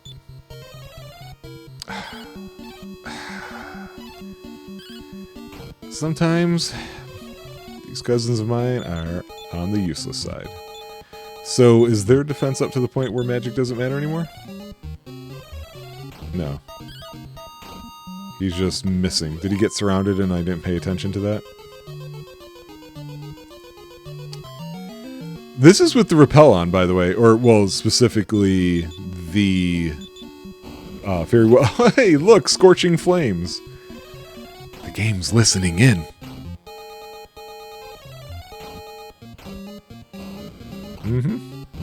This is usually a very scary situation. I don't have to worry about it, though.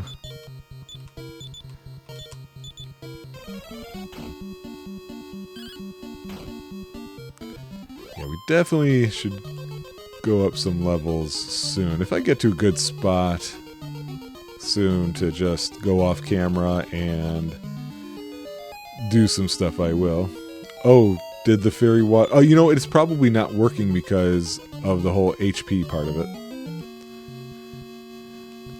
I'm guessing these guys have so much HP that it doesn't matter. That's my guess.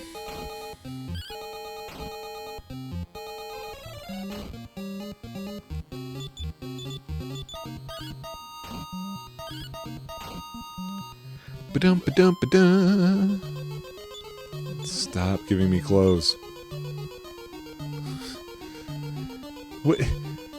It's so weird. Like, the value would be, oh, you can sell this and turn it into gold.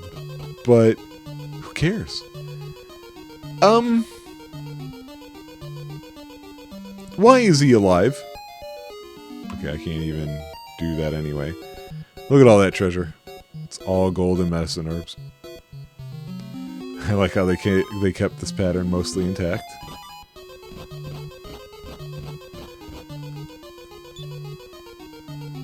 Okay, what's gonna happen now? You know what? Hang on.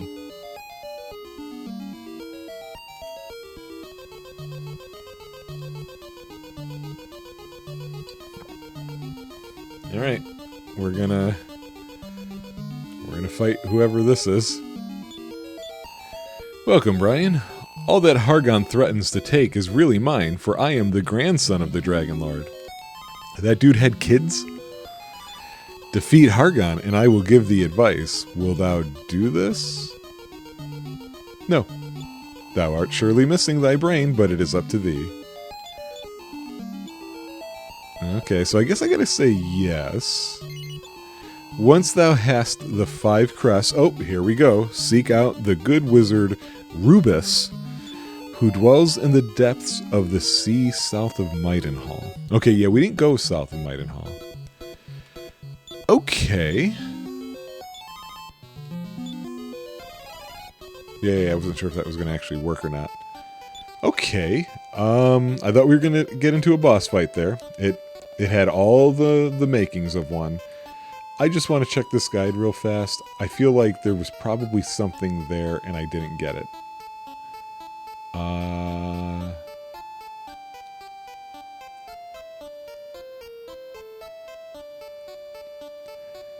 Yeah, it looks like there was something in there that I did not get. IH HG GF FL LD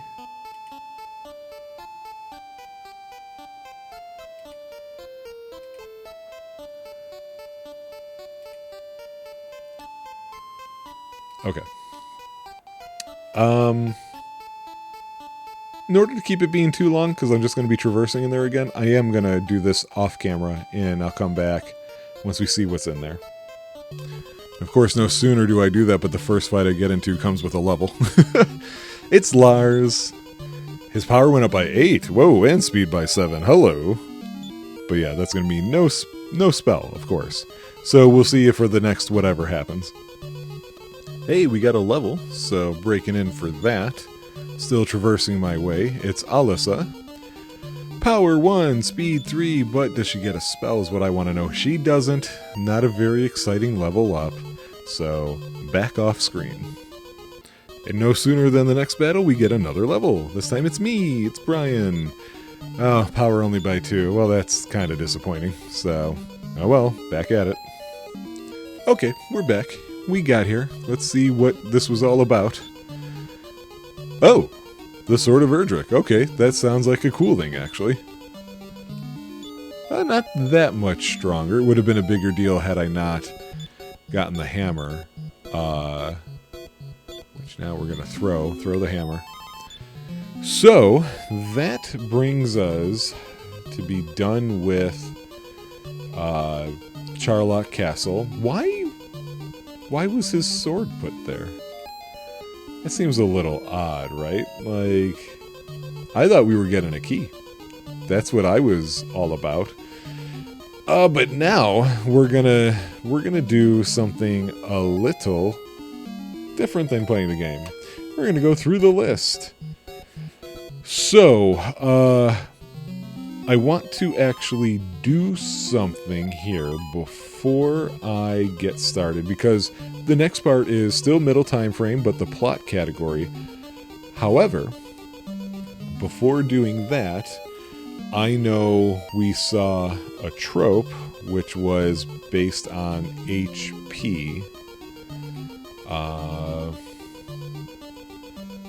Let's see, was it Law of Numbers? Yeah, here we go. Law of Numbers, which we just recently did. We said no to. We're saying yes to it now because it turns out that's how Repel works. So now we know. Now we've learned. So I've updated that. We'll have an updated number at the end of it. Obviously, I also added the situation regarding the world map. That will be updated here, but not for DQ1, because DQ1 you don't get the option of passing north and south, so I don't have to worry about that. So, oops, wrong one. I clicked mechanic, I wanted plot. So for plot, we've got the equivalent of 26 possible points here, so a bit of a longer one. Rule 23, oh brother, where art thou? I wonder if I'm ever going to say that one right the first time without stumbling on it. Nobody says art and follows it up with thou. Come on. If the male hero has, and it's about a sibling, younger or older. We, in this case, do have family, but we're cousins, not siblings, so it's not going to fit. Rule 32 is you can't kill me, I quit. Nope, we don't have those kind of villain interactions in this one. 33, and now you die, Mr. Bond. Again, same reason, no, we aren't getting those villainous interactions. They're not getting us and letting us walk away. 37 is the fake ending. We don't know if there's going to be one, so I'm going to have to move that to later. In fact, actually, I'm going to update that now. There we go. I'm going to start updating these live a bit more instead of trying to remember them. 38, you die and we all move up in rank. Also has to do with the end game as well, so that also is going to have to be moved to later. So, question mark for now. 39, what are we going to do tonight, Vinsfeld? That is regarding no way to avoid this ultimate plot. You know, I think that also has to be moved to later, doesn't it? Yeah, I'm going to do that as well. Ooh, I didn't work on this list as well as I thought I did. 48 is Zidane's Curse, which is some major city will coincidentally wind up being destroyed just after the hero arrives, though. That should also be later. I'm going to put a question mark because it hasn't happened yet. We'll see if it does. City was destroyed, of course. Moonbrook, you would count that, but that wasn't upon our arrival, which I think is really important here. An insomnia rule. There's been no free stay at the inn. That's not really a thing that I think is going to happen here, so I'm saying no. 53 is the bling bling thing. We don't have the greedy party member, so we don't have to worry about that. Next up, 55 is Houdini's postulate. This is about being imprisoned. We don't have anybody who's been imprisoned. Well, it's not going to fit here. So we're just going to move on. 95, the selective invulnerability principle. RPG characters are immune from certain hazards, except when they're suddenly not. There is no shifting of hazards here. Experience not required is number 98. This is when the main character is forced to do some complex or dangerous task for the first time. We don't really get that. I mean, you could maybe argue, hey, we just suddenly started sailing a ship, but I don't think this is going to line up with that.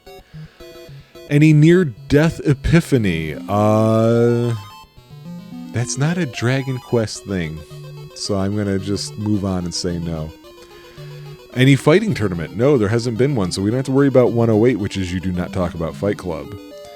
115, the law of scientific gratification. That's if we need an invention to progress, we're the one who kind of makes it happen. No, we're finding items that kind of work the way they're supposed to work, so no. 116, always traveling in the right circles. Let's see, when we read this one again. Whenever you meet a villager or other such incidental character who promises to give you some great piece of needed knowledge or a required object in exchange for a seemingly simple item, like a bar of soap. It's that one. We did have to do the chase, but it was for a person, not an item. The treasure didn't seem meaningless. I would not count that. Even though I still don't know what this flute is supposed to do. Nobody's talked about it. 117, talk is cheap. This is saying that a declaration of peace or any sort of negotiations break down. We're not going to have any of those here. 125, you couldn't get to sleep either, huh? That's the fall in love thing. It doesn't look like that's going to be the case here. No, we don't even have a Gwaelin this time. Let alone last time when we didn't have the can't sleep at night thing. 126, absolute power corrupts absolutely. None of our people have had that happen. I'll put a question mark in just in case, but I don't think it's going to happen because the characters we aren't fleshed out in any sense, so I don't think there's going to be room for that to happen. Which also means that the 127 all is forgiven rule wouldn't apply. Keep it a question mark, but I don't think that's going to work here. 131, the first rule of politics. This is about an advisor to a major ruler, which also goes with 132, which is the second rule of politics. Those aren't happening here. We don't have that character. 138, well, so much for that. After you've completed your mighty quest to find the object that will save the known universe, it will get lost, get stolen, or not work. At the moment, there is no such quest for a specific mighty item. I'm looking for a key and then maybe to find this dude. So no. Put a question mark in case we end up finding out there's something like that, but I don't think so. At the moment. 143, the falling rule. Okay, I talked about this one earlier. An RPG character can fall any distance onto anything without suffering anything worse than brief unconsciousness. In fact, falling a huge distance is an excellent cure for otherwise fatal wounds. I don't know what that's a reference to. Anyone who you see shot, stabbed, or mangled and then tossed off a cliff, is guaranteed to return later in the game with barely a scratch. Oh, okay, that's not how I remembered that rule being worded, so that's weird. Is that the right... I don't know why. I thought I remembered the phrase skinned knees for one of these. Because this feels like... Well, we're in the plot part, so we're talking about a plot fall. So this hasn't happened. I don't think it's going to happen. It doesn't really fit. And then I'll search skinned knees in case that is another separate rule, and I'm just blanking on it. There's so many rules, it's going to take me a bit to be like, oh yeah, this is this one and this is that one. Alright, 148. 149 is related. These are the gender equality. So part 1 is that your average female character carries a variety of deadly weapons, and can effortlessly hack or magic her way through armies of monsters, killer cyborgs, and mutated boss creatures without breaking a sweat.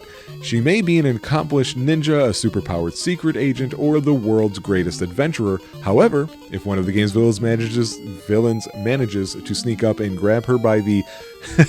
oh yeah, they use this too, that's great. To sneak up and grab her by the standard female character grab area, which is her upper arm. That's hilarious. I have an inside joke with that with a bunch of my friends. We call it the feminine pressure point or something like that. She will be rendered utterly helpless until rescued by the hero. I don't think that scene's going to happen, so I'm just moving on. And the second one is when a female character bursts out in anger and storms off to go do something and needs to be rescued. So,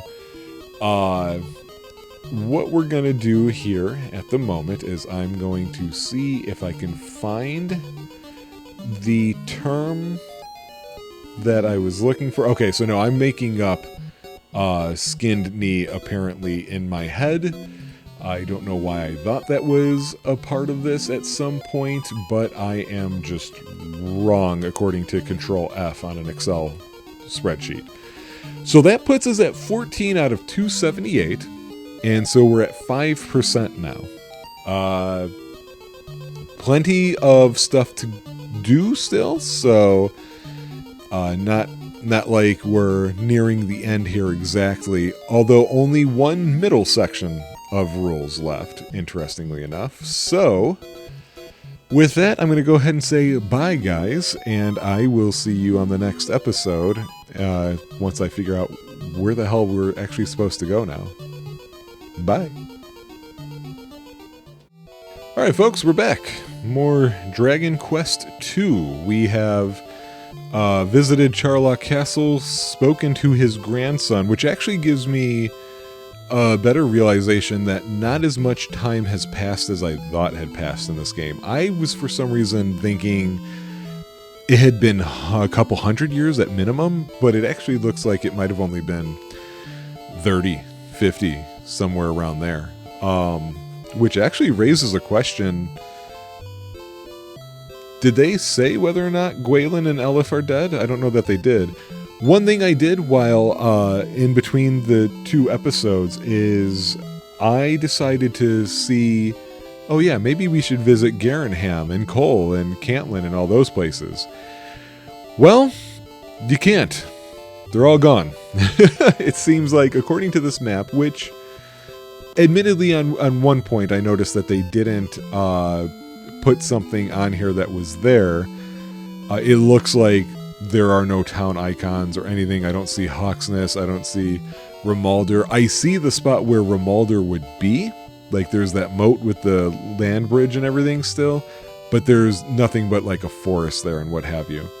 So I looked at the chapter heading, and it says that our next goal is to go south of here and visit a lighthouse. And that reminded me, yeah, somebody did say something about a lighthouse, but I feel like that was a long time ago. And I don't know what the big deal about it was supposed to be. There it is, I think. Looks just like any other tower. So yeah, we're going to visit this place. And yeah, that's what I had an assumption of, which is it looks like this is just going to be one massive dungeon again. So we're going dungeon to dungeon, which is a little weird. We haven't done much of that. So yeah, we're gonna I just need to locate where the heck I am actually on this map. I don't know, because they kind of blended some of these images together here. Let me open them up though. They didn't label any of this, which is surprising. Okay. So we need to go to the center of the room here. Somehow. Okay, so it's creatures we've seen before. Nothing too surprising there. Unless if they get harder as we go up. Which we've seen that happen. That happened at the place where we got that cloak from. I partly wonder if we're going to have anything else happen with that cloak or not. Oh, you know what? I actually don't know where I'm at.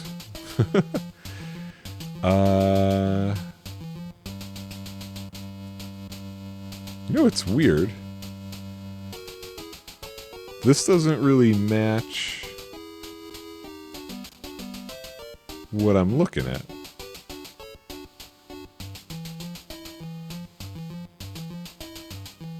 Huh, okay, so there might be some extra walking around.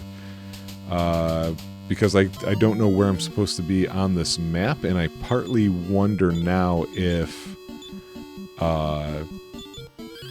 they're relying on the Game Boy Color screens, I think, on Strategy Wiki, which makes sense. It's higher definition. It's going to be easier to read and everything like that. But I wonder if this is slightly different.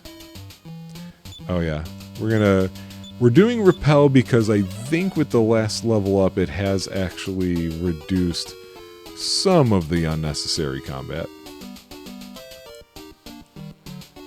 Okay, unless if... You know, you gotta check those. They should be able to see and know, but you can't.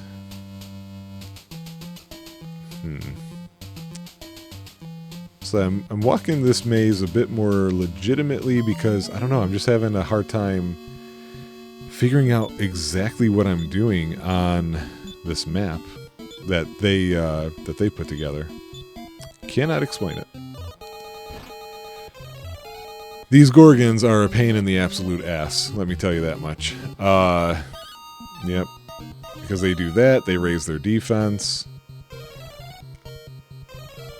Oh, did that work on most or all of them? I meant to pay more attention, so this might be an unnecessary stop spell that I'm doing here. That's definitely the way I feel like... Okay, so that was the last one and we got them. Alright, cool.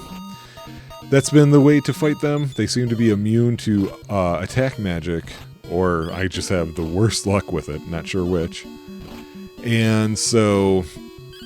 They really, like, Lars and Alissa are all hitting for 1, but, like, they'll keep increasing until even Brian is just hitting them for 1. Not a fan of that, so not doing it that way. But, of course, they do manage to still surround me and cause me to miss lots of hits anyway. So they're fun little grinds. That was why I thought it was worthwhile to when I went back in, because I knew there was a treasure in Charlock that I missed, not knowing what it was. I said, yeah, I'm going to do this off screen because it's just going to be more of these Gorgon fights. And here we are for more Gorgon fights. Aren't you lucky?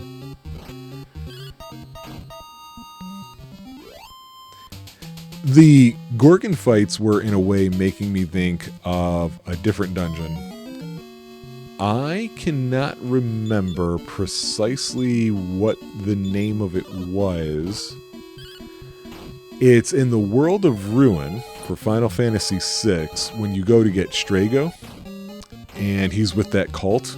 And if I remember correctly, that is a all magic section. That there is no physical attack. You must use magic.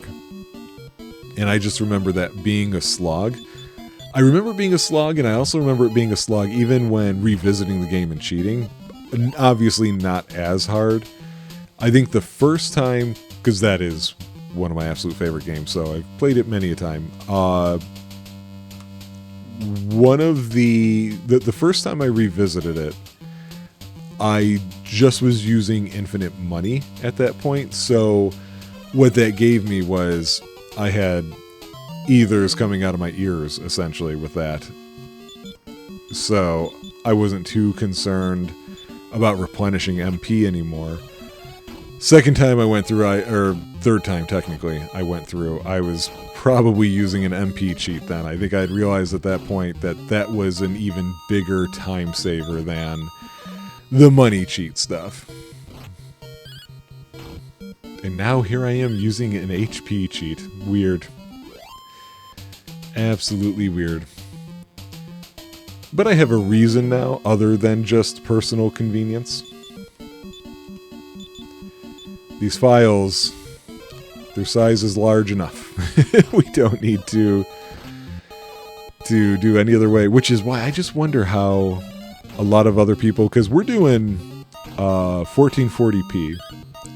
Plenty of people, I think, are recording in 4K, so I wonder if they are using a service or if they are just spending money on hard drives like I am. Because we're at a pace of about... Our current pace at 1440p, 60 FPS, we are looking at probably... I think we got away with just having one external hard drive for like a year and a half to 2 years. It's going to be, because we haven't actually reached that point yet. But... Nope, don't do that. There we go. I think because we've added stuff, now with the recorder mixer, we've got longer shows for our episodes. We're adding things like Tropeacetic. And so I think it's going to be closer to 1 a year. And that's without making any other change that would cause a file size to increase. What am I looking for here? What is this big thing that I'm staring at? And why can't I tell by looking at this map? It's just a big giant center spot in the room. Oh, here we go. I see where I'm at now. Interesting. I think I see what my confusion is. In the Game Boy Color version of this map, you are actually you're coming in from an opening in the wall to the south. In this one, we were coming in an opening from the north. So yes, I now see where we're at, and I can traverse this a bit more efficiently. Oh, wait, or not. Now I have to figure out, how do you get there?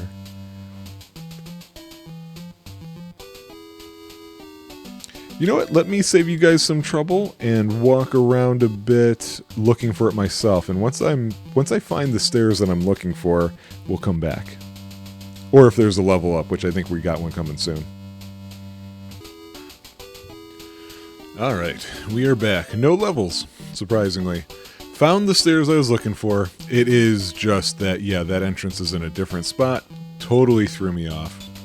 And then I didn't know how to properly look at the map because of that. All right. I gotta say, this may be a thing with early Dragon Quest that I'm viewing in a weird way. I'm thinking to myself, yeah, later games you'll have cool stuff you find, because, like, you know, I'm thinking Dragon Quest VIII, Journey of the Cursed King. You want some of this extra stuff so you can do the pot thing, that the alchemy pot or whatever that was called. And so finding stuff in treasure chests was a bit more exciting because maybe you were looking for that kind of thing. But on the flip side too, with this element of cheating, I feel like, you know, maybe I was excited to get a medical herb a bit more frequently when I didn't have infinite magic or HP or anything like that. So it's curious, but it is what it is. I also don't know if anybody's going to hear me say this before they've made any comment on a video. I just realized myself, I never updated my math. I've been giving the percentage based off of 278 instead of 279. I did check ahead here. We want the lower left stairs. So That's why I am passing these other stairs by. And then hopefully the map will match from here on out, like completely. Because I was totally lost, man. And I'm trying to decide if when I'm done here, I definitely have to have dinner. But if I want to do more recording today or just take the rest of the night off, I don't know yet. Okay. I think I know which spot I'm in. I have to say it that way, though. Yeah, that appears to be correct. Okay. So we should be on the right path this time. Thinking some levels are coming soon. And I think it feels to me like it's time for some more spells. Hey, look at that! I called it or what? Hell yeah. Who is it? It's Lars? Okay, I want him to have a better spell. Power 3, speed 5. That doesn't matter. And he learned a new spell. Man. Look at all of that. Oh, all he got was heal more. That's an important spell that I don't care about right now. I actually don't see any reason to walk that way unless if I wanted to jump out of here. And I'd rather not do so accidentally, so we won't. I never did do that thing where I was going to write down or try and remember what the magic power was and see if I could figure out a way to determine how that stat changes. Because it really feels like the attack spells I've been using, they feel really consistent. And that's why I feel like the fireball power is on the weak side right now. I really don't need clothes. I just don't. Sword of Erdrick at this point of the game is kind of interesting to me too, because I could see that it being something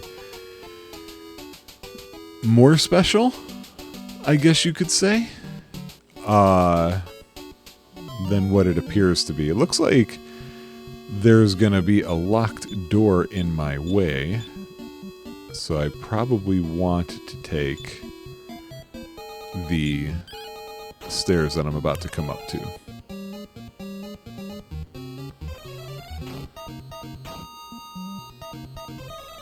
Darn it.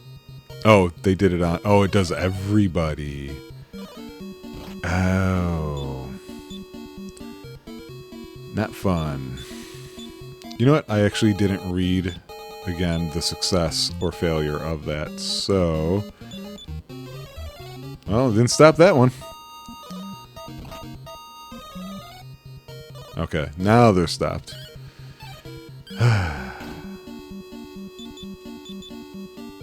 Seriously? Oh, whoops. I pressed down. Oh, I had them all going in the wrong one. Oh, what? Are you kidding me?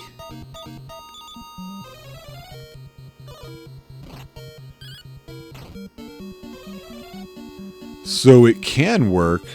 It's just very unlikely. However...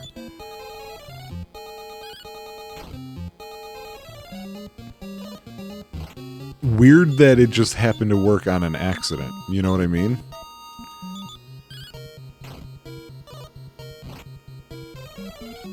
Yeah, okay. I could have saved myself some time. If I would have known that. Is Alice a 10? She is. Power 1, speed 5, but I just want a spell. And I got one. Now, her magic seems to still be holding up, so I'm curious what she got. Defense, which lowers the defense, so that I might be pairing that up with the stop spell to make the Gorgons even easier. Hey, that's a new guy, that undead dude. Especially considering that while now I know her Inferno can hit them, it seems like it's not going to do so reliably still. So that's the new thinking. Just trying to save some time, yet not trying to be a speedrunner, of course. Obviously, I mean, you don't cheat. Oh, well, there's tool assisted. I guess I don't really have a great grasp on the tool assisted stuff, if people view that as cheating, or if it's maybe not so much that they view it as cheating, but they view it as, what am I trying to say here? They view it as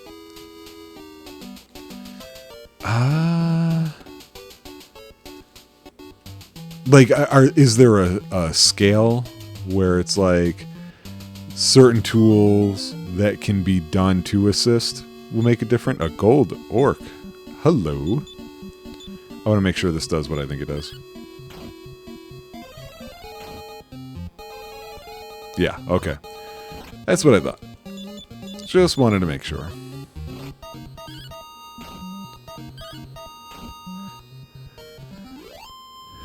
That orc seems more like a feral pig than I would have expected. Is that kind of what orcs are supposed to be based on? I don't really know. I'm curious as to where his... It seems like Lars's attack has been getting improved here in some of the later levels. It's nowhere near mine, but that's also a part of he doesn't have the type of equipment I have. But it makes me wonder if it's going to be balanced, or if at some point one is going to be better than the other. Really? Nobody needs gold right now. Alright, so here we go. This is the new way of taking these guys on. Do I... Nope, that does everybody. Okay, just like increase does everybody, so does that. Only got A on that one. Yeah, I can defense you now. What do you say to that? Yeah, how do you like it? I still want to do this because... Yeah. So 1 out of 3, 1 out of 4. Maybe it's a 20 to 30% kind of success rate for that or something.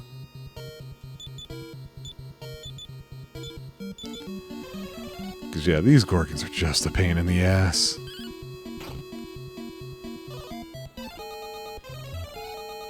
Okay, so now they're blocked. I'm going to have her go back over to that skeleton.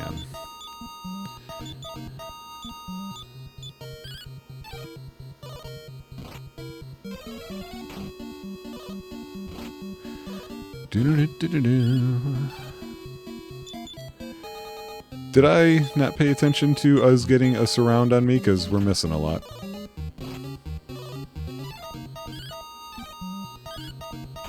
That must be it. Also, I'm noticing we're not causing a whole heck of a lot of damage. There we go. That should help. Not for Lars, though. And then I can't hit anything. Can I do it again? I can. Yeah, there we go. That's what we want to see. That's what we were looking for the whole time.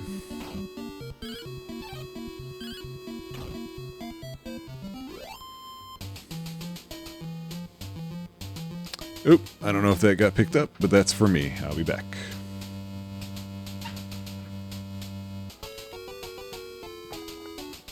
And we are back. I had to disappear. Got some more stuff in. We now have more microphone cables. We've been set up from the beginning to be able to do two-person shows. We do them in person. We're not going over Discord or anything like that. And from the get-go, it's been 2-2-2. It was kind of difficult, actually, to figure out a way that would work for us to do more than that. I don't remember which way I just came. Did I come from that? Darn it, that delivery is all I needed just to have everything that I was in the groove for disappear on me. Don't you hate that? I've been working towards improving that situation so that we can have even larger shows. So, of course, the first step was getting a recorder mixer, which we did. Then the next step was I now have 6 microphones, but we only have... Nope, that was not the place to go. Okay. But that's only so good because we only have 3 microphone stands, and our recorder mixer can only do up to 4. So I thought the next step would be another stand so that we can get from 3 to 4.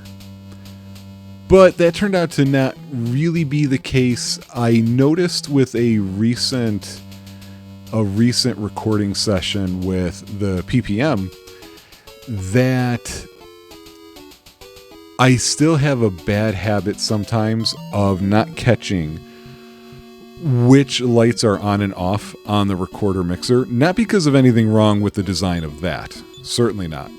But the issue is the length of the cords that I bought, which I thought would be plenty fine, is actually only fine for 2 people, and it causes me to move the recorder mixer off to the side.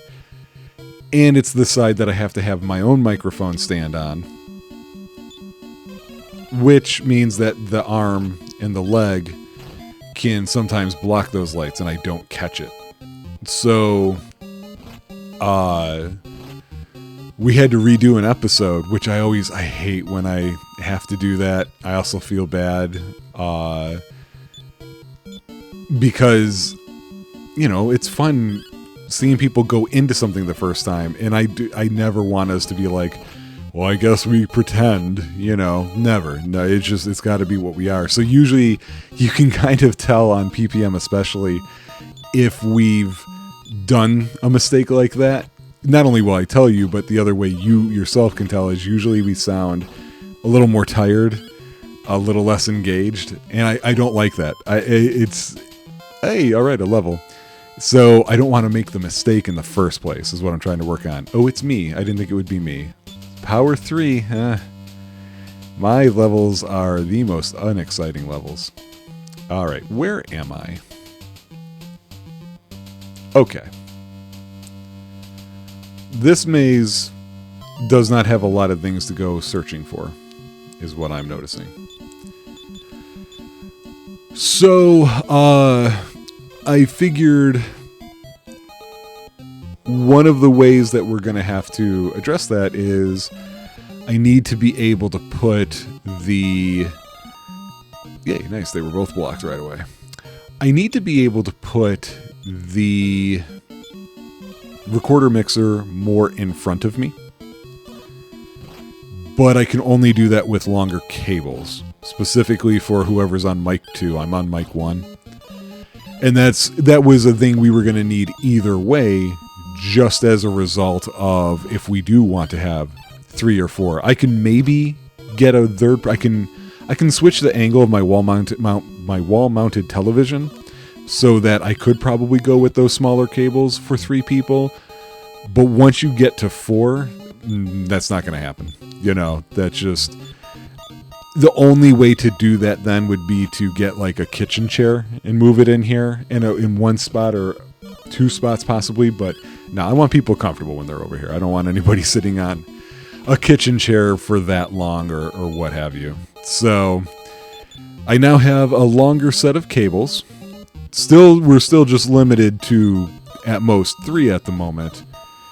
The next thing will probably be to get the microphone stands, but it's really kind of anybody's guess now because those aren't going to be expensive, but that upgraded recorder mixer is going to be. And you might be like, how many people do you plan on having at once? The recorder mixer we want to move up to will take 8, but I don't anticipate us actually doing 8. I anticipate us getting to getting to 6, there is one particular show I want to do with some family of mine, whom you've met by this point for sure. One of them, you have met my cousin Colin. He and his 2 brothers I want to have on here, as well as 2 other cousins of mine who have not been on here yet. A fairy water, really? That's what I'm walking around for, is some fairy water? Come on now. For a special one time, or not one time, maybe a couple of times, just a special show for a little thing that we have, which I'm not going to explain until that time comes up. Oh, good. Everybody went to sleep. Oh, I'm still awake. I didn't think I was still awake. So yeah, getting closer to it. There's really not much else equipment-wide that is so much urgent after that point. The only other things I could think of that would be nice to have is I would like to be able to get a slightly different setup where Rob and I are facing the same screen, which isn't happening currently, of course. But it's not so much just, oh, look, we're looking at the same screen, the end. Because there's also certain things to control. That it's I don't know, it's probably not an interesting discussion. I am curious, however, if anybody has solutions for one thing in particular. So if you know how this stuff works, because I do not, maybe I could use your help. We're doing this in my home. You know, it's not any special studio kind of thing, and it's also not like a studio room. It's not as if how do I want to put this? It's not as if this is a basement that's been retrofitted or a special room that's a side of the house. It's in my house, in a part that needs to remain, you know, my house and be usable for all sorts of house purposes.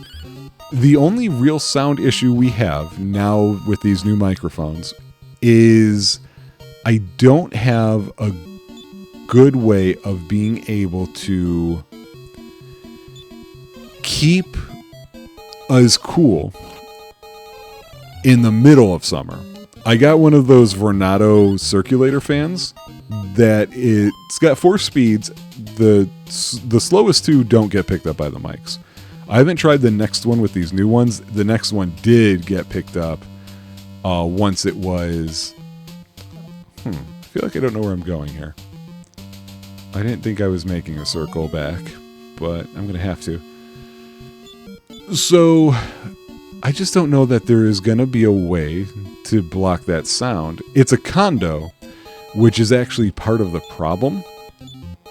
Because, oh man, it got an increase off.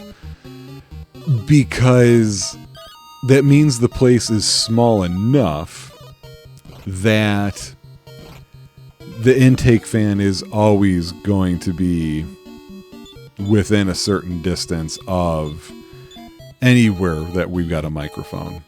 And the only way to silence that I can think of is turning it off. You know?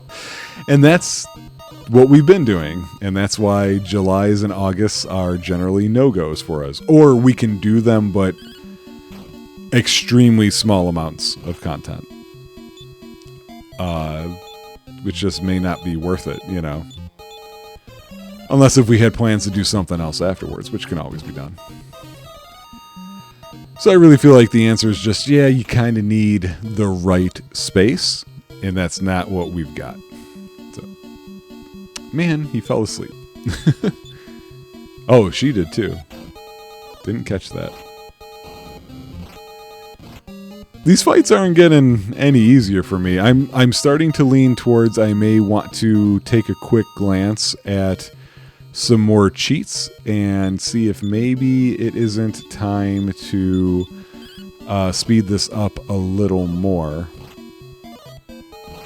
This is still the era where level ups were long. It took a while, at least it felt like, to get there. Which, of course, is the whole reason why I knew going into this cheating was going to have to be a big part of it. Was to get rid of that grind. Oh, boy. See, like, I don't like moving once and then, you know, another attack. But it is what it is. I may have to do something off screen here anyway, because I'm concerned I might be lost again. There's just something about the map on this place that when I alt tab over to it and I'm looking at it, it's not lining up for me. And I'm just not seeing how it's supposed to go. So we might do that. And my chicken is done, so it might be nice to kind of do that too.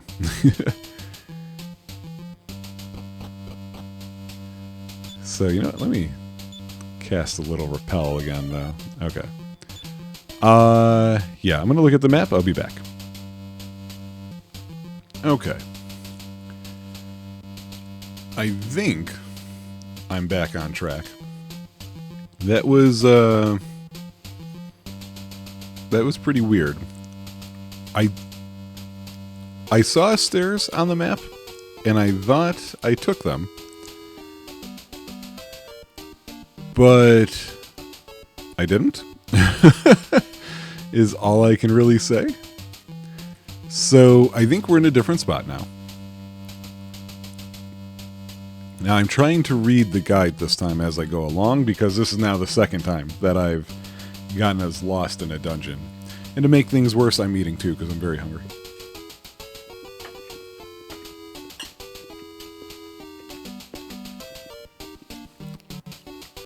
See, the way they explain these on this guide, it's not the best writing, because this is a problem with instructions that get written, is that people kind of misunderstand that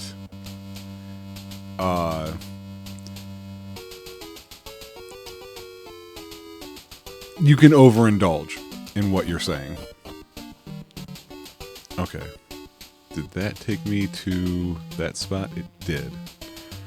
Okay, so also too, I saw there was a door like this on a previous floor, and I thought, oh, I probably don't have the right key. I do have the correct key. I didn't know I still had one of these in here. Let's throw that away. Oh, you know what?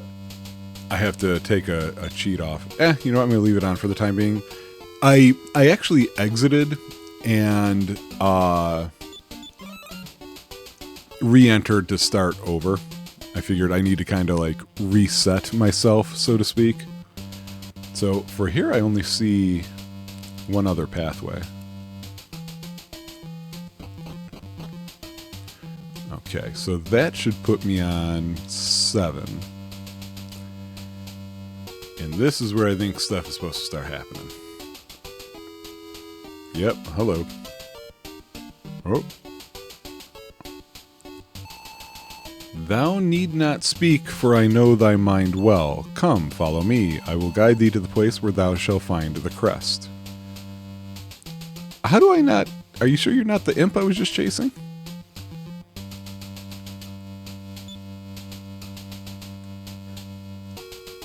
I don't want to do this again. I'm going to read and make sure that's not a trickster of some sort. Oh, shockingly, it is. It's both a... I'm both right. It is a trick, and you still have to do it anyway. I did not anticipate that.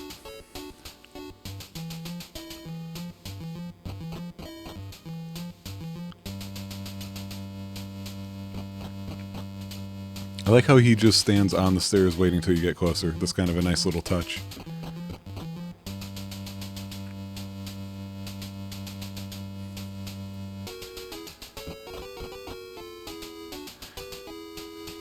Yeah, and I'll take the lack of battle thing off next.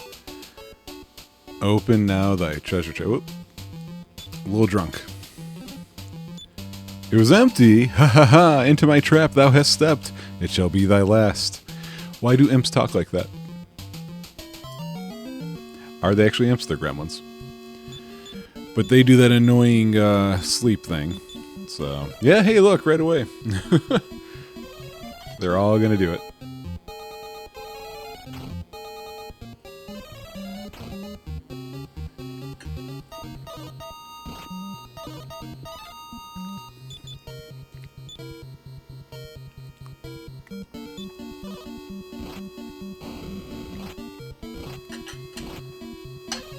Yeah, I don't want to get too stuck on that, because even though I can edit these videos down so that you guys don't have to deal with all of that, I do still have to actively...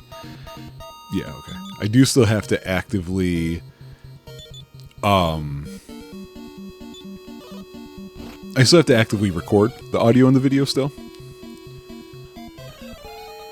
And that just makes the file sizes huge.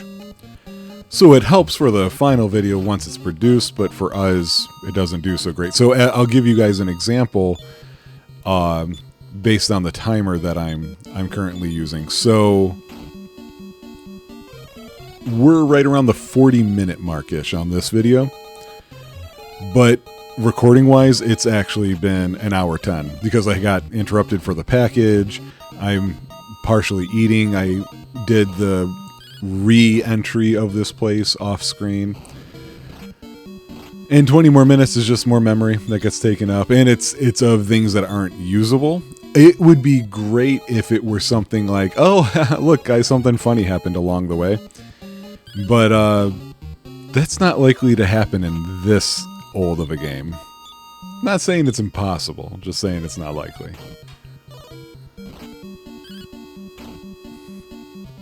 Okay. So now what happens? Okay, they had it on them. So... Oh, did it go to... What? Oh, it's in the status screen. Oh, interesting. That's not something that Dragon Quest normally does. At least not back in this era. Very interesting.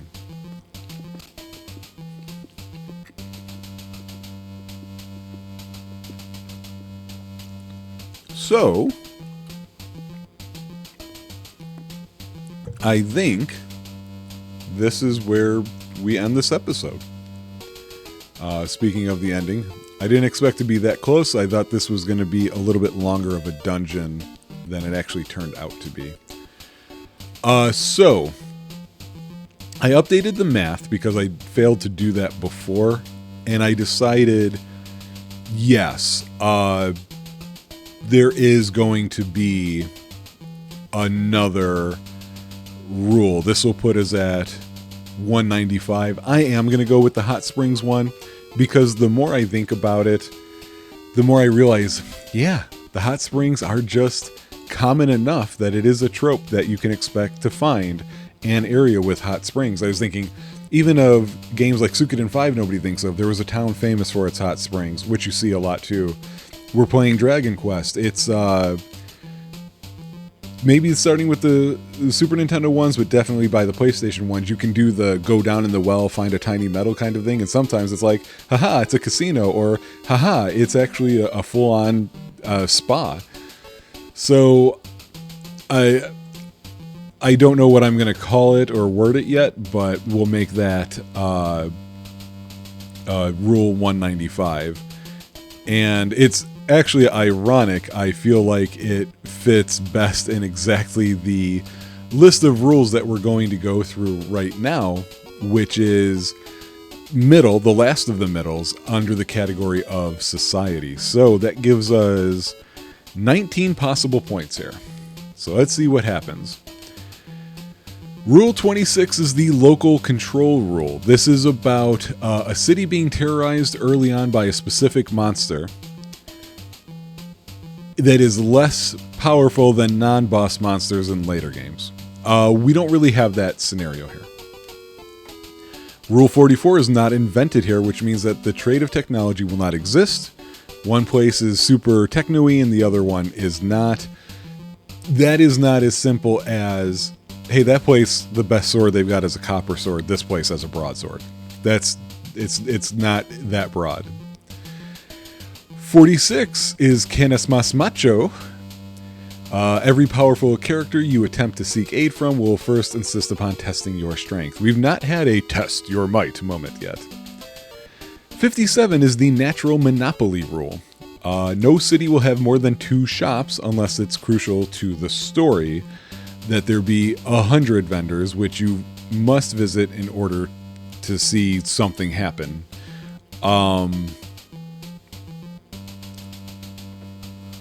That was a definite no in Dragon Quest 1 by the time we got to it. This one's a question mark. I don't know that I remember a place having more than 2 shops, because they do tool shop and weapon shop. So I'm going to say it's leaning towards a yes, but we're a little past the halfway mark of the game, so there might be a couple more locations we see, so I'll hold off on a judgment there. Rule 58 is that even those living in far-off villages or hidden floating cities, etc., accept the same currency. This was easier in the first game because I hypothesized, and I think I was right, that it was just one country, so of course they do. This one, I feel like they're all tied together. So we haven't truly gone into a different society, I don't feel like.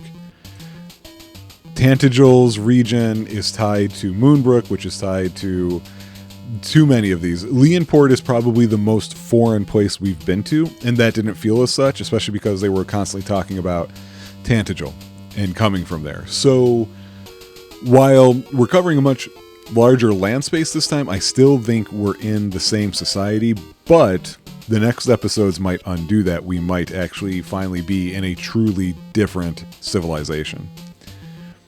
So question mark on that one.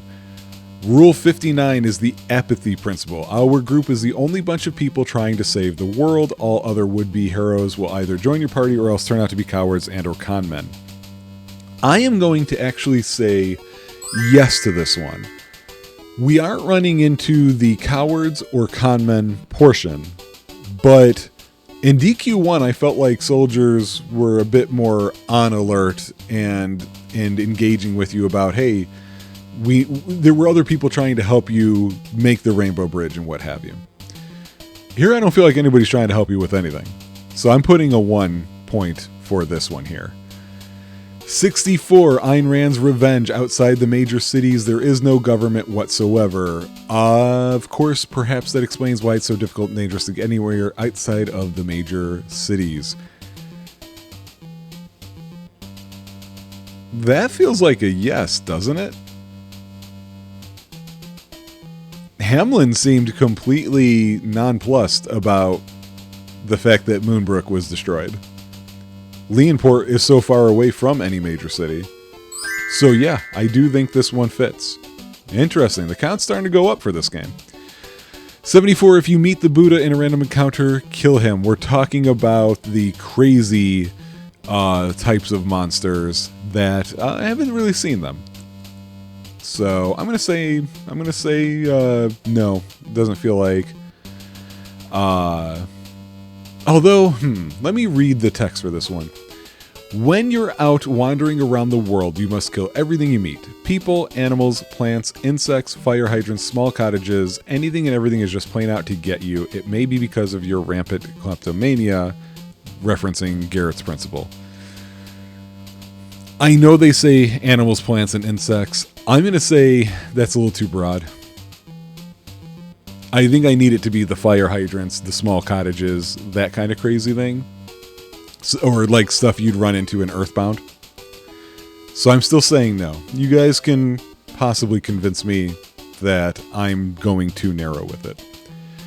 93 is the put and tame rule. The average passerby will always say the same thing no matter how many times you talk to them, and they certainly won't clarify any of the vaguely worded warnings or cryptic half sentences they threw at you the previous time. This is one of those that I have a special note for. My special note says to treat it as based on whether or not the NPC says something else after major plot events. It certainly doesn't look like it. It certainly seems like these lines are these lines. I'm going to put a question mark to revisit that thought later, and we'll see what happens. The one thing that's making me think I have to say no to this is when we went back to Leonport to deliver the treasure, we had to talk to the guy guarding the boat again, and so it fits that he's guarding the boat again for some reason, but he sees you, he's like, you're the one who helped my granddaughter or whatever, which makes me feel like that's not the case. So, putting that one aside for now. 100, science magic equivalents. We don't really have science in this game. 105 are the two halves of the law of mooks. Soldiers working for the evil empire are, we haven't run into them. It's usually sloppy, cowardly, or incompetent. I'm willing in a DQ game to think of those imps as the equivalent of soldiers and guards here. And they do get silly in later games, but they don't seem cowardly, they don't seem sloppy, they don't seem incompetent. So I don't think that one makes it here. And there is no other half of this because there is no resistance faction that you are on the side of but working outside of. 110 is the miracle of automation. Any factory, power plant, or other facility that you visit during the course of the game will be devoid of any human life. We don't have such a thing. We get to some of the laws of fashion here at 128. All characters will wear a single costume which does not change over the course of the game. The only exception is when characters dress up in enemy uniforms to infiltrate their base. It hasn't happened here. I know it happens in Dragon Warrior 4 when you get to use that transformation thing, but we're not there yet. 129 is the second law of fashion. No matter how skimpy or complicated the outfit is, it's good for all biomes. We are again playing a game in an RPG world that doesn't deal with biomes, so we can't really judge. Law 3 for fashion is number 130, and this is about futuristic settings, which we aren't in. We have the last rule of politics, 133, which is kingdoms are good and empires are evil. They don't really refer to Hargon's deal as an empire, do they? I'm saying no now. I don't recall that being the case. You know what? I'm gonna put a question mark there because I might have forgotten a word, and unlike with Charlock, I feel like with the Dragon Lord and Charlock, we knew where he was and what he was doing, which was mostly nothing. Here I'm not so sure. Couple more. 156, the Sephiroth Memorial Clause, which is any misdeed up to and including multiple genocide is forgivable if you're cool enough. We have not run into that scenario. Nobody's saying, Hargon's fine. 192, know your audience is about women in the game finding the male lead incredibly attractive. Not only that, he's a prince. You think he's as eligible of a bachelor as you get, and yet nothing. The last one is the one we just added, which is the hot spring sauna rule. I don't have a name for it yet, and I don't have a description for it yet, but we had it. It was our first cave in this game, and so it gets a point for that. All right, so now let's see what the updated total is, and I made sure to update the bottom number this time around when I do the math here. We are very close to how DQ1 ended up. We now are 17 out of 280. And so, according to the handy dandy calculator, that is 6.1%. So still not a lot. There's a ton of things we're saying, nope, that's just not true here. Speaking about a lot, this was a fairly long episode, not as long as they had been before, but I'm going to leave you guys here. Thank you for joining me, and we've got a bit more game to go still. Bye. Alright guys, we're back. Time to leave this place and figure out where exactly we're going next. As you can see, I took... Oh! This is not going to work. This is not going to work out. I don't think magic works on them. Alright, all the rest of you hit the first one. Damn it! Mm-hmm. Frickin' metal slimes, man. It never fails. So an update, we are now doing out of 280 points. Because I decided, yeah, we're going to go with the hot spring thing. So, all of us, hey, I got one. All of a sudden, we are dealing with 3 rules I added after we got 2. After saying, I'm not adding any rules. I'm not changing anything here. Interesting. I think I didn't see them before because I was using repel. So, who has return? Where is this going to take me? Yeah, that's what I thought. Maidenhall should be east? The next place on the map, I need to get to Maidenhall and then go south, essentially. They reference you can use return in one of the pages that I saw, but the truth is you cannot. It's only gonna let you do that in the updated one. So we have to make kind of a long little trip here up and around. We're kind of doing the... Do you think that's a thing?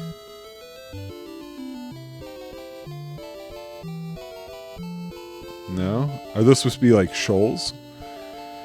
So we're going to kind of do the Cape of Africa situation here. Okay, well, just recast it. That's the wrong guy. So yeah, after doing that, doing all this planning and doing a little audio intro thing and saying, yeah guys, I'm not making any changes to this list. I'm just operating off of what other people had gone ahead and made. Here we go. I've added 3 rules already. So, go figure. Let me make sure that lines up with where I think I am. Yeah, this is the river south of Maidenhall. So I'm going to go around here a little bit. I forget the name of the place we're supposed... Oh, I forget the name of the place we're supposed to be going to. It was something weird. They're all weird. Yeah. I'm using repel now just because... Now, for one, I know how it works now, but for 2... We're not going to get a whole bunch of stuff from... Ooh, can I go through this? Where am I at? Wait, where am I at?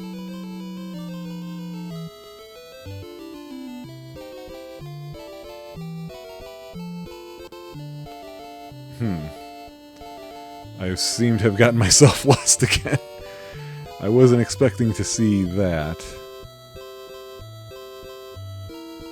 Where the crap am I? What? Hey, Vampirii. I don't know what you guys are. I don't like you. You went through my repel, which means you have a lot of HP.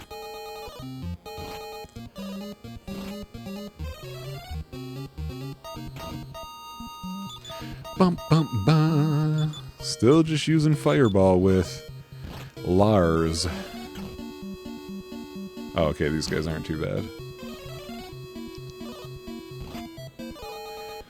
Although I'm running into a lot of less assured hits with magic, I feel like. Don't know if it's a level-based thing, since we are behind. Okay, where is this? Where am I at?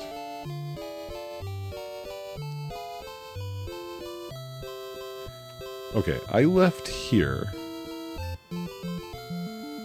And then I thought... Oh. We're gonna have to go backwards. Sorry, folks. The map's bigger than I realized, I guess. This is just leading me to a dead end. I didn't actually do the Horn of Africa part like I was talking about, because I never reached it. Is it Ali who has it? Yeah. But yeah, I'm ready for some more attack spells, some little stronger things here, just to help me take out, especially, you know, groups of stuff. We're getting close to the end of this game. I actually was originally planning on, at this point, I was going to be done. This is where I started getting screwed up. I started going down from here, I think. And this is not the land mass that I thought it was. Because I thought this land that we're coming up on was Maidenhall. It's not. It's the land mass that gets you to Hamlin instead. So that's why I was so confused.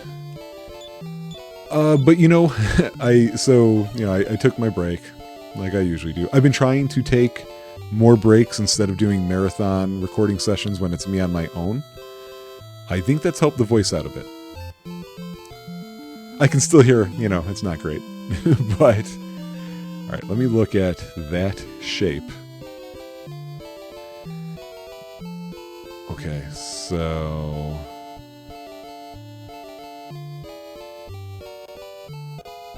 Okay, I think I'm too far west, so I gotta go east. And I was like, yeah, you know...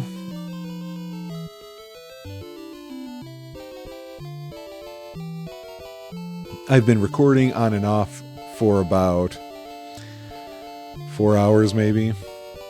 I mean, it's more time than that has passed, but the amount of time I've actually spent recording is what I'm referring to. And I was like, yeah, maybe I should just, I don't know, take a break. And then I say to myself, take a break from what? I'm playing video games. You know? The only thing that... there's some effort that goes into this. Trying to fill the air, since there's only so many songs that this game will play. We're not anywhere near voice acting yet. Yeah, so that takes effort. Normally I'm just sitting around thinking, not talking. And then of course, I'm doing this in a way that's organized so that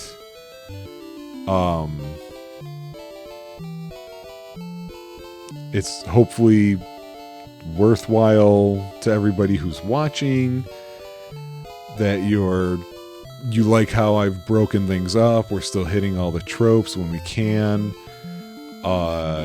yet it's not overwhelming, because I do think there was some overwhelming... Here we go, that's the landmass I was looking for. I think there were some overwhelming issues with the first game, but it was also the first time. Like, you know, I didn't know what to expect from that. There's a castle, and talk about a defended kingdom. It's on an island. Oh! Wow, those trees look dangerous. You know what trees don't like? Fire. And infernos, apparently. Oh boy, they're gonna do the MP. Oh, it took all my MP. You jerks. Wow. Yep, okay. Well, yeah, you guys can do all the stop spell stuff you want. We're... Oh! I can still hit them with spells now I can't. Okay. It read interesting. So there's a little interesting look into how the game is made. It didn't check the status after it had already been allowed to proceed past. Huh. You just never know where the check's gonna be. That was unexpected. Alright, we've gotten somewhere.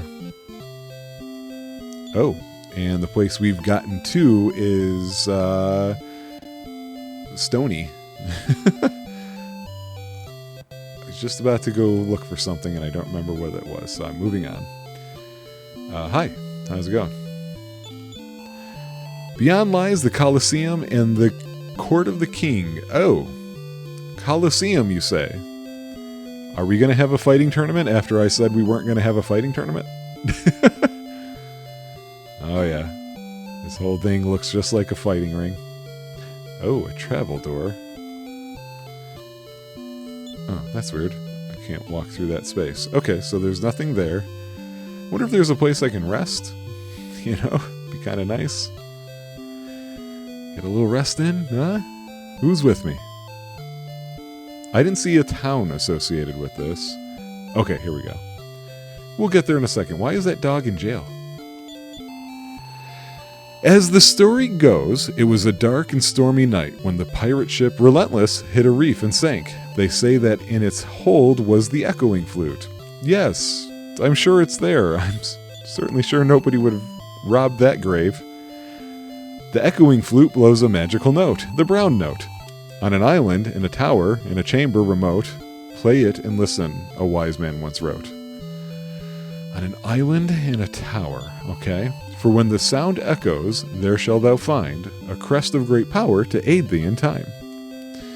Convenient. Alright, we got NPC nonsense possible here. I seek the armor of Gaia. I was told that it was kept in a shop that sells armor. Well, he's got a door, so is it one of these? Alright, what do we got here? Ooh, Dragon Killer. Magic armor and iron helmet again. Alright, so let me just look up on the items list real fast. Who can use what? That's the wrong list. Oh, did I close? Oh, no, it's over here. So, Dragon Killer, I'm guessing, is just going to be me. Oh, wait.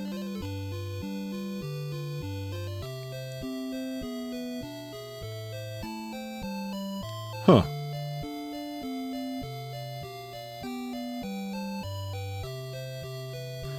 I'm a little confused by this list. They have Dragon's Bane and Dragon Killer as the same thing on here. I don't think they're the same thing. So I don't know what Dragon's Bane is still. And so then the other question was the magic armor.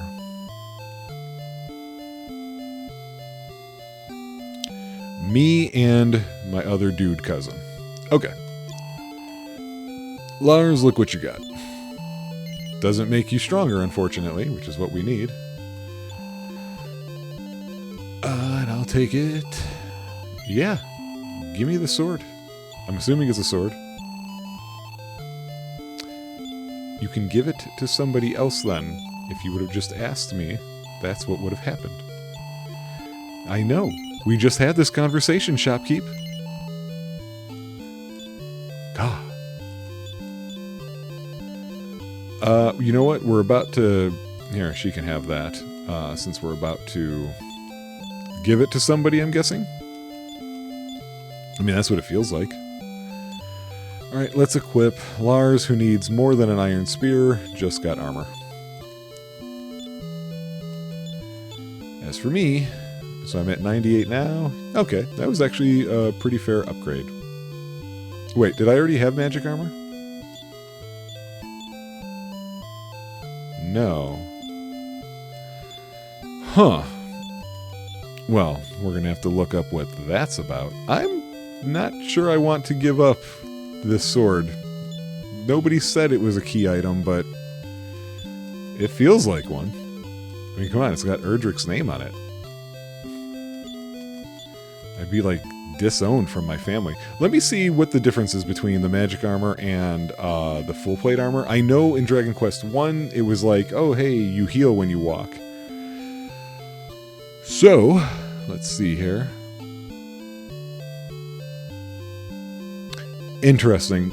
So, it looks like there was no point in me putting it on the Maidenhall Prince. Just the other one. Because it's otherwise too, you know, too heavy or whatever for him to use. So, okay, well now we know. Yay, a place to sleep. Do not overburden thyself. Cast away those items that thou doesn't need. Dude, I've been doing that from the start. Oh, there's a couple of prisons here. A fortune teller? Yeah, I am looking for something. Tell me my fortune. That which thou seeks is north. I don't know what I'm seeking.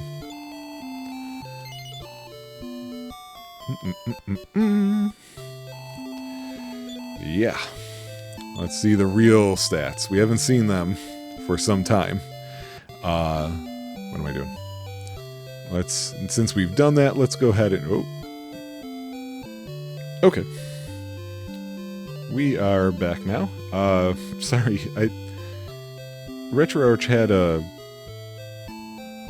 sort of menu path system that I didn't understand in that moment. Dog, I can't even talk to you. Oh, you know what? I can talk to the other dude. Let's do that real fast. So I thought they said arena. I was about to say, am I going to get into a fight?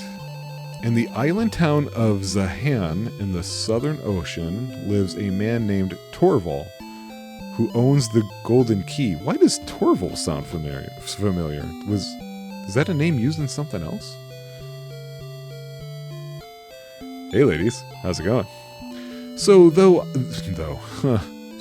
art the great warriors of which we have heard. Yeah, see, yet again, they're hearing about us ahead of time. Here in this Colosseum, many heroes have proven their strength. Well, I'm probably about to. Thou art welcome in my castle of Osterfair. If thou entertain me, thou shalt receive a valuable prize. Dost thou wish to try? Yeah. Thou must go forth to the center of this Colosseum. Oh, I don't want to attack the dog. It's not a dog. I don't want to attack the lion either, to be honest with you. Just in case. No effect on him.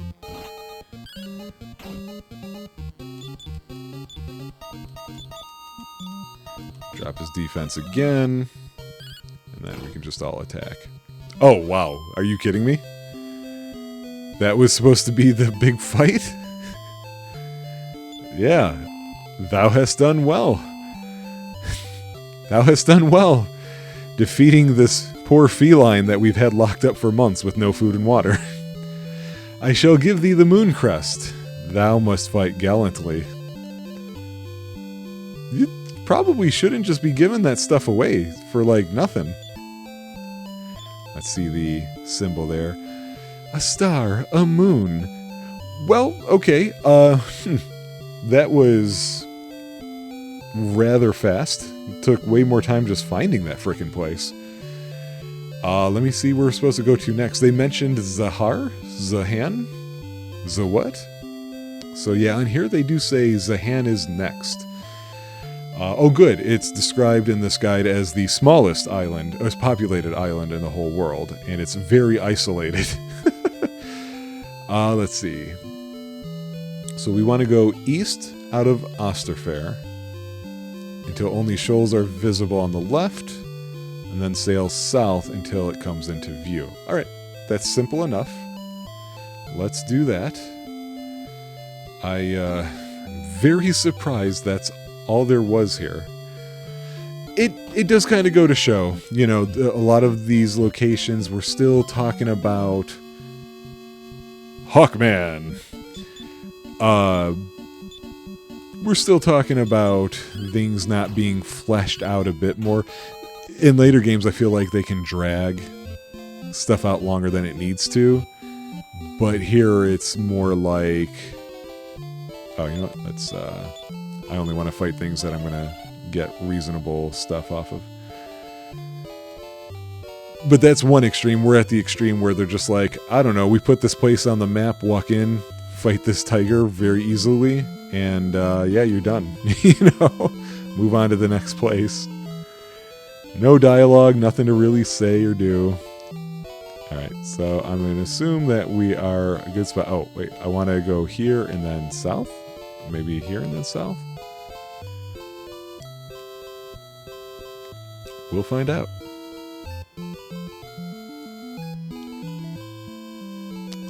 Repel has lost its effect. Let me actually look on the map and just see how far away does it look to me. Oh, that's a good distance away. Okay.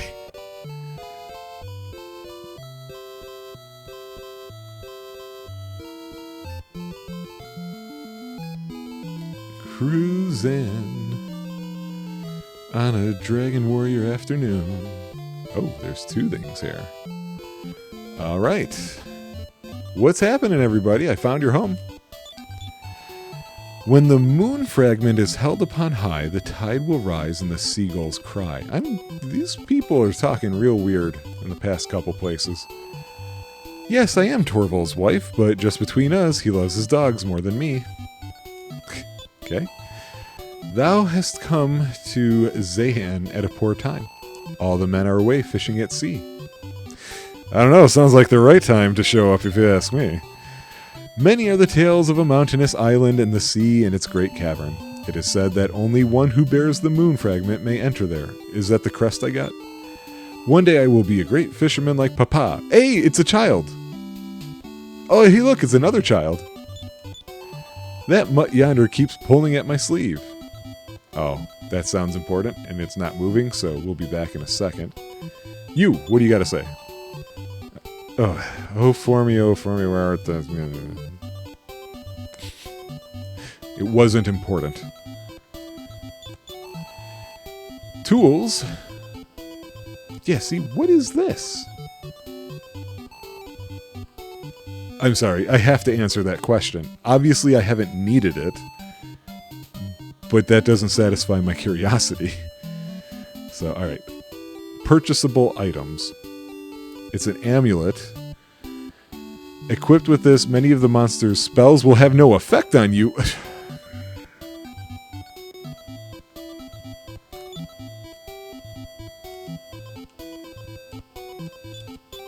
That sounds useful. Uh-huh. He'll take one. And she will, I'm guessing, and I'm not even going to, like, waste time and look it up. I'm guessing I can't put one on my other guy because we've got that cape.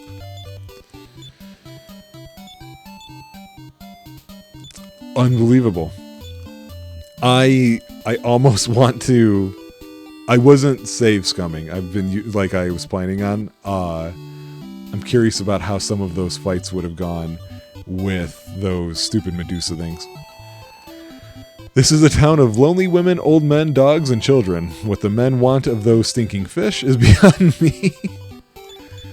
So thou hast heard of the sinking of the Relentless. Some say that the pirates simply left the plug out, fools. Plug? Is that how boats work? What is with your crazy church?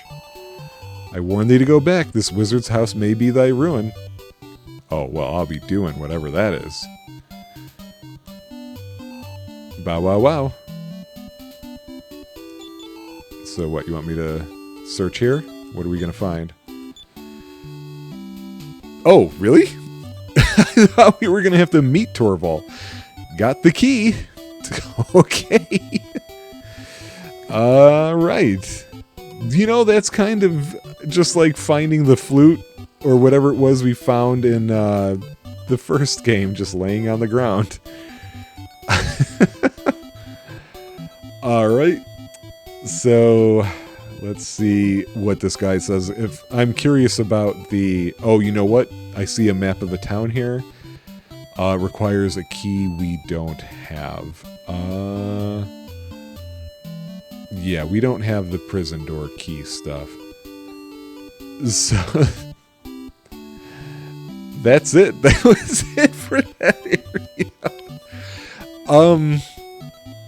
That was supposed to be the end of an episode. So wait, now, you know what? I don't know how much time has passed because, as usual, I forgot to turn on my timer. I turned it on around I think the 15-minute mark. So actually, this is technically long enough for an episode. It's just... I beat up a starving cat, and I found a key on the ground. You know, so like... Who's the hero, really? I mean, come on. So, I don't know. I find that funny. It's very humorous to me. Okay.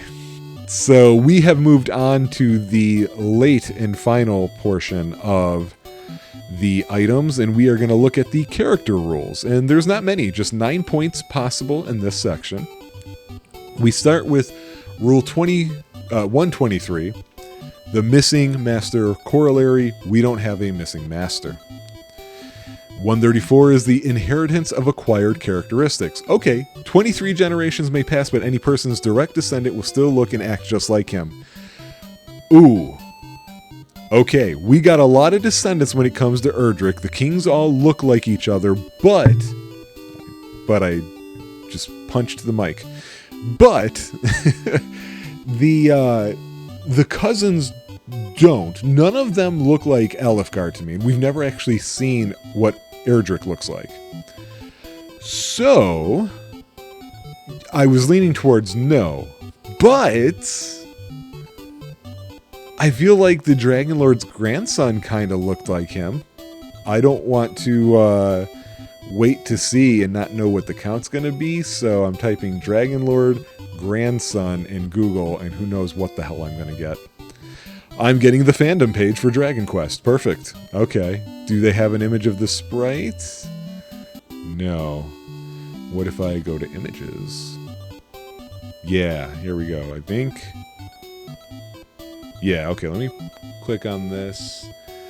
He sure does. I'm going to count it because I think that fits.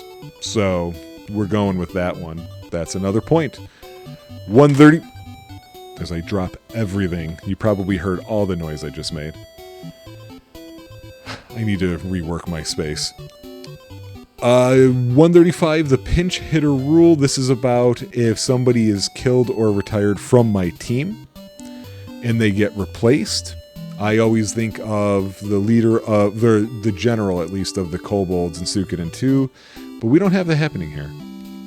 164 is the ladies first rule, which is the villain's attractive female henchman will be the first to jump the villain's ship, but she also won't survive later on.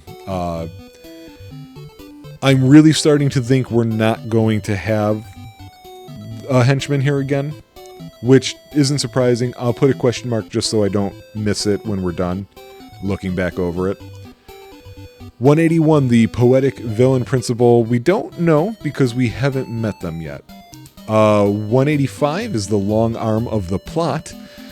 Any bad guys, no matter how far they run, will always end up in one of two ways by the end of the game, obviously dead or on your side. Okay, well, we don't know yet. 187 is about the evil villain having at least two forms. We haven't fought them yet. 188 is In Your Face Jesus, which is basically related to that final boss fight, which we won't know yet if they become somewhat angelic or heaven-like despite still being the villain. So the last rule we need to count for on this episode is 189, which is the moral of the story, which is that every problem in the universe can be solved by finding the right long-haired pretty boy and beating the crap out of him.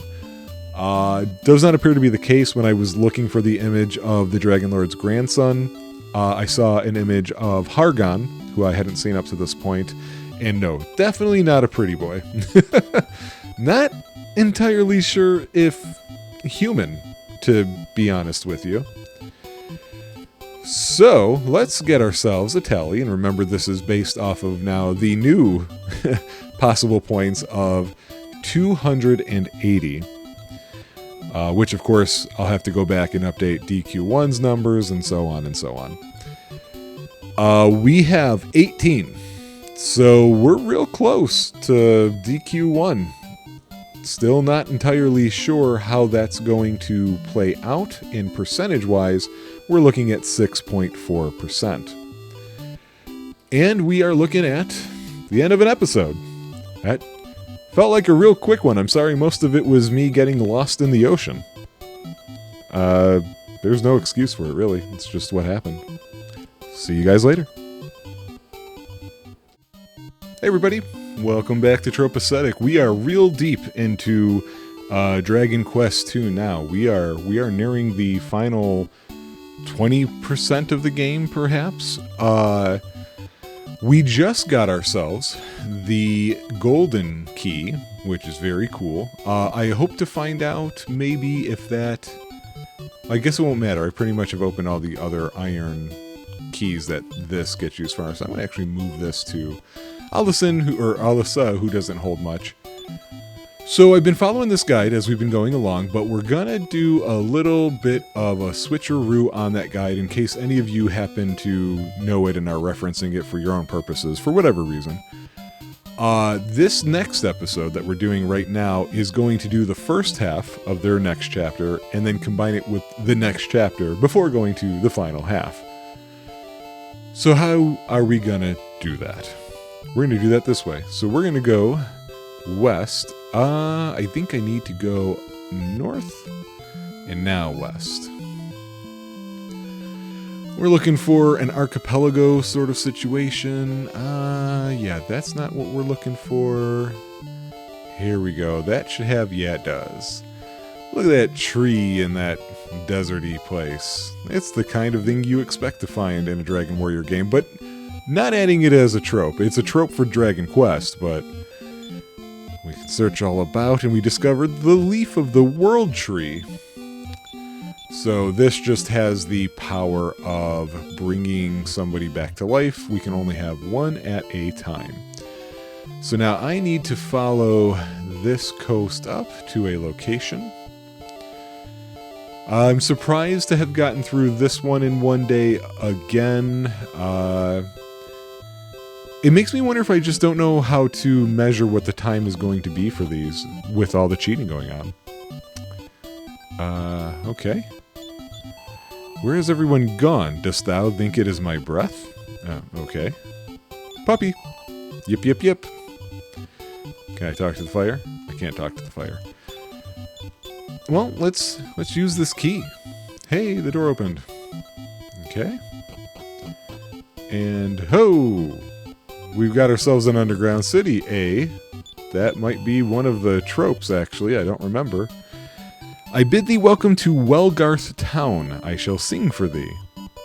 Well, if that guy knew this town was here, how did he not know it was underground? Excuse me? Oh, that was weird. Oh, he was in the way. Okay. For the finest water-flying cloth, I recommend Don Mahoney, who lives in Tuna Town. Okay. I think we did hear about that before, didn't we? What you got, equipment guy? Whoa, a light sword, a mink coat, shield of strength, still just iron helmets. Alright, let me do a little look at the list here, see who can get what, because it's just faster and easier this way. So let's take a look at the weapons first. So we've got the light sword. Okay, here's the light sword. You can cast Surround with it, which is interesting. Looks like only me. I guess in the remake you could actually give it to somebody, to Lars here, but only I may have it. No, I think I'm out of room. Oh, that's a nice little boost in power. Okay, I am happy to have it. So there goes the Dragon Killer. We didn't know it for very long, did we? So that's it for those. Mink Coat, I know, is going to be for, what's her face? You know the one. The princess. However, I'm not going to do it because I actually already know that, that water flying cloth thing is getting to be it's either going to be this episode or the next one that we get it, and it's essentially like her best thing, so why bother? I mean, it's not like I'm losing money anyway, but it's also why bother. The Shield of Strength can be used to cast Heal More, but it can be used by the two dudes, because men use shields, not women. That's crazy. Women have to fight in chainmail bikinis. It's the only way they know how. Alright, let's shield up. I'm surprised we haven't seen more in the line of helmets. Oh, he can use the Sword of Erdrick? Oh, no, he's just holding it. Okay, no, put the Iron Spear back in your hand. Yeah, boy, Lars sucks. I don't think she's got anything, but I just want to make sure. Okay. What can we dump? We can dump the heavy steel shield, which we had strength to hold that up at least.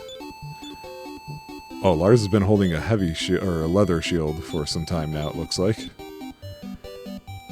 Okay, and how's Alyssa doing? Okay, looks like I can't believe she's still wearing clothing though. Wouldn't likely happen if you played this normally. Oh, right, yes. Okay, this is why I'm splitting it up. Looks like a little goof here. So thou hast heard about my wares? A bit expensive, maybe, but such fine craftsmanship. Will thou take it? Yeah. Tell nobody that I have sold it. Who shall take it? I shall take it. With my compliments, here is an extra lottery ticket. I know, I didn't want the lottery ticket even. It's the jailer's key. That's why, so what we're going to do is we're going to finish up Welgarth here, and then I'm going to move us on to a sort of key opening extravaganza. Tell me, did thou come to buy the jailer's key? I did. I heard that it is sold here, but perhaps that is a lie. Yeah, probably. Don't know anything else about it. Oh, hey, look. That's another tool shop. That's 3 shops. There was no requirement to visit all of them. We got a story here. Let me tell thee, Hargon is a master of disguise. But if thou hast the charm of Rubus, thou will see through the deception. Ooh, I wonder what he's going to be dressed as. Okay, this, I can finally answer my question. Does the jailer's key work on that? No. What about the golden key? No, you do have to use each... Oh, that's not cool, guys. That isn't cool. What do you have to say? How dare thou enter a lady's room unbidden? I was unbidden, but twice shy. I know nobody laughed at the joke. It wasn't funny. None of my jokes are funny. It is said that the greatest shall fall by a spell of his own devising. So we need to reflect the spell back at him. There is an isolated valley northwest of the town where once a road led to Rhone. All roads lead to Rhone. Ooh, I couldn't get that one out. Bum, bum, bum, bum, bum. I'm curious, can I... Nope. Can't talk to him across tables yet. That does happen eventually. It is true enough, I locked Raj Fastfinger in prison and threw away the key, but he has escaped. Oh, really? Oh, really? Oh, golden key. Man, I can't believe they make you use all 3 keys. I also feel like that's familiar to me for another reason as well. Bling ding? That's such a good, or familiar, sound. Hargon dwells on the high plateau of Rhone. Okay, only one who has the Eye of Malroth can find the road to that place. Suddenly we have like 5 items to get.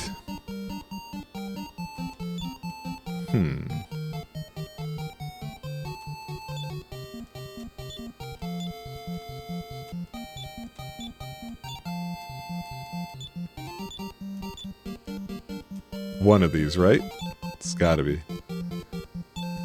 Oh, not status. Oh, what is my problem? This is the cell, I would assume, because it's empty. Huh. Any invisible walls? If I can land in the middle one, that would be great. Invisible wall. You sneaky Pete. Curses, I am found. Yes, I am Raj Fastfinger, and here is the Watergate key. I didn't even know I needed a Watergate key. Okay. Right. Stuff is happening. We're getting stuff done. Dude, out of the way. This feels like this is a spot too, right? No, I guess not. Okay. Huh. Should I tell this guy? Nope. You're dumb, so that's just how it's gonna be.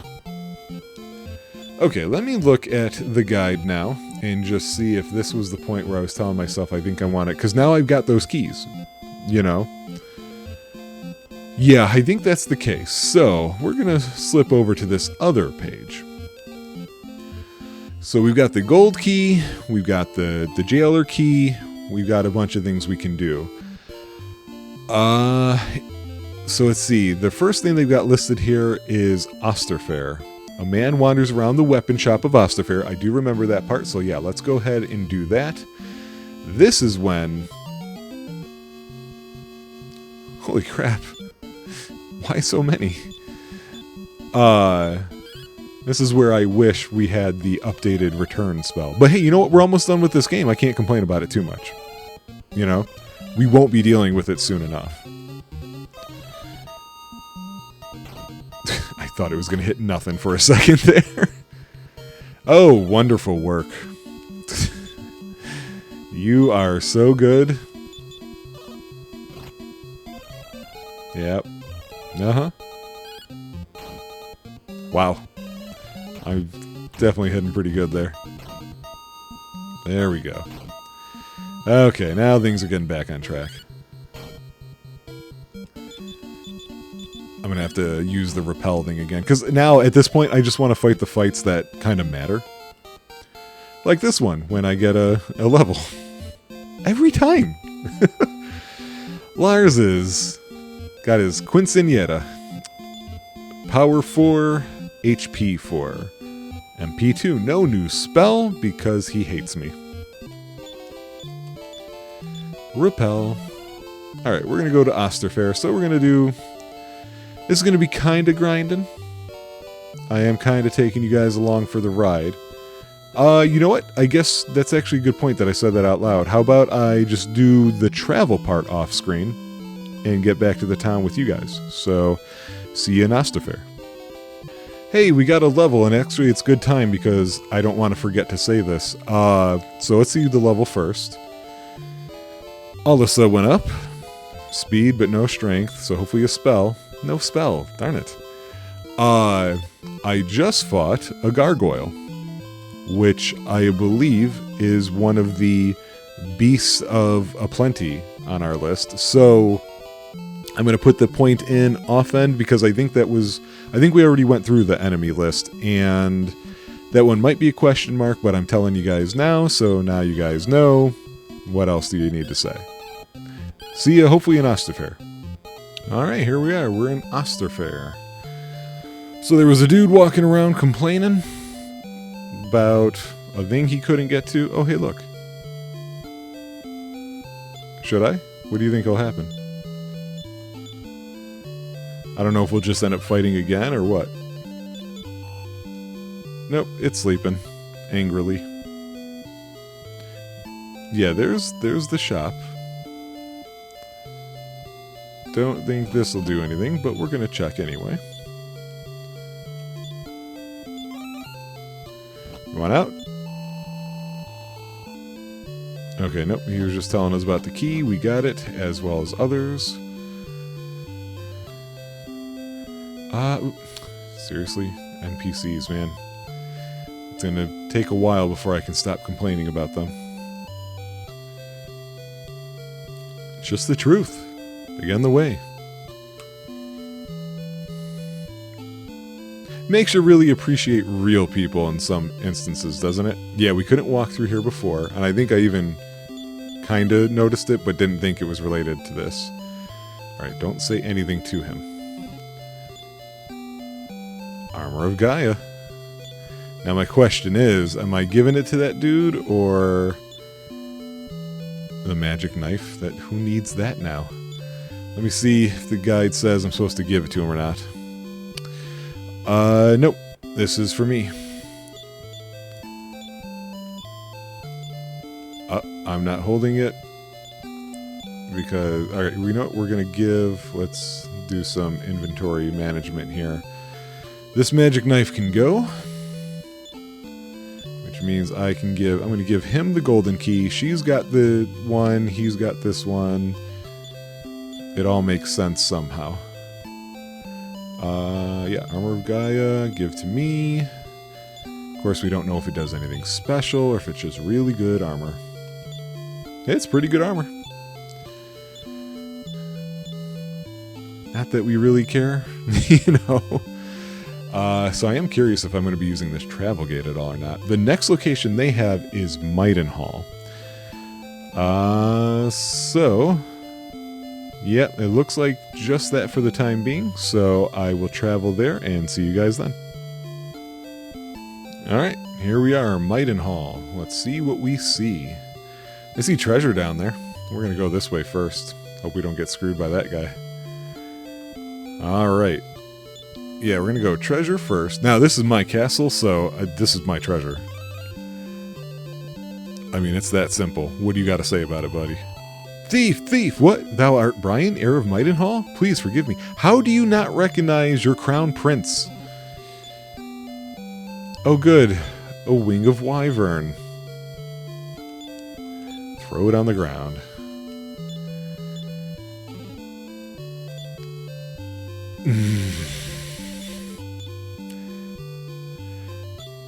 Now, I know by this point there's no way I would have been excited about medical herbs. The token of Erdrick. Okay. I wonder what we're going to use that for. Okay, it's a... yeah, thank you. And an empty one. Boy. Alright, let's use this key. That's the wrong key. We need to use this key. We were probably supposed to come back here earlier. Whoa! Great. Let's try that again. Wait, so is that just an exit? No, there was a way to walk up. That's what it was. Okay. I'm like, that doesn't make any sense to me. Alright, let's use the silver key again. Try not to walk outside this time. I don't care. Yeah, you... oh. Okay.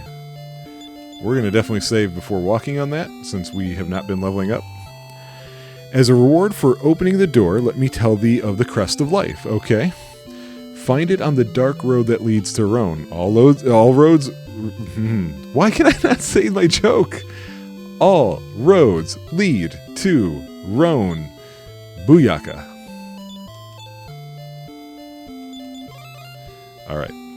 We're going to save, in case this is a one-shot dealer here. 56, 45, 42. Oh, okay. I was overly worried. What's this dude gotta say? Ow. Oh, that hurts more than I thought. I misread the screen again. Would thou allow me to escape and tell Hargon many tidings? Oh, but thou art such a fool. Oh, we're fighting. That is one evil clown. Just in case you do that, might as well take the free opportunity with the MP. Or not, we can just kill him right off the bat. He had a treasure chest. Lars is opening it. It's the Staff of Thunder. Okay. Let's heal.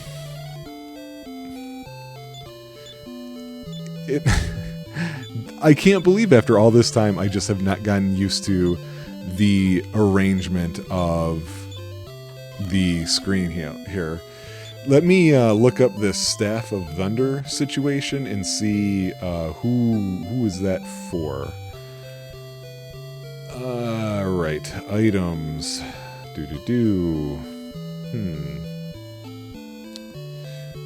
Here we go. Lightning Staff, or Staff of Thunder. When used, it casts Infernos. M, C, and P.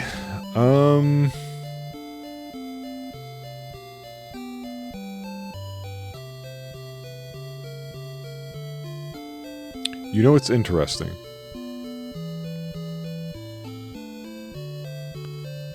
They actually don't mention it in this unlocking door section. Unless, I wasn't reading through it this whole time. Maybe... No, that was the jailer's key. They should be mentioning it here. So let me take a look at the stats of this thing. I should probably give it to the princess. That just seems like it's best for her. Because what is she? That's the wrong one. What is she using as a weapon? Oh, the wizard's wand. Yeah, I mean, it doesn't make a huge difference. She could already cast that spell. So, no, who cares? Huh. Okay. We're gonna sleep after that. Oh, wait, what? Really? Do I have to do it this way? There we go. Yeah, we're definitely gonna sleep because that hurts, walking on there. I know later on you get, like, Stepwell, which lets you do that without any problem. Not this time, however. So, let me see where we're gonna go next before I disengage and come back to you. Looks like there's a couple of things. Oh yeah, Tantagel. We gotta go talk to that king. So, I will see you in Tantagel. Okay, well now. We are here in Tantagel. There's 2 doors I remember here. We're gonna check them out. This one is not the king one, but we'll see who is here. Oh, it's a shop. This is a sewing shop, true, but I do not have the Dews yarn. Dost thou seek the Dews yarn too? I do now. Alas, I have no more of the Dews yarn, but I know where thou mayst seek some. For it is a substance made of wind and water, and it drifts aloft until it lands on the 3rd floor in the north tower of the Dragon's Horn. It's very specific directions. Oh, you know what? I never thought about that. We went in the southern tower, and then we land outside the other one. We don't actually cross into the first one. I did not think about that. Alright, you, back to work. So thou hast come even here to this simple room. I cannot help thee, my hope fled long ago. Seriously?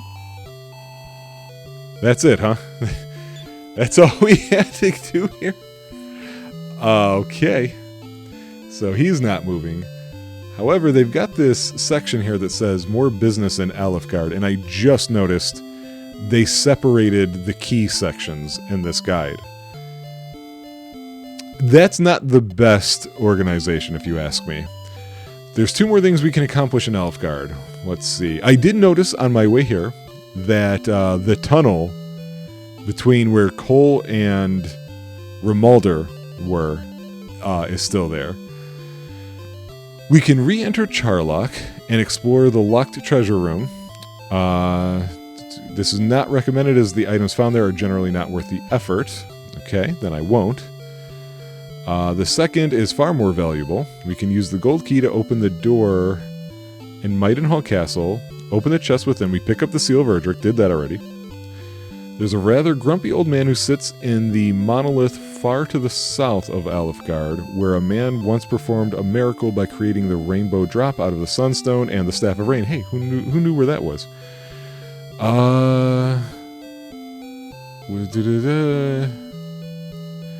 My problem is... Oops. I didn't mean to do that. My problem is I don't know where they're talking about. So let me pull up the map. Because we're here. There's the lighthouse.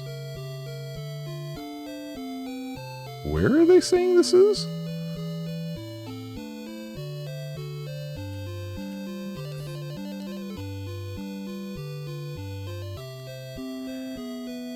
Far to the south of Alefgard. That's not any more helpful.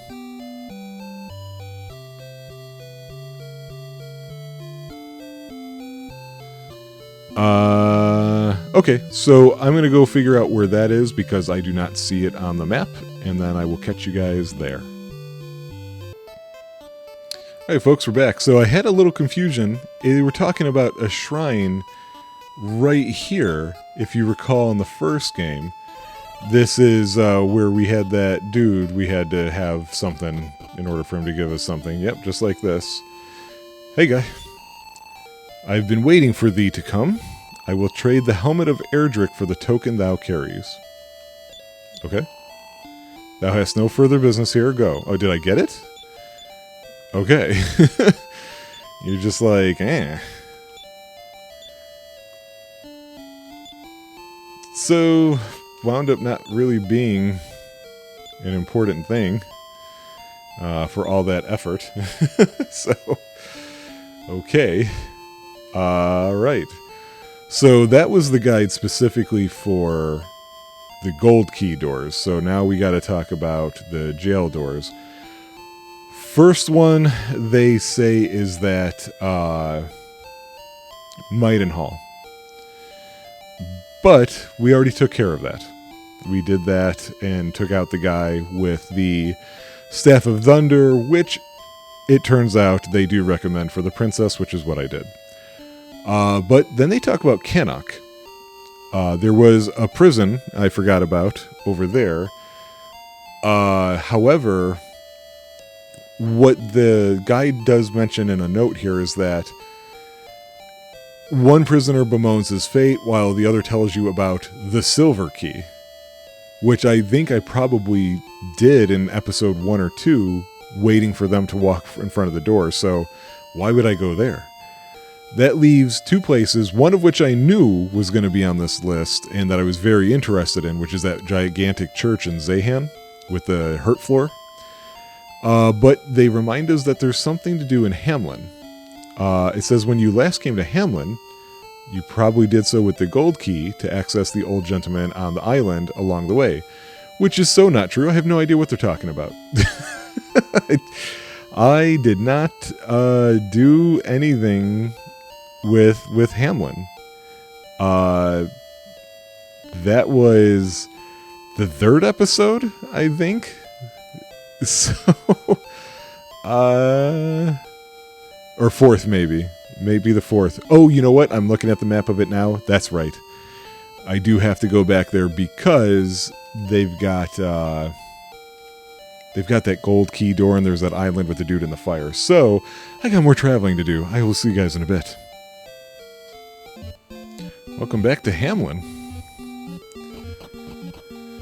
I forgot to mention in between the last break that I did decide for fun to walk to that shrine on Elfgard because I noticed on the boat that there was that tunnel. The tunnel is not recreated at all, if you're curious. It is just a straight line tunnel. So, some weird enemy combinations there, though. They were mostly easier enemies, but from like early on, but with two things that was triggering a battle even with Repel on. Alright, so...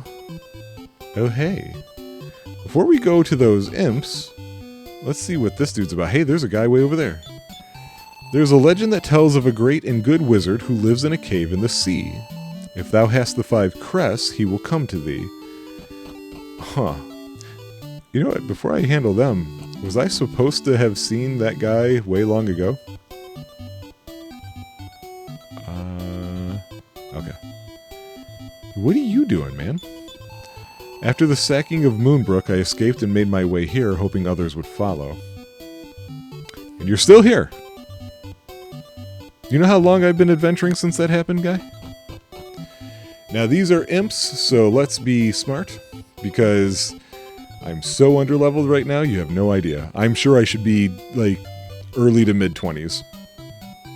That's my guess. Okay, what are you doing? It was a fight.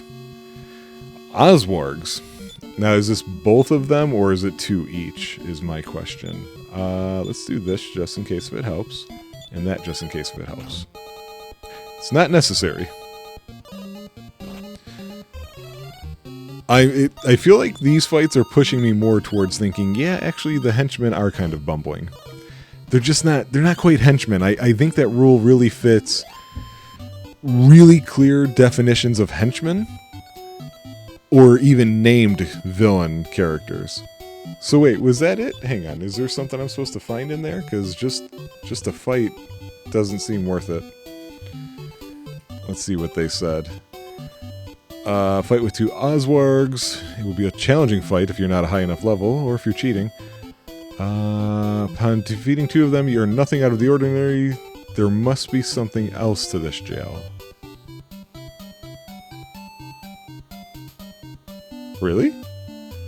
What else is there to this jail? And it's weird that they don't say. Let's search these spots. No. Oh, what the hell? Tell a guy. Guide? There we go. A crest that they did not name. Like, for real? It's pretty crappy. That's some Final Fantasy IX Brady Games play online BS happening right there. Not cool. Alright, so the last part of this section and how we're going to end this episode is going to be to go back to Zehan. Because according to this, there are 2 items, one on the left and one on the right.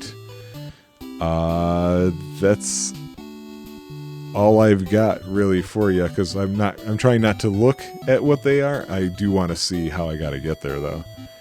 Because I don't know at this point where we're at and where that is. How did I get there in the first place? I would have done this guide slightly differently regarding these keys. That's all I can say. So I will see you when I get there. Alright, we're in Zehan. I do not have the spell to protect myself from this. What is happening? That was weird. Got a little hitchy there.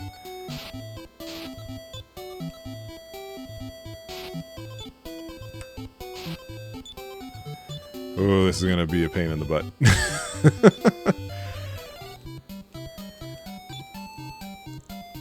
I know you guys are actually probably thinking, isn't there a spell of some sort, or not a spell, I'm sorry, a cheat of some sort that lets you do this? And the answer is I don't know. I did look at one.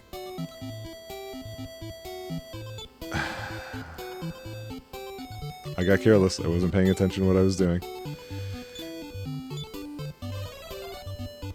I have that leaf. I'm just going to use it. That'll also... Whoops, not item. Well, not yet, at least. That will also... Oh, because it didn't heal me all the way. Haha.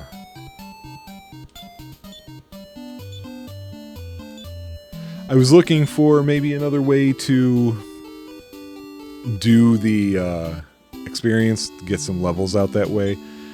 But I found that the answer is not really. There were some that were the character-specific ones that just straight up say max out their level, like instantaneously. That sounds like it's going to break something, you know.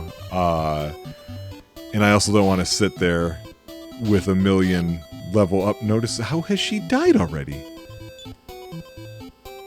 That took fewer steps. I might actually look to see if there's one that protects me from those, so I don't have to bother with it.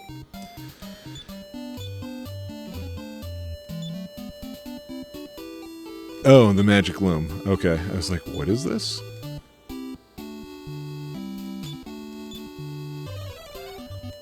It doesn't seem to be hurting me as much as it was her, and him as much as it was her, so... I wonder if that is somehow tied into the equipment we're using. That would be strange. I wouldn't expect that. So let me take a look and see if somebody's got a, don't get hurt walking on stuff thing.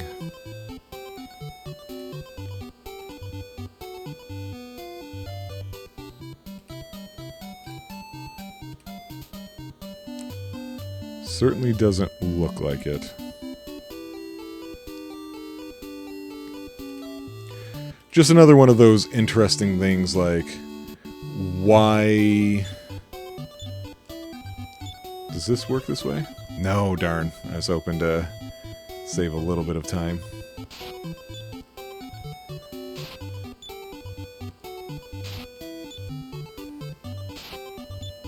No, it seems to be about the same damage. Whoops, yeah. Oh, crap. I did save before I came in here. If any of you are curious about whether or not I did that, the answer is yes. The plan is to make it out of here alive in sleep. Nope. That's, you know what? It's actually fine. That's why I did this. Huh. Alright.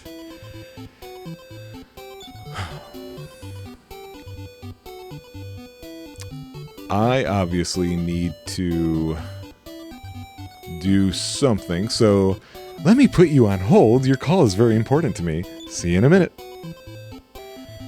Okay, I really have no idea how any of this is going to work, so here's what I did instead. I didn't do the max experience thing because I just feel like that's going to be really broken and messed up. So I'm waiting for Repel to wear off. There we go. And I got something that was just labeled Awesome XP after battle. Yeah, that's right. That's all the information it gave. So now we're just waiting for a fight, and we're going to see what in the world happens. Okay. I'm going to have him on him. You can at least take him out with this. Wait a second. What? Ooh, that doesn't look good. Not sure what to expect.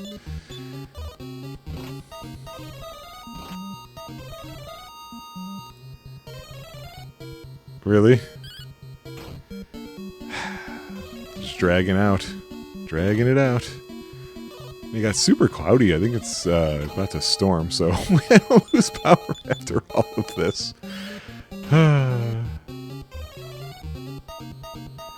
So I'd like to finish up this last part, so that's the end of the episode, you know.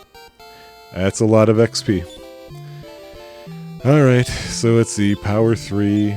That's all we really care about with him. Here we go. We're going to sit through this, guys. Lars, Power 5. Did he get a spell? Nope. Alyssa. Did she get a spell? She did. Okay, you know what? That wasn't too bad. I thought it was going to be a lot worse than that. Oh, wait. It was her who got it. What did she get? Was Surround what's new for her? I don't recall what she had. But hey, this beats the other idea. Oh, great. They attack first, they can stop all the spells and drag this fight out.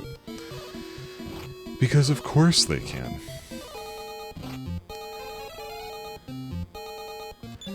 Nope. You attack them. They can attack this. Alyssa.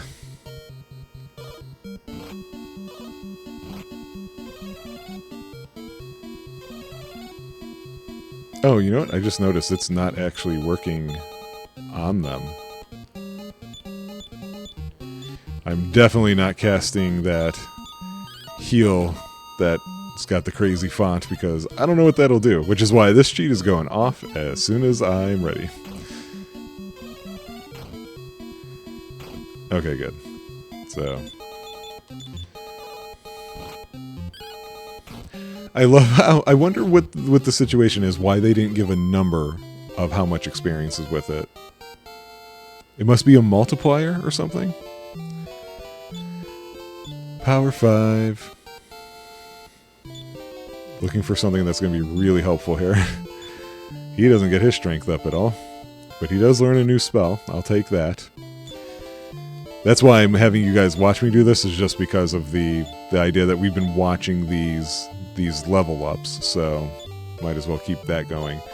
So he got a spell this time. He got Step Guard. Okay. So I will turn this off and be right back. Okay. We are going to sleep, since we did just go, each went up about 2 levels, it looked like. Just might as well. Because if for some reason it doesn't work out, you know, we got other problems. So so I don't know if I have to be right up against it here. There are so many sprites on the screen. I think that's why it keeps doing that.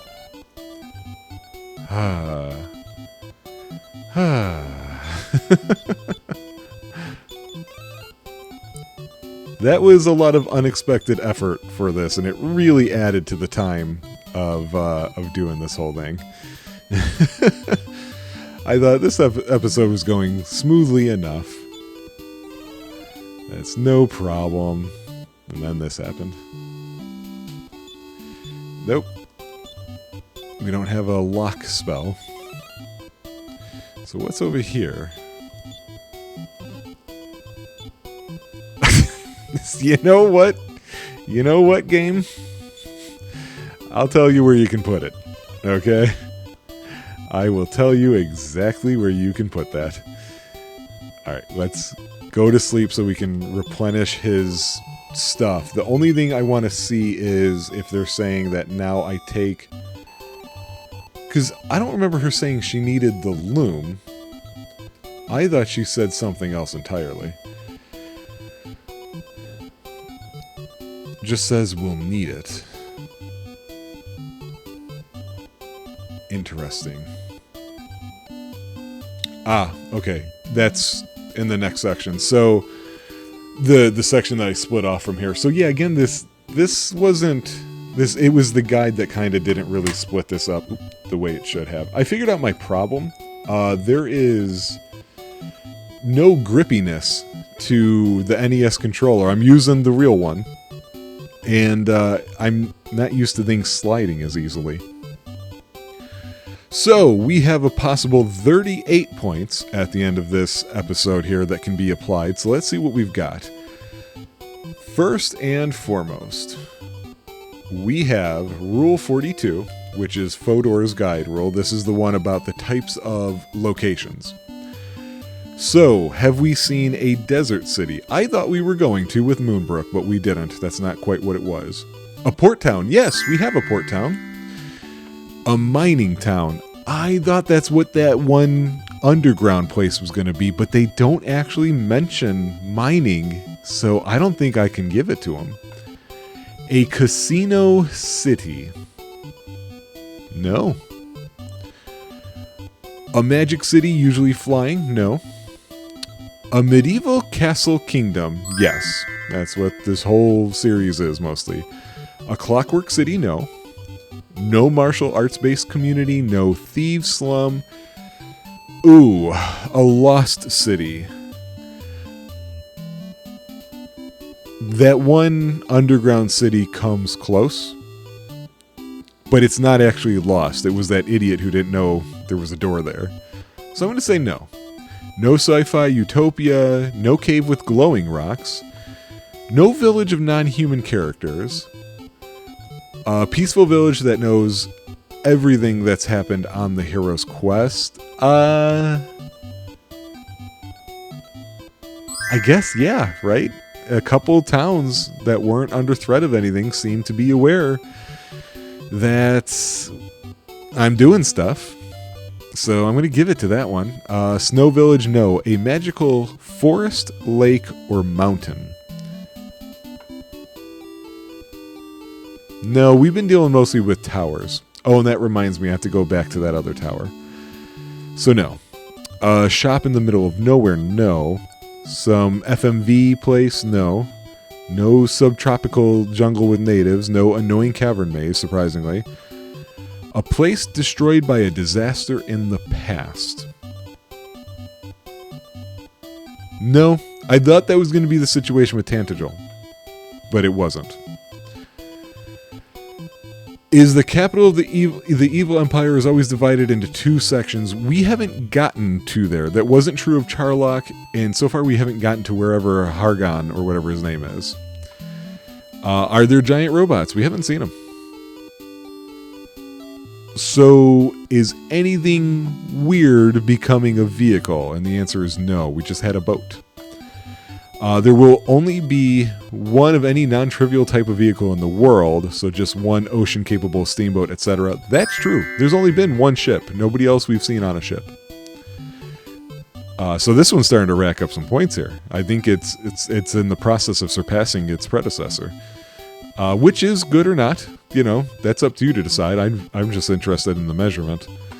Third law of travel is, okay, we got a long one here. So it's the only way to travel by land between any... I just lost where I was reading. The only way to travel by land between different areas of a continent will always be through a single narrow pass in a range of otherwise impenetrable mountains. But that's travel by land, okay. Usually a palace or monastery will have been constructed in the pass, entirely filling it. In some cases, a cave or underground tunnel may be substituted for the palace or monastery, but it will still be just as inconvenient with the added bonuses of cave-ins and nonsensical elevator puzzles. I might have given it for that tunnel in the first game, and that one's here in this one too, but that was just to get a helmet, so that's not critical. Then we had the other tunnel that we went through. I don't feel like it fits. I think they're talking about a location within a location, or a pathway. I don't feel like we had that. Fourth law, 3 out of every 4 vehicles you ride on will eventually sink, derail, or crash in some spectacular manner. Doesn't look like it. I don't think our boat's going to sink. I could be wrong. But we're going to proceed on to the 5th law, rule number 69. All vehicles can be driven or piloted by anyone. The main character just needs to find out where the bridge or steering wheel is, as he already knows all of the controls. So, yes, we did just take on this ship, and we have no reason to believe we have nautical training or experience, but I think this requires you as the character specifically going up to the controls. Final Fantasy 6 and 7 come to mind. You go up to the controls, you press the button, and you go for it. Especially 6 more than 7, because 7 has a pilot. But I'm going to say this one doesn't include that. For all I know, we have some seafarers with us on this boat. 70. Nobody gets to own a cooler ride than you. If you ever do see one, it's one that you get. Nobody has a cooler ride than us because nobody else has a boat, but I think in this case, for this to be true, we have to have actually seen a cooler ride than ours, meaning we had one, and then obtained that, which isn't the case here. No shortcuts ever with the 8th law of travel unless you are forced to take them, in which case they will be much longer or more dangerous than your original route. That is somewhat... It's location and plot based, so no. Well, that about wraps it up for God. That has to do with major deities, which Dragon Quest spends a long time avoiding. Law of reverse evolution. Any ancient civilizations are inexplicably much more advanced than the current one. We haven't seen that. That gives us to the doomed utopia theorem. We haven't really seen an ideal place here. A supremely ultimate weapon that requires you to do hours and hours of grinding beyond just levels? No. Haven't seen it. The magic formula for acquiring this supreme upgrade with the Golden Chocobo corollary will only be vaguely alluded to in the game itself. They're not talking about a literal magic formula there, but just you should know the steps. I'm going to say no. I don't think so. I think that requires a complex process rather than just me searching spots on the ground. 174 Flow of Goods rule. The quality of goods in the world is dependent upon the shop's distance from the final dungeon. It doesn't matter if the town you start in has a huge, thriving economy and is the center of the world trade. It will always have the game's worst equipment, and even if that village near the end is isolated and has only... Yeah, this one for sure has had that feature. 183 Adam Smith's Revenge. By the end of the game, you are renowned everywhere as the legendary heroes. Every surviving government and authority figure has rallied behind you. Blah-bitty, blah-bitty, blah, but shopkeepers won't even give you a discount, much less free supplies for the final battle with evil. That's probably going to be true here, but we haven't actually approached that final battle yet. And then finally, the corollary is that no matter how thoroughly devastated part of the world is, there's going to be somebody there willing to sell you things, like nothing ever happened. Haven't seen it yet. So, let let's get us some updated numbers. So yeah, we have surpassed the predecessor. This one now comes in at 25. 25 out of 280 and multiplied by 100 gives you an 8.9%. So not a huge leap ahead or anything, but it is ahead. And if you're wondering, I don't know how many more episodes we've got left. Not many. I think we're close to the end here. But if you're wondering how many more groups of things we've got to go through, just 2.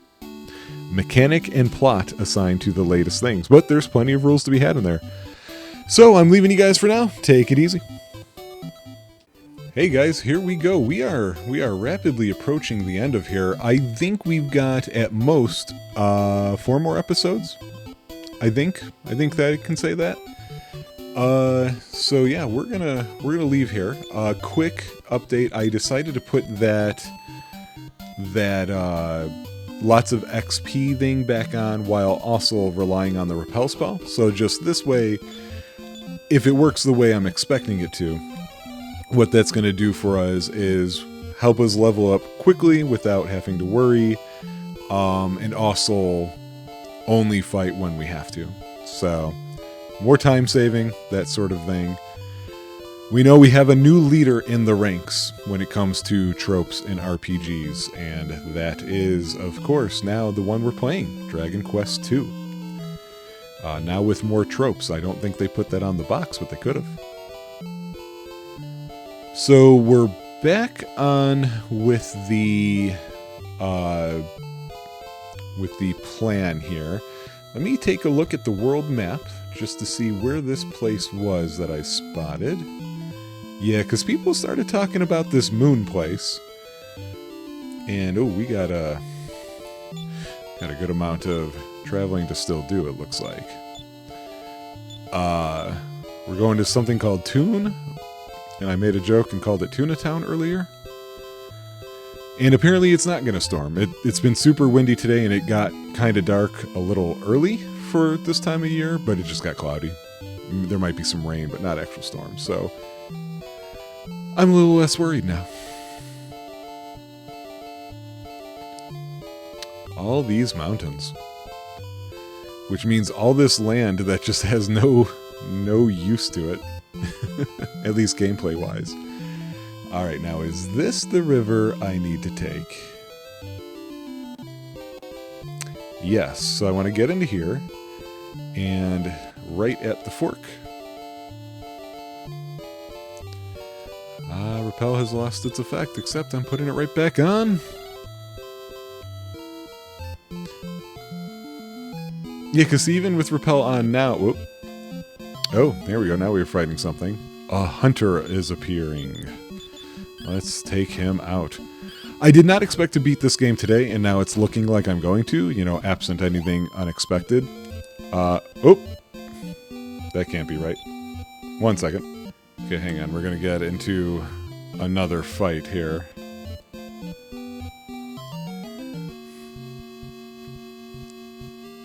A hibbabongo. If you say.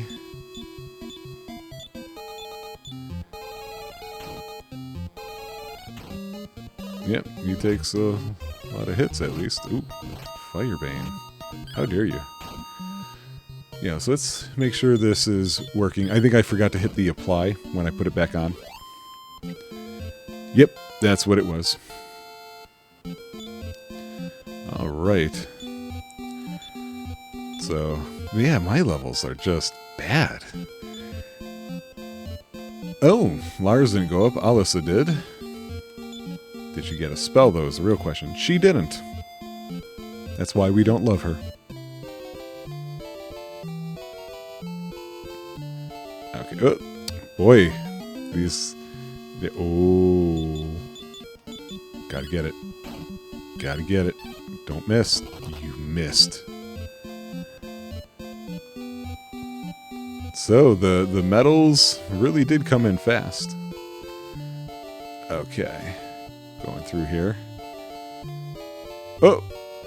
Wait a second.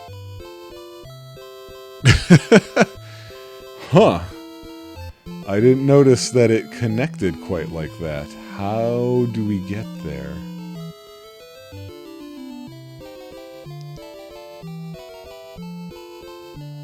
I see. I see. They make you walk it. They make you hoof it. Not even over there. You got to come further down here. Okay, so let me make sure if I get off by this bridge. No, I see. There's another entryway. That river should do it. It's weird that just some letters get rewritten by this weird code. Cannot explain that. There we go. Get rid of that because the previous one we were interacting with was full of annoying status effects, and I'm not a fan. I'd rather them not have the opportunity.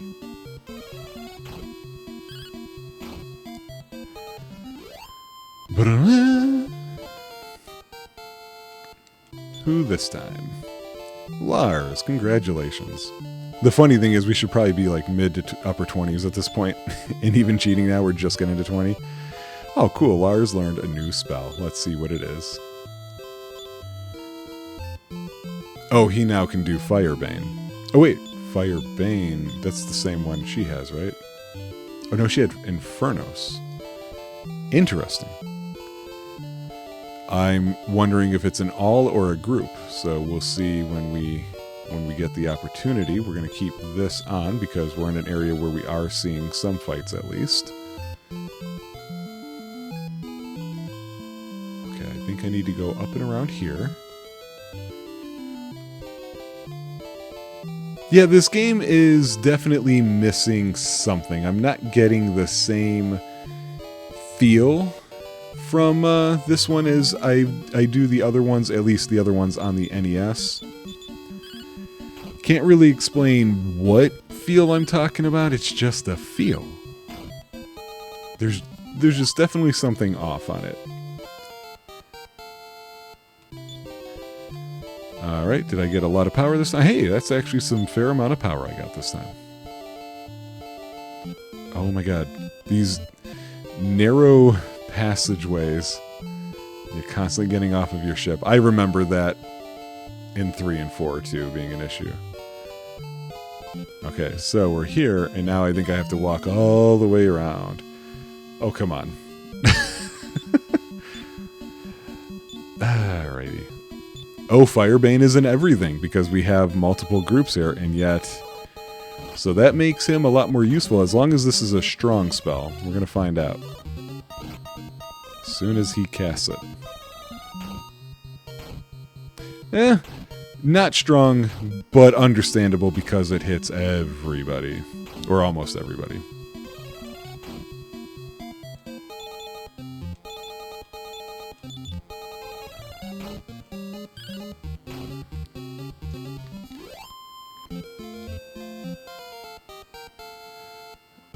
Just going up levels here.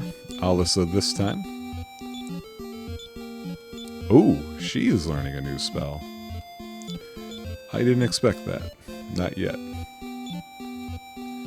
Oh, she learned Heal All. Normally that's, you know, revelatory when you get that spell. But not when you're doing it this way. Just changes how you feel about some things.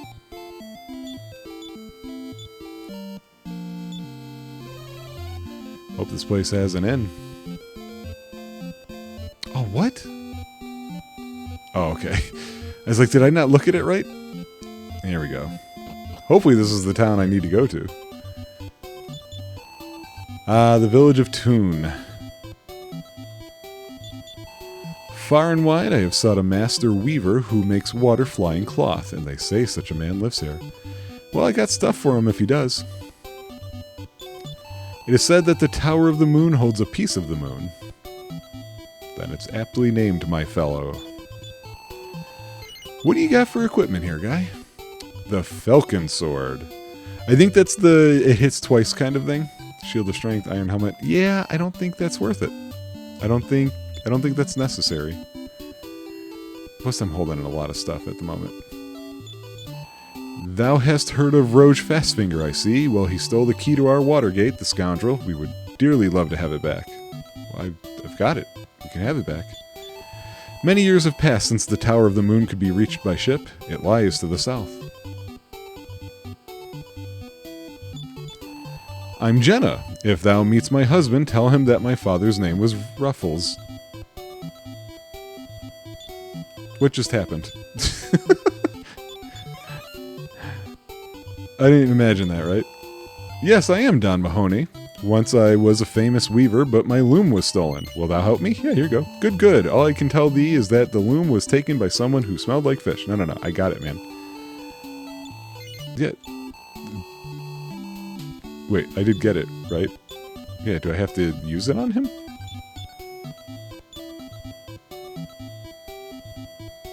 What? Video games. What are you doing to me?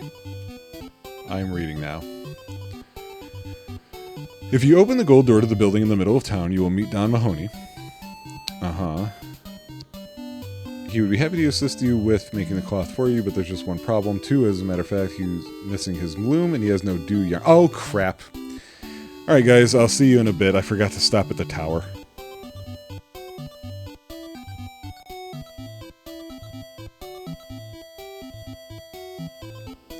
No, actually, you know what? I'm going to stick with you guys while we finish up checking out this town before I leave. Just makes sense to do it that way. Plus, now I'm looking to see if there's a place I can save here. What do you guys have? Nothing I want. What do you say? If the water gate were to be raised, water would once more fill the dry riverbed. Which makes me want... Oh. Yeah, great. Super helpful. Okay, this guy is here. Let's... Can I save with you? No, of course not. Why would you be something useful?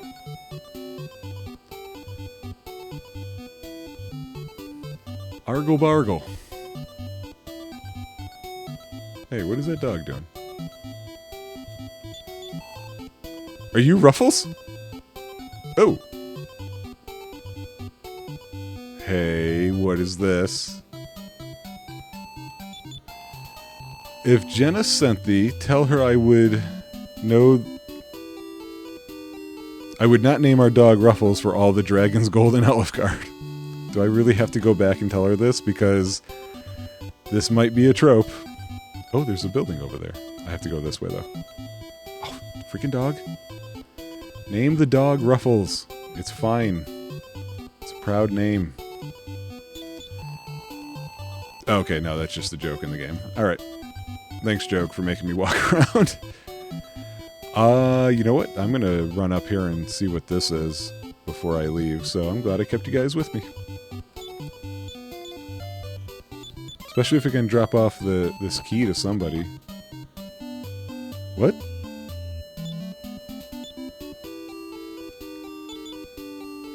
Can I do this? Yeah. Okay. Oh!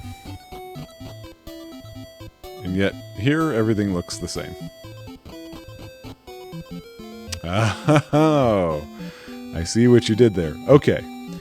So I'm going to pause with you guys. I got to get back to that port town and then to the other place and do the stuff.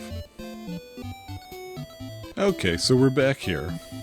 And we have the item. It was a pain in the butt to get because it was a hidden item on a 6-story tall tower with nothing in it except for this item and the fact that it was actually on the 3rd floor because game developers think they're funny. Ah, so thou hast found my loom and the dews yarn too. I shall weave thee a water-flying cloth, but it will take time. Please come back in a day or so. So this is precisely why I wanted to come back here and I cut off some of this because... oh, I forgot. We did go up some levels during it. One new spell, I can't remember it, increase for Lars. That was it. So, when I say they think they're funny, here's what I mean. He said, you know, come back when he's ready and whatnot. So when is he going to be ready? Well, I now have to go somewhere that's not here, because there's nowhere here to do it, to save, and then quote-unquote turn off the game, and then come back on, load the save, and then the time will have been passed. Why? You know, just like, why? And to not even have a save point here? Come on. You know, that is just, it's just asinine, really.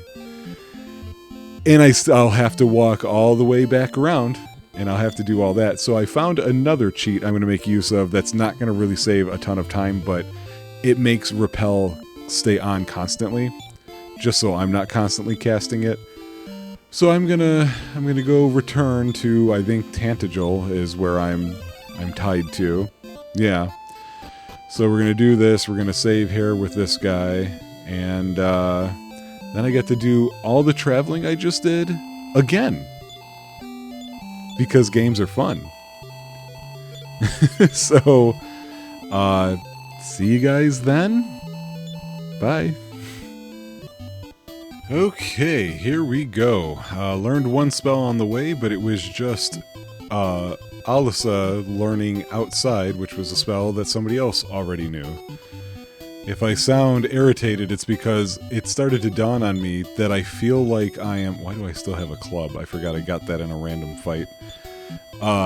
It's starting to feel like I'm grinding. With all of these cheats active, that shouldn't feel that way. Which tells me, oh man, this has to be terrible to play normal. Okay, let's give her... Oh. Wait, did he just give it straight to her? He did. Okay. And then I guess we can get rid of that other thing she's got.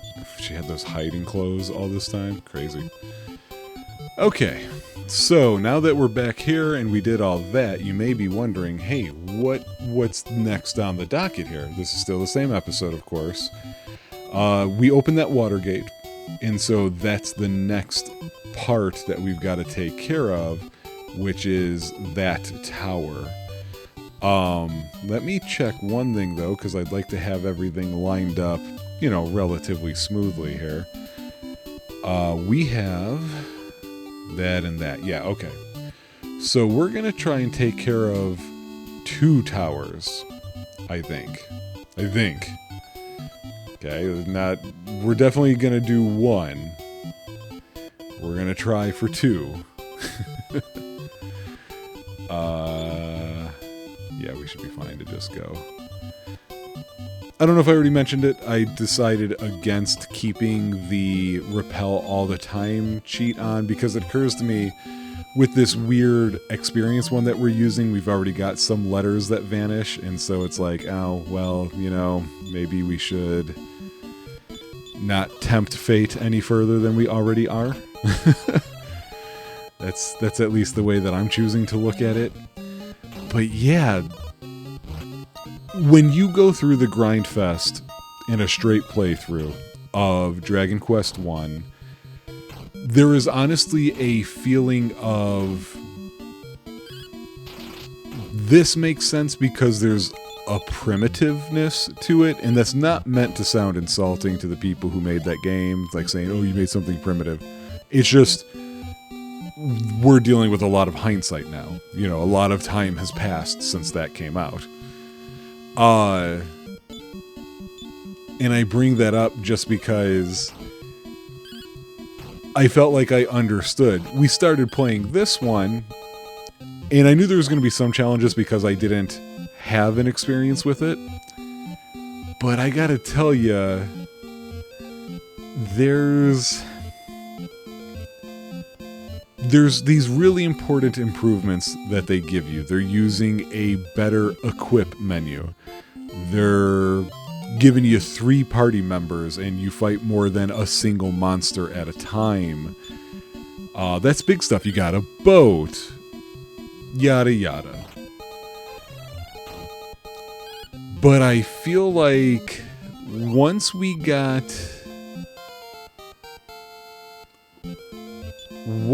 left the visiting of Tantegel the first time.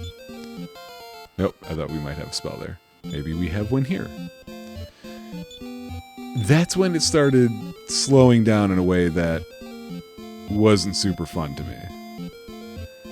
But we were making a lot of progress, some regular progress. I laughed at an episode that it felt like we didn't do all that much. And that leads us here. This end portion of the game, even with all this cheating, just...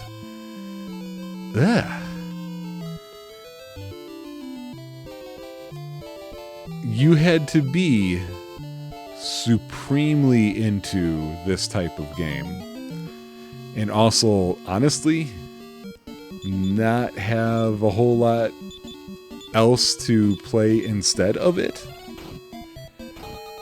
Because I just don't see how you do this and keep your sanity without just crushing it like I am here, you know?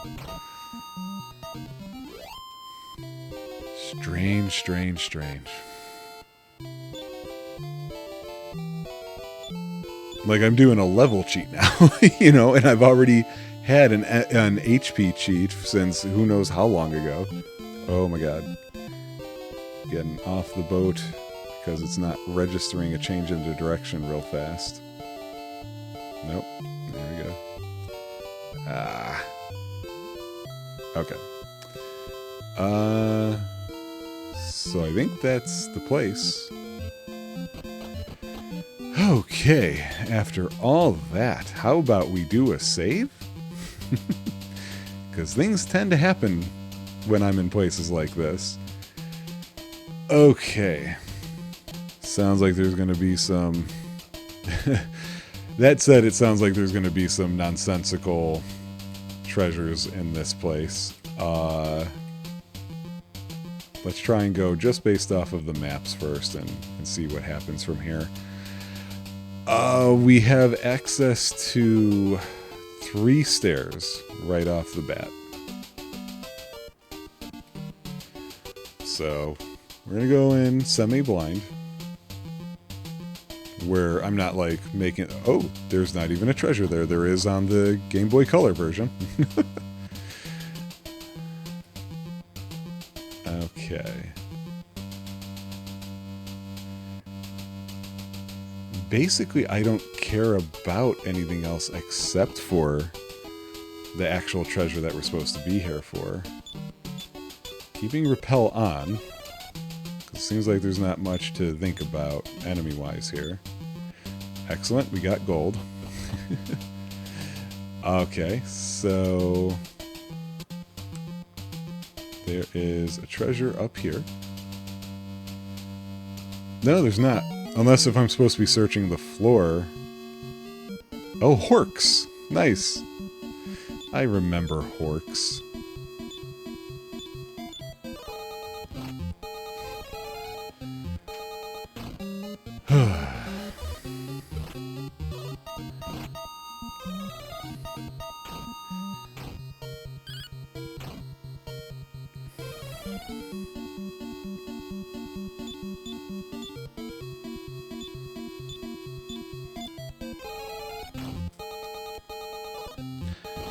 Thought I would have beaten this game a long time ago. Well, not a long time ago, but right about now I feel like I should be facing the final boss and not these tools, you know?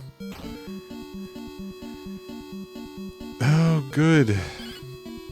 More sleep stuff to make things take longer. And I think that's kind of what's bothering me too, is, you know, there's a question in my head as to...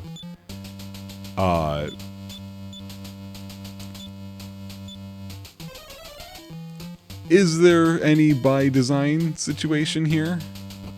If that makes any sense. You know what, actually, hang on. I don't want to, because if I'm starting to get grouchy, so to speak, with the game, I don't want to waste my time in here. So let me see if I can find an RPG Classics Shrine Dragon Warrior 2 map that actually has, you know, labels. So yeah, the only thing worth, it's an empty chest. So there's 6 treasure chests in here, all right? 1 medical herb, 2 gold ones, a bamboo stick, and an empty one. The only one worth it is the Mooncrest one. So I am going to do the backwards thing. I just need to find it on here. Okay, so to get there, I need to go to N and M and L, K and then H or I and J, so no, not I, so H and G and F, and that's actually, is that this one that I just passed by? Yeah, the one that I just went on. Excellent. So I'm actually doing all right here. Amazing. It doesn't normally go that way for me, as you've probably noticed. So yeah, screw those other treasure chests. We're just going for the thing. Makes me wonder why... Ooh, that's the wrong one. Makes me wonder why at a place like Strategy Wiki, I wonder if there was some sort of alternate map option, like a button. I just didn't know I could press it and get the maps that matter to me. I get that people are more likely to be playing the newer one, like, that's not hard to understand. But at the same time, I don't know. I don't know. It's, you know what the answer to this is? It's why almost text only. There are HTML ones, and there have been for a while, but text only walkthrough places like game FAQs just can't go anywhere. We can't let them. They have to be here always. Alright, you guys should just be able to force him out here. And you did. Alright, let's get through here. Okay, so now... yeah, the door I do want to do. I don't know which key that is, though. Let's go with the silver. Yep, okay.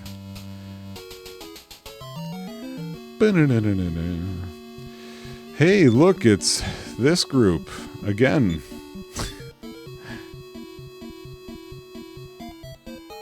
Yeah, why not? Maybe that'll speed it up a little bit. Ah, except then that happens every time.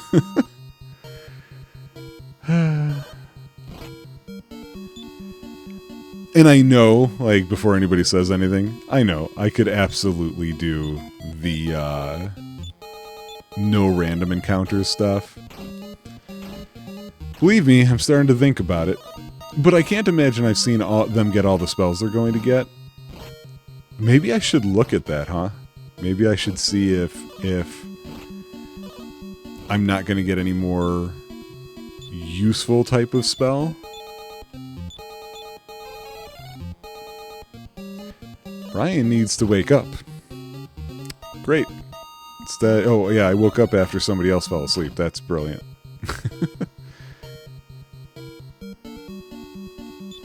I'm so tired of these horks. I need them gone.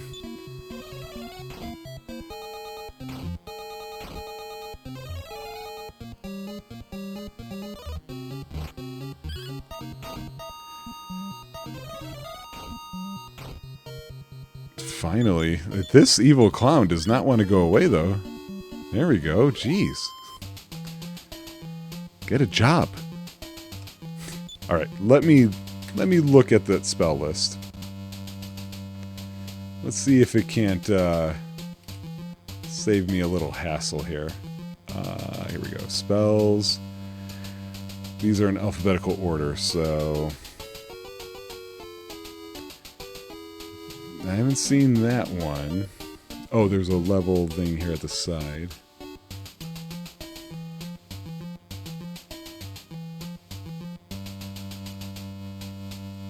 Those don't seem great. They seem weird. I'm not into that. So, uno momento. Okay. I feel terrible for having to do that, but I do feel like I have to do that. That's going to be how I get back to enjoying my time with this game, which is just a sad, sad statement about how I feel how this end game is going. Makes me feel even more and more like, oh, I get why people don't really talk about this one. I'm grabbing this before I talk to that guy. There we go, got the moon fragment. What do you gotta say? As the full moon waxes and wanes, so too the tide rises and falls. You don't say. This was such a messy, chop to hell kind of episode to begin with. Why am I walking?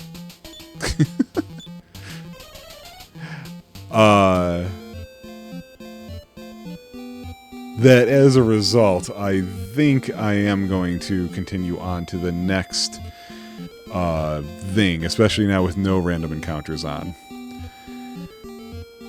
Oh look, the guide mentions where I've got to go and also says, oh hey, by the way, we have NES maps at the bottom section of this one. Come on. I just don't know where this is. So now that I've got the moon fragment, I'll need to figure out how to use it.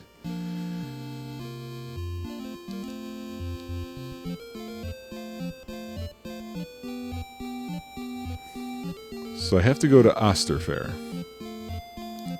So since we're already chopping this up enough as it is, I'll be back. Okay. We're back. I think I'm looking for something around here. Oh, I think I found something around here. So do I use the moon fragment? Is that what the hint was? Oh. Well now. I didn't realize that was supposed to look like it was submerged. That's pretty funny. So we're in the sea cave, which...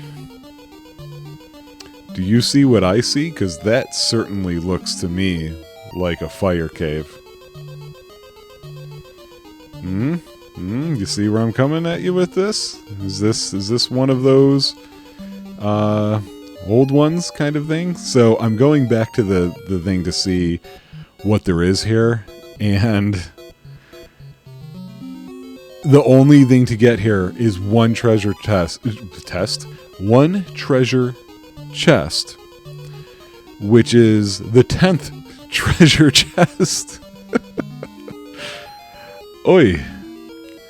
So we're gonna build this backwards. So there's number 10.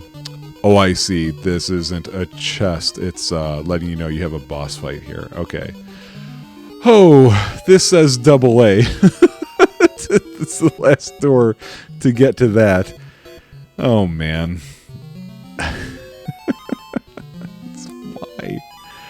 Why? Okay, so there's so many doors close to double A, but this is going to be I'm going to have to constantly cast Step Guard. T-O-N-S? N-S-P-U? T-O-N-S-P-U. Well, okay, you know what? Where are we at? I'm gonna find where I'm starting here. And once I see where I'm at, I can then see how many options I have at first. Where the hell am I? I look to be in the upper right in a lava pool. And I'm looking at the NES maps. Oh, wait. I see where I'm at now. Okay. So, yes. First things first here. We don't have... Oops. Wrong person. First things first here. We only have... Oh, that doesn't even work on that?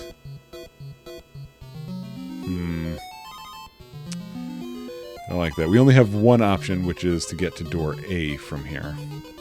Okay. Is that this one? No.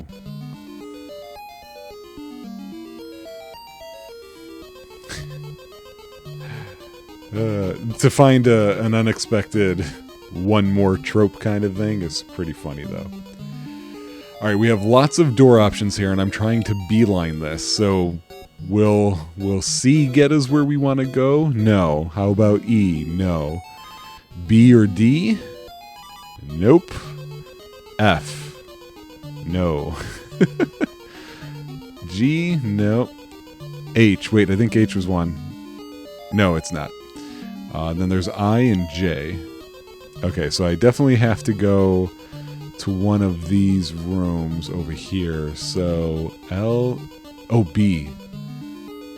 B looks like it gives me a shortcut. It's through fire. But really at this point, what isn't?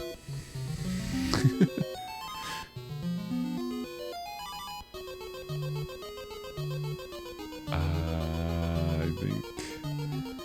think it's up here. So Step Guard does not do anything for me. That is a surprise.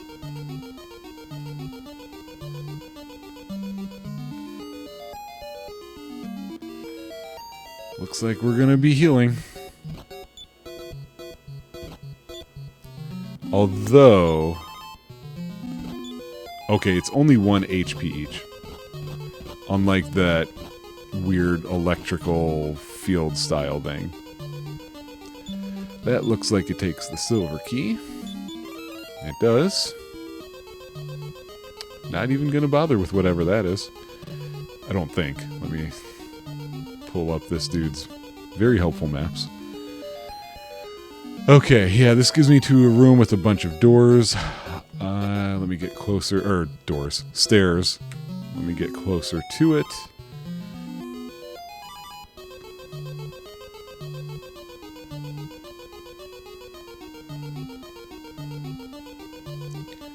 Okay, the question is, which one of these many stairs? Actually, I was going to go for T, which is the one right here, but I think this is slightly closer.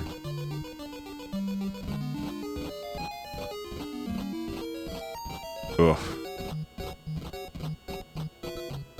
How's the health? We're fine. We're fine. And so this is the room where I think there's a boss fight. I see a person. Is it a real person, though? Such rudeness in a wizard's home is not acceptable. Perhaps I should turn thee into a frog. Oh, they're two evil clowns. Are you really going to believe anything they have to say? I wonder if I can do that to them. And meantime, do this, because I think we were having more success. Yeah, see, they're increasing their defense. I want to do the opposite to them. Might as well do it this way.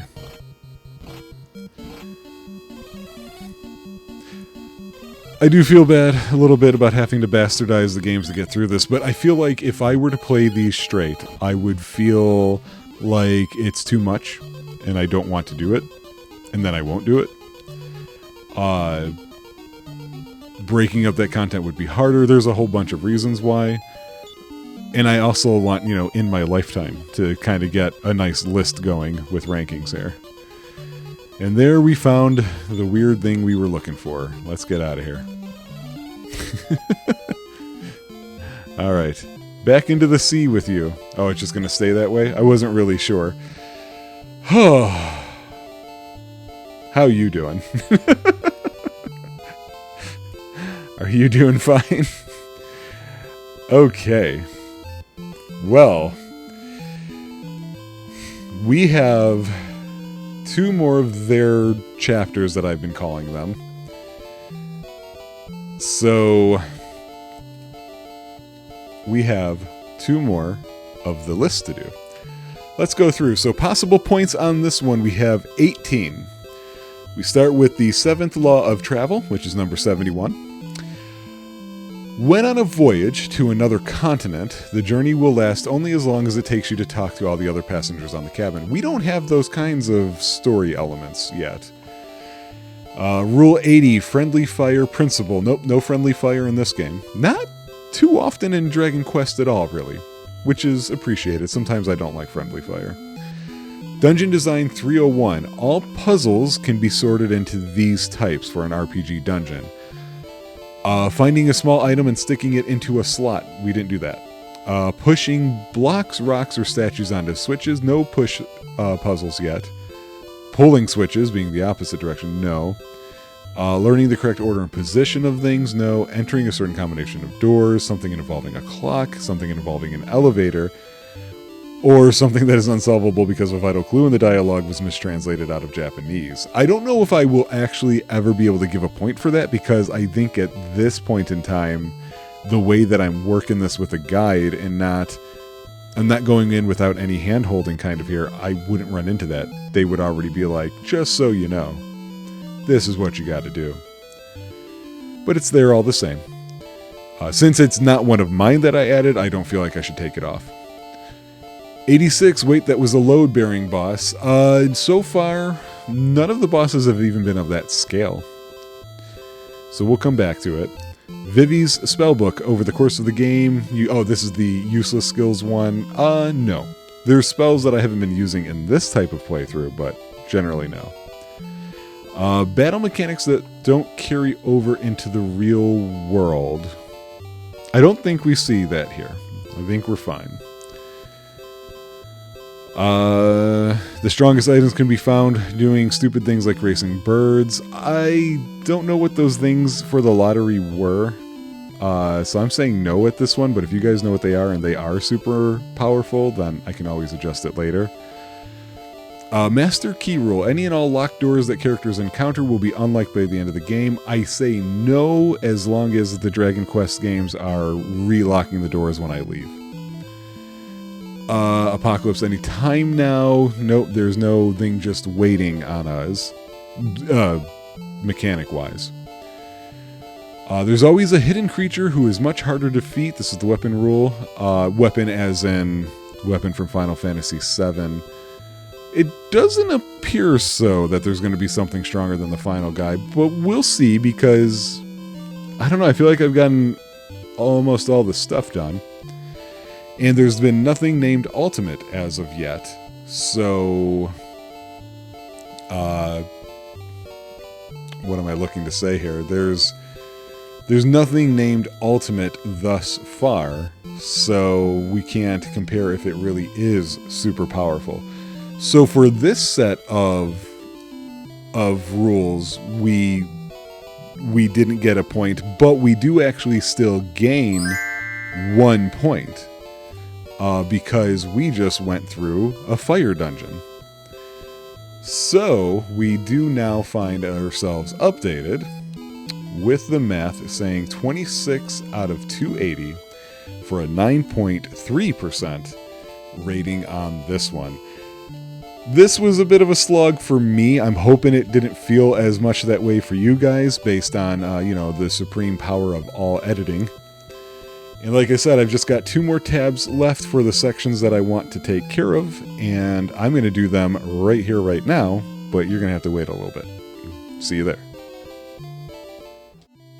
Hey guys, we're back, and we are setting sail back towards the area of Toon, but then we're going to go southwest to a different little continent, and then we got to get on the southwest side of it, it looks like from the map, if I'm reading the map correctly, which is no guarantee.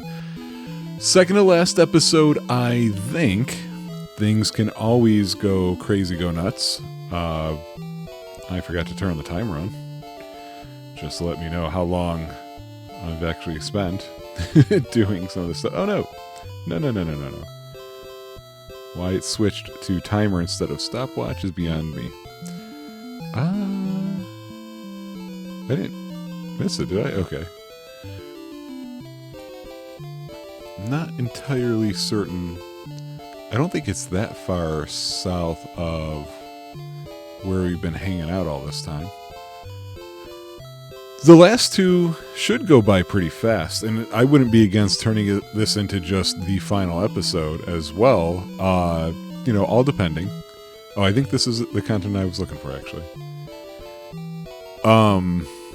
It all depends on how smoothly we move through things, I would say. Which, with a no random encounters thing going on and what have you, shouldn't be too bad. Yeah, that's where we want to go. I think I have to disembark here. Yeah, hey, this looks like Rimalder almost. They've got the same idea. Can a town be a descendant of Erdrick? I see that thou hast faced many dangers, and the greatest lie ahead. Sure. We call this town Biren. Welcome. I seek the Thunder Sword, for one need not know magic to use its power. Osterfair lies far south of Middenhall on a great island. We know. We deal in tools, okay. Yeah, unsurprising that nothing that I'm interested in. What do you guys have here? Absolutely no new thing, which makes sense. This late in the game, I feel like we're talking mostly, what are we going to find? Nope. We're not going to mess around with the lottery. This is a weird town. The leaf of the world tree has the power to revive ghosts. I know. I've got one. I used one and then I had to restart everything. I did read when I was looking to confirm this was where I go next, not to sleep here. Oh, if thy name is Brian, I have a message for thee. Seek the fire monolith and thou shalt find the sun crest. Okay. I guess somebody can get cursed and then you have to use that leaf and what have you, and I just don't want to deal with that. With the magic loom and Dujarn, thou can make the water. Do you not see she's wearing it? Pardon me, good folk, but does thou hast to have the time? Why did I think I said hast? Alright, I gave him the time. What is that about? Thou should see the king of Osterfair for the Mooncrest. Well, thank you. Wait, can I not walk into these? It looked like I could walk into these. Okay. Oh, old man, get off the bridge!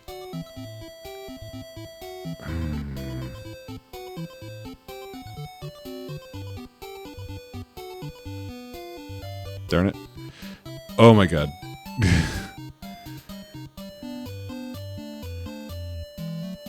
Seriously, random pathways for NPCs are just the absolute worst. There's no reason to miss that. What is happening here? Fastfinger? No, I have not heard the name. I don't like the looks of that floor.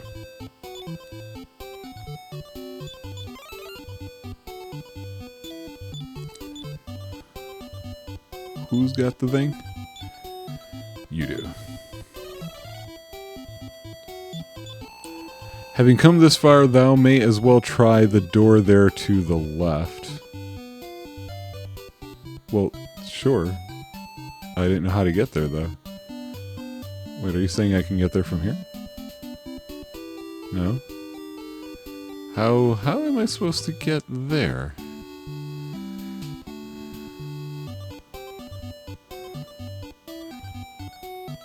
And do I even have to is another question. I'm exiting and re-entering because of that stupid NPC. And by that stupid NPC, I mean all of them.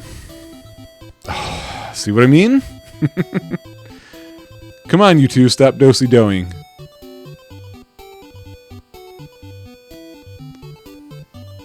Okay, what are all you people? Even here thou can... Oh, might as well.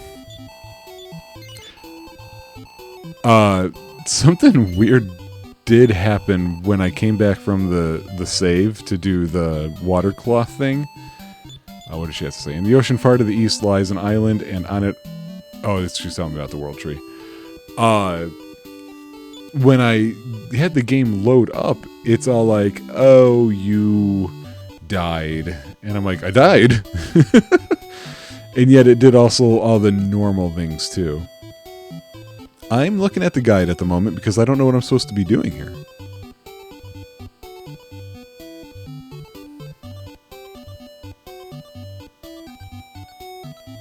Why did I come here?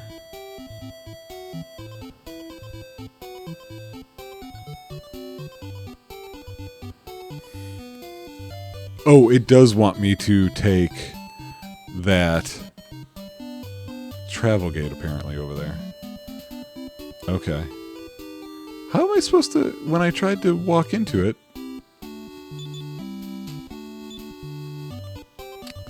Oh, come on. Do you just do the normal stuff?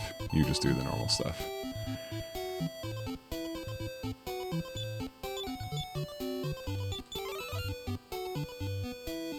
Ooh. How quickly I forget. It's the first time we've used one of these.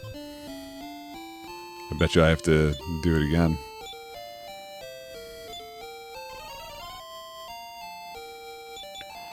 The ancient road to Rhone was once west of this monolith. I don't think that it's happenstance that they're calling it the ancient road to Rhone to make it sound almost like Rome, because I don't want to say too much in case the PPM is listening, because I want to see if she can figure it out when she plays Dragon Quest III. Just say the developers of these love to what am I looking to say here? They love to reference the real world many, many times, it feels like. I don't know exactly where I am.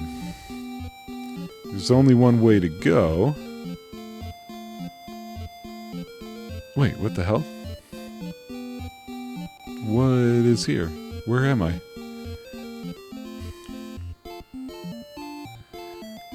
Ah.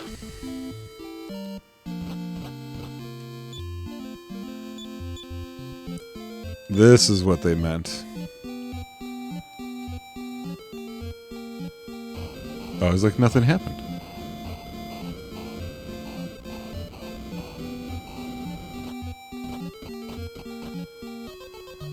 Okay, yeah, we went through a lot of HP there, and we're suddenly in a dungeon. Alright, let's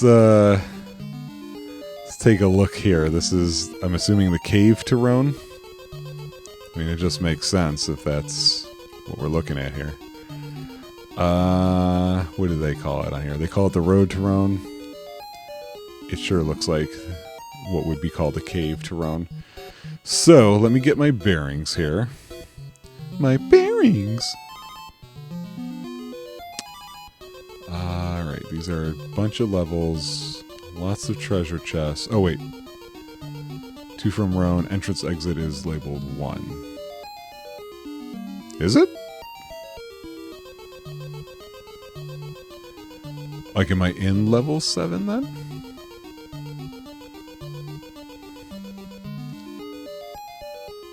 That's an I, that's not a 1. Oh, I see where I'm at now.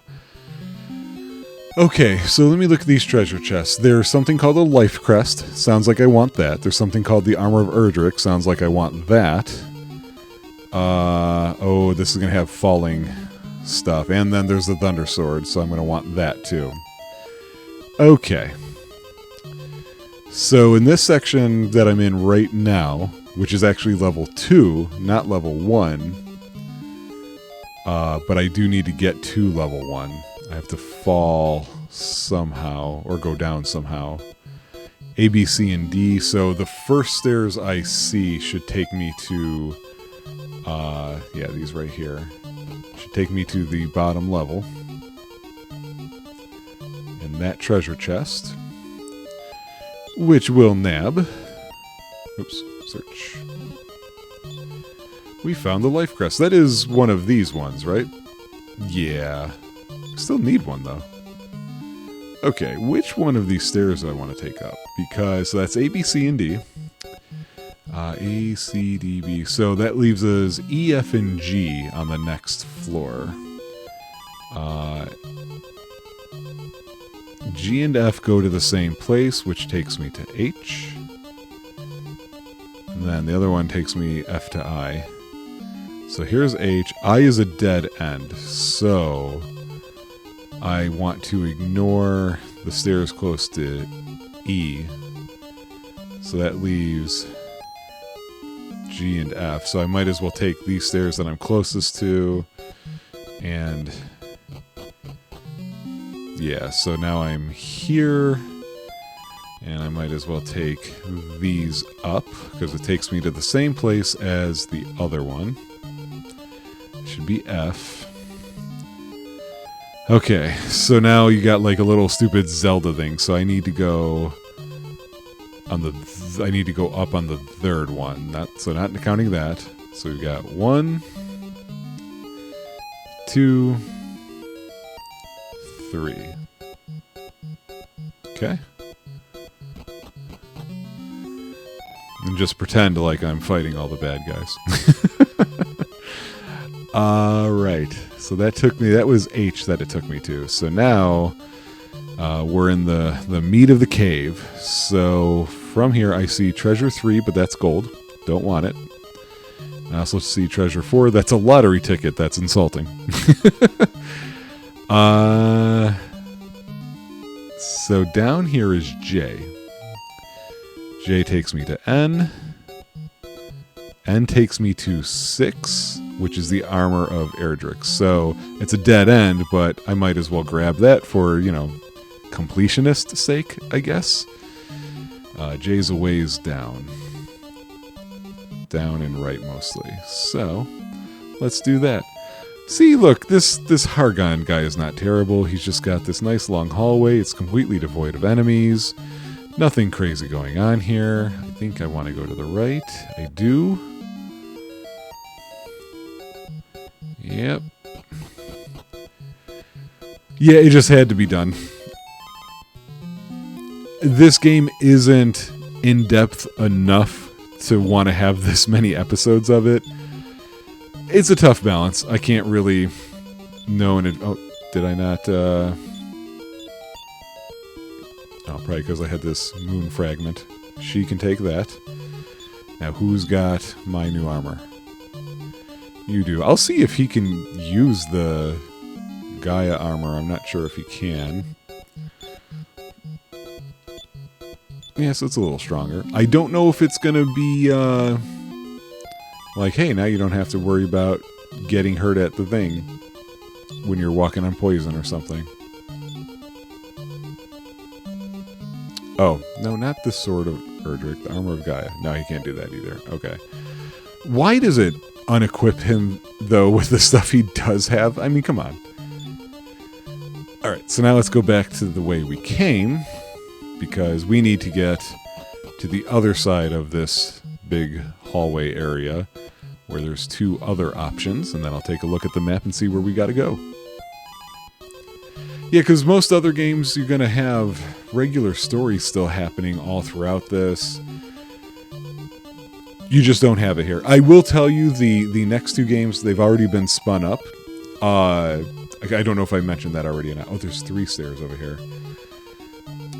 They're also older, like along this time frame, so but they're different series.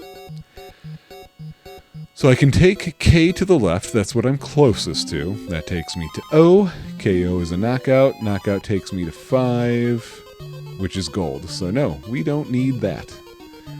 So we don't go there. So that leaves M and L. Let's check M first because it's closest. M is going to take me to Q. Where does Q go?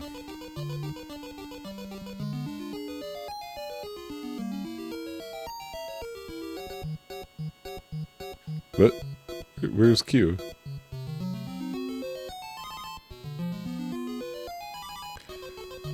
Okay, I don't see where Q goes, so we're gonna not go that way. That's so weird. Where does Q go? And I don't want you to have to just sit here and listen to this over and over. So that leaves L. L takes me to P. P takes me to 7 and 8. Huh. That does raise a problem. 7 and 8 aren't important. So Q is supposed to take me somewhere, and I'm supposed to be able to drop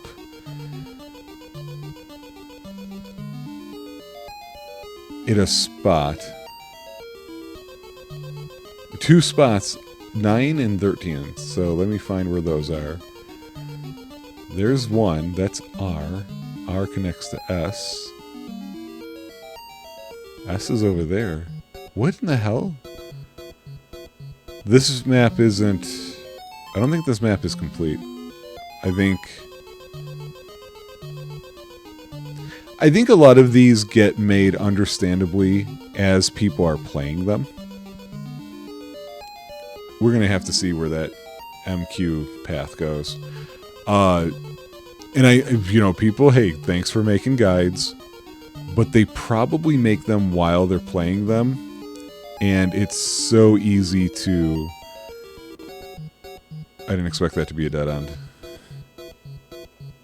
Oh, I should have. I think it's so easy to get tripped up and forget an element. And nobody wants to do... Well, almost nobody wants to do that thing where it's like, okay, I just completed this game and made this thing. Now let's... Oh, yeah, see? I saw this on the map. I didn't see the letter Q, though. Nope, there was no letter Q for it. That takes me to R and S on this map. So, S brings me to 14, which is where I leave. So, that's nice and close. But I need to do the fall stuff, because... Well, that's just to get the Thunder Sword. I actually don't care about that anymore.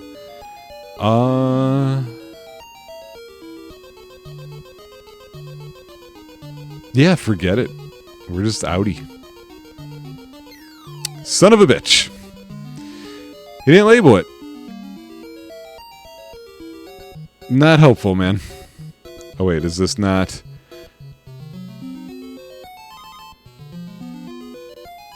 Oh. He did. I have to zoom in. Okay. I mean, I'm right here. What the heck? I wasn't going to, but why not? This was the only other thing that I was going to pass on. It was the Thunder Sword. So let me check and see if that's better for me. It is.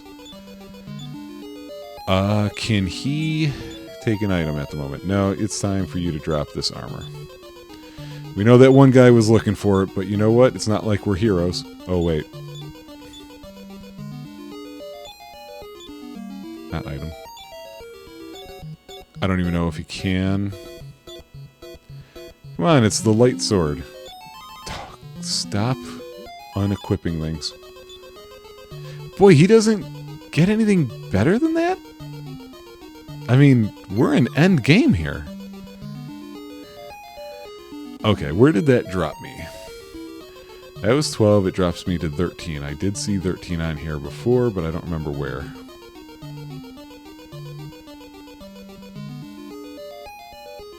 Oh. And what appears to be a dead end. He didn't label where this drops me, though. Oh. Way back here again, are we? Since the stairs are under there, there's another dead drop right over there. So I walked around it.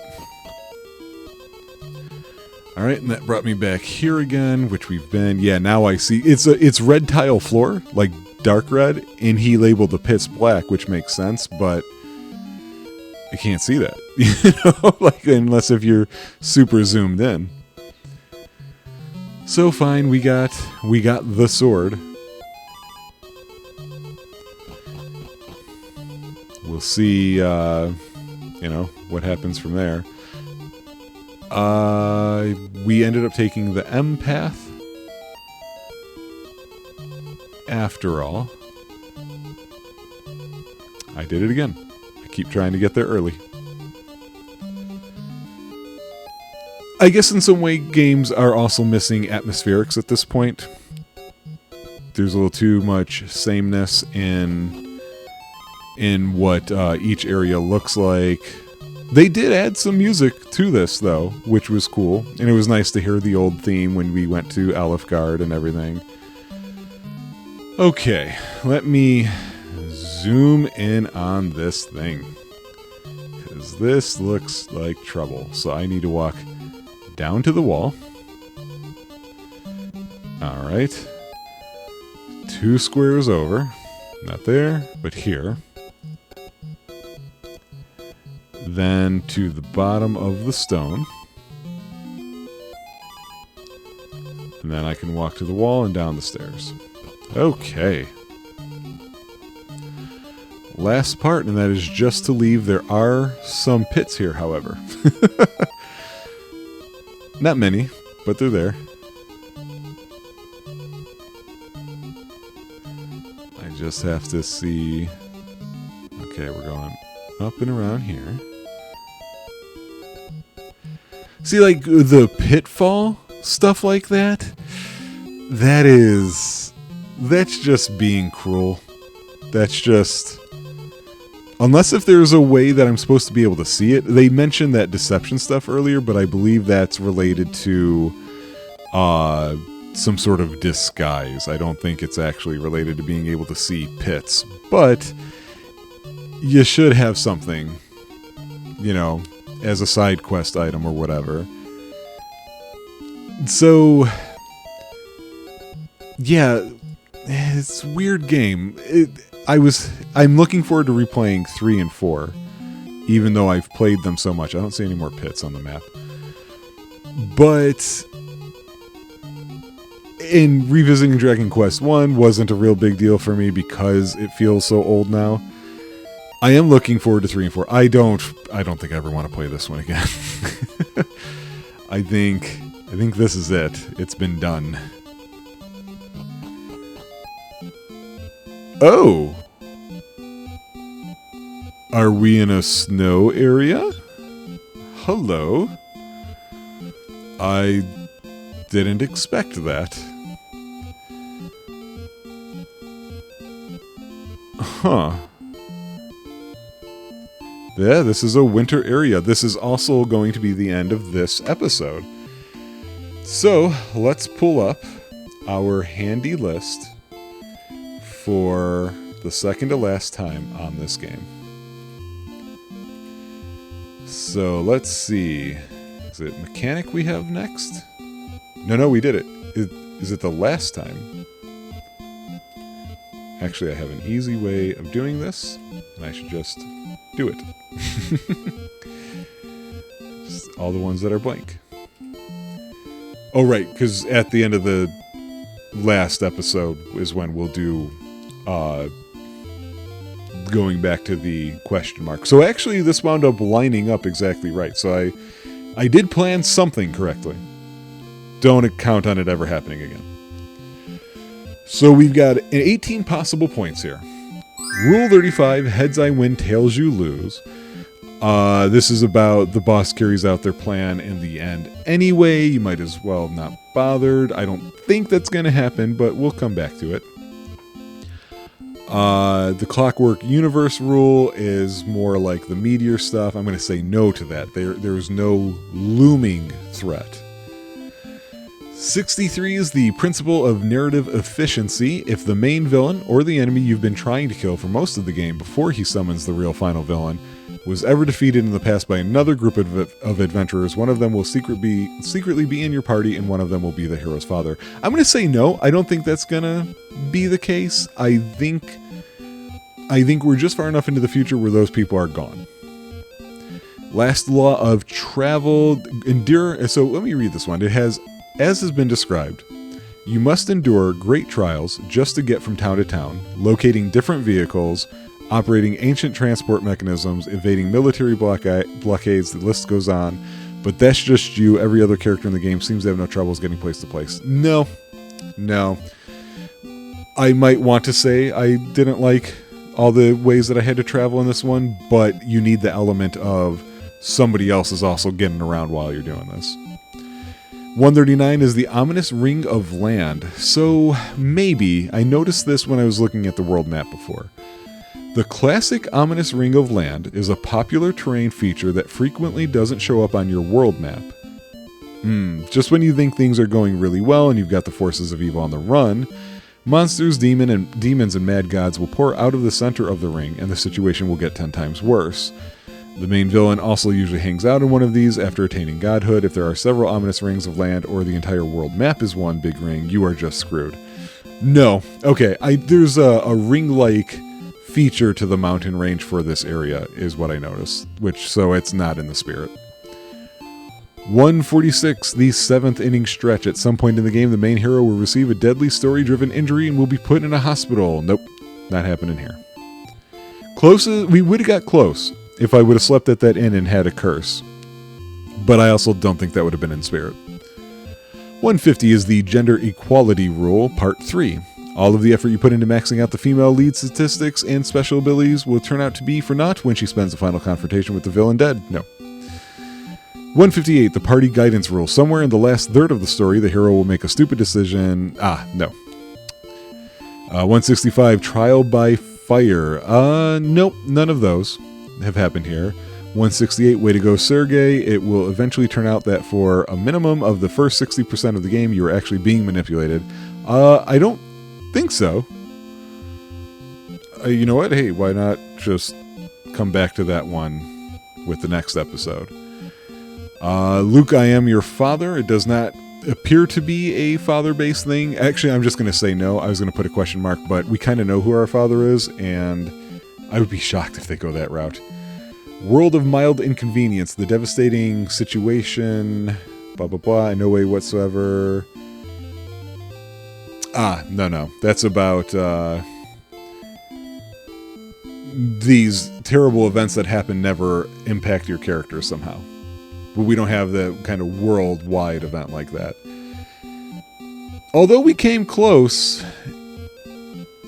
except for the princess was cursed and turned into a dog, so it's not quite the same. 176, evil. Oh, yeah, evil will always triumph because good is dumb. I'm question marking this because of us collecting all these crests. 177, Dark Helmet's corollary. After you give up the mid... Okay, so yeah, we have to come back to that one. Next one is 178, which is the It's Not My Department one, about the big flying things crashing down. 179, Best Laid Schemes. Yeah, we don't really have a scheme to undo as far as I can tell. It's just we got to get that guy who's gaining power.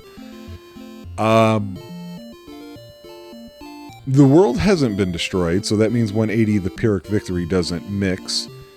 182 is the compression of time. No, we don't have those story elements at all, so I'm going to say no. I'm going to say we didn't really get any trope points on that one. However, that doesn't mean we don't get one on this episode, because I want to see what it says about the ice place. It says ice dungeon. Maybe that's what's gonna happen. We'll find out. No change to the score at the moment. 26 out of 280. Looks like just one episode left. See you guys there. Alright guys, let's finish this up. Looks like we got a place to visit over here according to the map. It's been a weird slog for me. I'm not sure how it's gonna feel for you guys. Thanks to the magic of editing. What? How do I... Oh, I gotta go around this way? I don't know. Oh, this is quite a...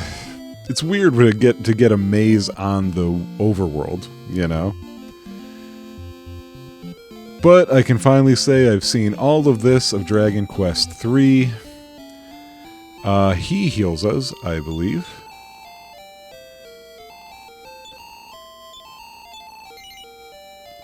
Yeah, sure. Dost thou W. Oh yeah, we're continuing, and she just has a thing to a travel gate or whatever, so we don't care about that. Alright, we are moving on, I think, this way. Of course, no random encounters, no HP damage, no MP loss in battle, at least. Alright, so now we got two pathways. Let me look at the map here. Just see which one we should take. Looks like there's kind of two options, but the left one seems much more straightforward. I don't know, something about this area is making me think of the end of Dragon Warrior 3.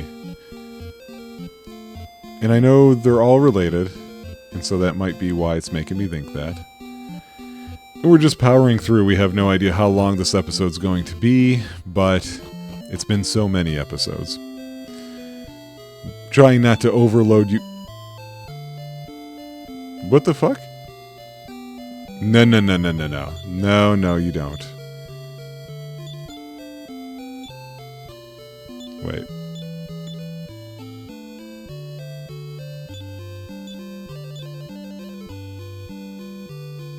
Did I forget something? I thought I had a mirror.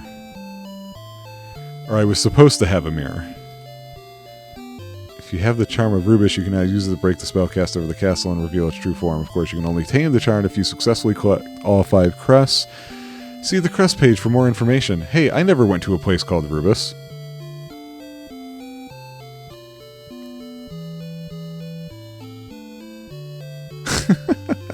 Okay. Hey, look where I'm at. I'm pretty livid at the moment. I'm not gonna lie. And I'm not entirely certain that it's not just my fault. I'm pretty sure it is my fault. But it doesn't change anything. I'm still pretty livid right now. I think my biggest mistake when I went into this game, it wasn't a problem when I did it with Dragon Quest 1, because that was a game I had beaten before. Or it wouldn't have been so bad. It doesn't have to be something I've beaten before. It would have been better if it was just something that I had played plenty of before. Versus this, which I just have never played before. Because you can skim read a guide for reminders and everything will work just fine. So the reason why I'm back here is because the guide that I was skim reading must have, at some point, said something to the effect of, now that you have all 5 crests, go to this monolith you passed a couple of times. And it's important so that you get this thing that you're supposed to get to break that illusion. The issue that I have is that I don't know if it is actually just my fault. Using the guide before, they had separated the way that they tell you when to use keys, which is a bad idea because it's just an inefficient way of having somebody play the game.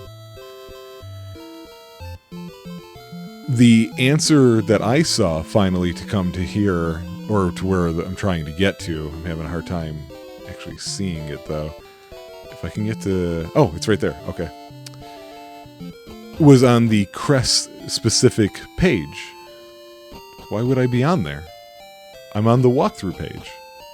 Tell me then. You know? In this stuff, the multiple stairwell... This isn't cute.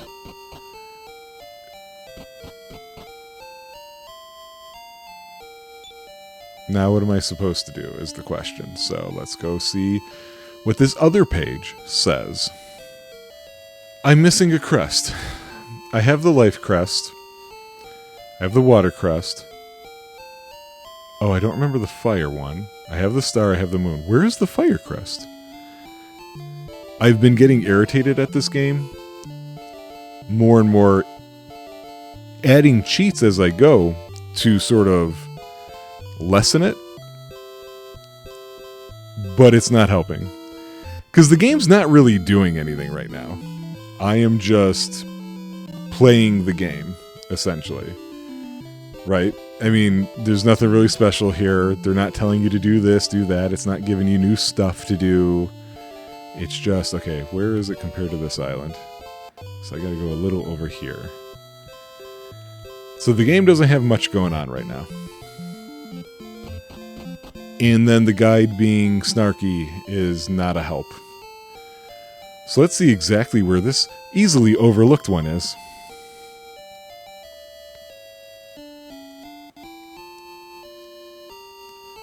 hidden here. Why?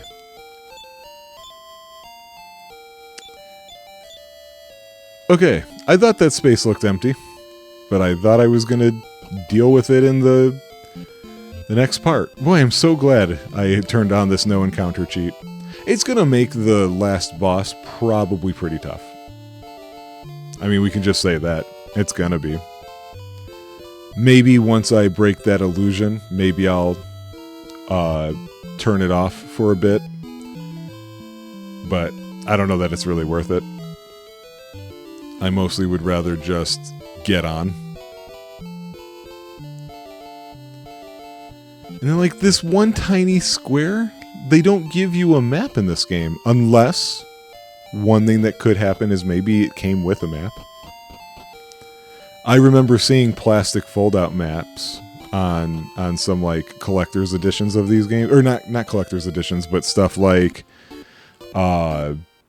people who kept everything. I hear a mortal voice calling me. Ah, 3 descendants of Erdrick. Yes, I shall help thee. I am Rubus, an enchanter, and long ago I promised Erdrick to help when the time came. Now is the time. Receive now my charm and my spell of protection.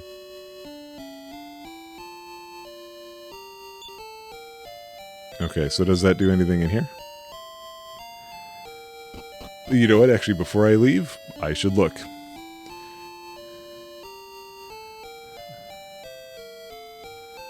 Or, you know what? Is it an item? Yep. Okay. This is why I don't like the find it yourself style of games. Unless, I'll take that back. Find it yourself does work. Provided... Okay, that's cool. I didn't think it was going to return me here. I thought I was going back to Biren, and I was going to have to do the map again. Or the map, the cave to get here. So, that was a positive moment. There's not a whole lot that's gripping my mind here as I go forward, so it exacerbates the things that are ancient in the way that we do games nowadays. It's kind of like the Etrian Odyssey games. I have them on here. I've only looked at them. I haven't really played them. I'm not sure if I'll be able to stick with the making of the maps if there isn't more going on beyond that. And there might be. I'm saying I don't know. Brian, be not deceived or not by false visions. That's not a typo from the game. It's the stupid cheat that's in place. Okay.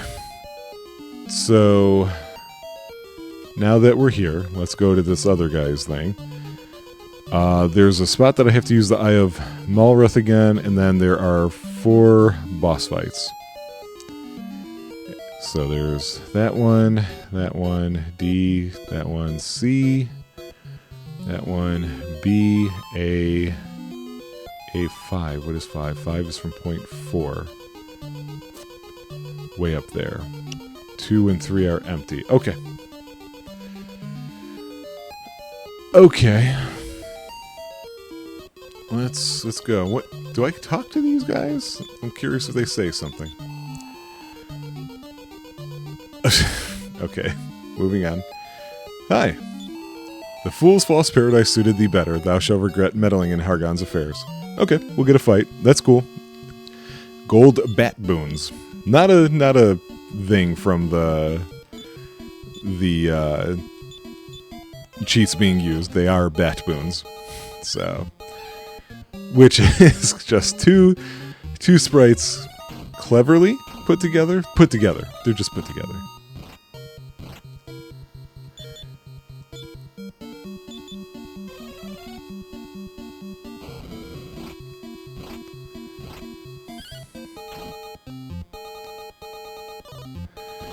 Lars, wake up. we did it without him. The Lars story. Okay. So there will be some fights that we can do here.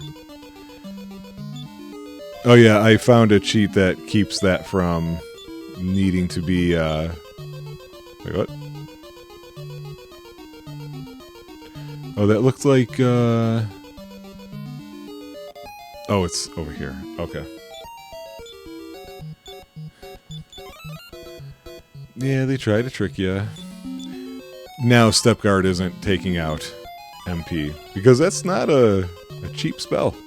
It really isn't. That looked like a silver door. Nope. Nope. Only one other option. I thought it was a silver one. It's not. Oh my god, it's nothing but Step Guard. Like, they don't do this in the later ones. I think they realize it's just, that's not fun. Oh, sorry that it was another thing. Wait, do I have to use this?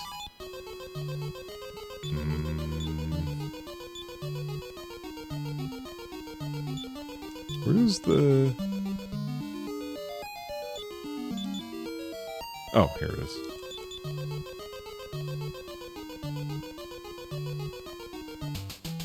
Yep. Okay. Alright. So now we just power our way through. This is a surprisingly simplistic dungeon here. According to these maps at least, I see they're giving you a lot of blind spots, but otherwise there's just really not...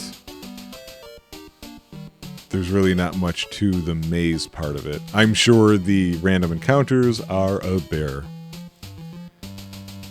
But you know, like, I've always disliked the end game of the Dragon Quest games. Even, I thought, honestly, cruising through with these cheats, it wouldn't feel bad. But it does. I think I liked the end game for 4. And to be honest with you, I never actually beat 7 or 8. I came close to 7. Boss fight. Atlas.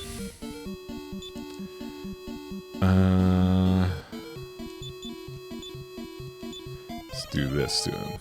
Oh, no effect on him. Fine. Ooh. Let's see how that compares to him doing that and her doing that.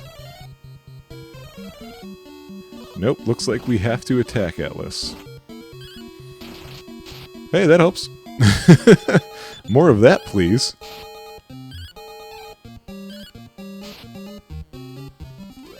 Cool. That would have been terrible without that huge hit. Hey, we go up a level. Yay, who is it? It's Lars. Power a measly 1. Yeah, so he learns a spell here. Which one is it, though? Defeat. I think that's like a weird one. I don't think I'll be using it. Alright, left and then up and around. So yeah, at least I can say I've seen this end game, you know? Bazuzu. That's a good name. I'm gonna try it just in case.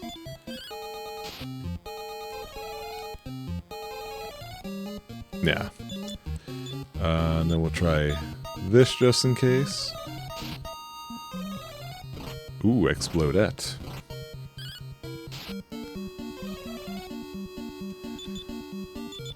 Yeah, might as well just stick with this. Excuse me? They all missed? I guess I have to do it this way for them.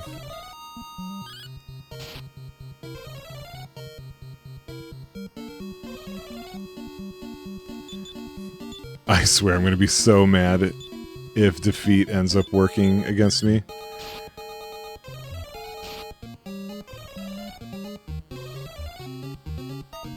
Fuck off. Seriously, fuck off.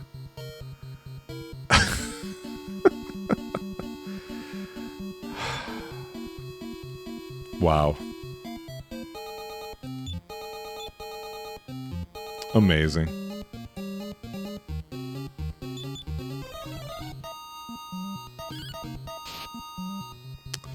Just one hit away. She could have gone up a level. That could have been helpful, but no. Well,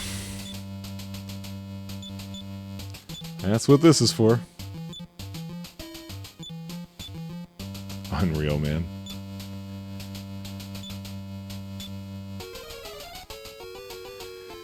So that means we gotta make a save.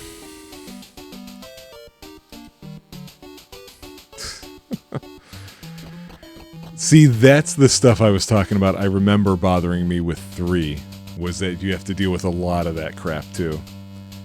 The instant death stuff, like, that doesn't make a game fun. Why bother? So many games do it too. Zarlox is a cool name. I'll try it, I doubt it will help. We'll try that, I doubt it will help.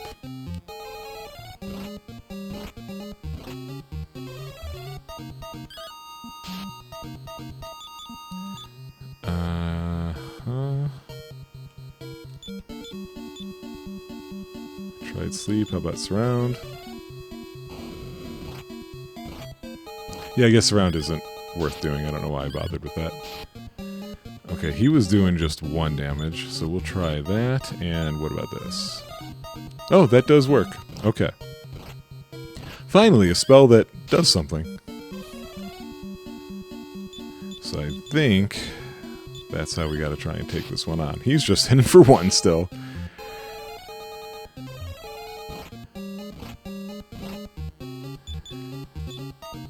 I don't know why I keep looking at his. I think like 3 times is usually the max you can do something like that, right? We'll try it, because this will be 4 if it works. Yeah, okay, we're not even going to get to test that. Oy vey. Well, let's, she learned a new spell. Everybody's learning spells. Explodette. That's useful, I guess. Oh look, we gotta do Spell Guard again.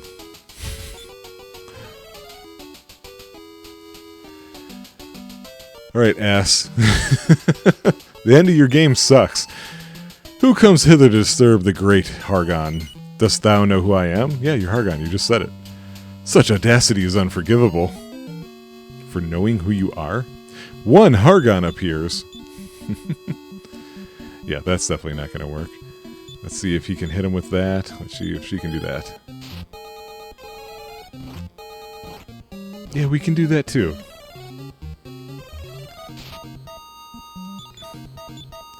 At least that is causing some damage. Ooh, that causes a lot of damage. Oh, he's got heal all. It's gonna be one of those types of fights.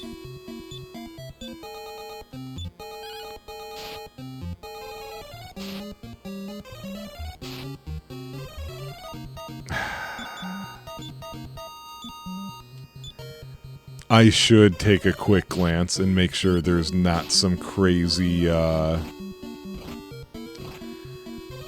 weird way to have to finish him off. I would be a little surprised if that were the case, but you never know.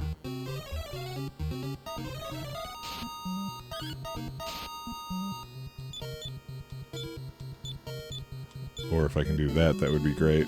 I doubt it, though. Oh! It worked! Mm-hmm. That's okay. I got you on the run now, buddy.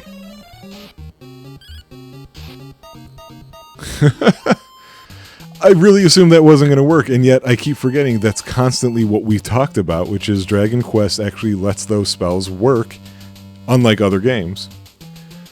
So is this his last form? We know we're going to have to ask that question. So thou hast proven a mighty warrior, mightier even than Hargon the Great, but there is one even greater than I, a sorcerer of the Shadow Time, a being of pure malice that none shall overcome. I send thee now to meet Malroth. I've got his eye. Okay, he just left me standing here. Okay. So... yep, he wasn't the one in charge after all. One stronger than he has been pulling the strings. After Hargon disappears, heal up as much as possible. Travel back to the stairwell.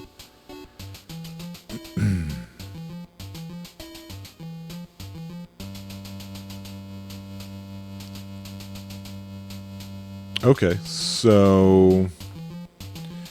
It looks like as we leave, he shows up. Oh, I thought much further along he was going to show up. Alright, dude. I already got your eye. I'm not afraid of you. Oh, this might be a load-bearing boss. Hey, not fair. You're covering up too much of the screen. Alright.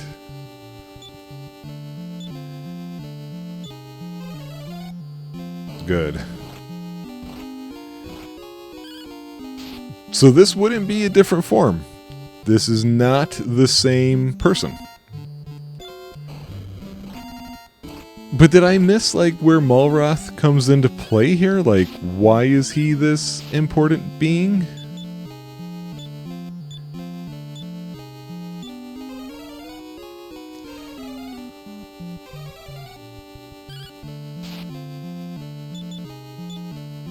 We'll try it. I doubt this will work, but, you know.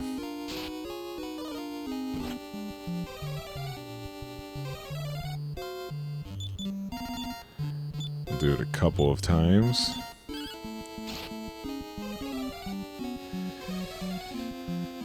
Still lowering his defense. Okay, now I've reached the cap. So now she's gonna have to do Explodette or whatever, boom, whatever it was. I might be confusing spells here. Yeah, Explodette.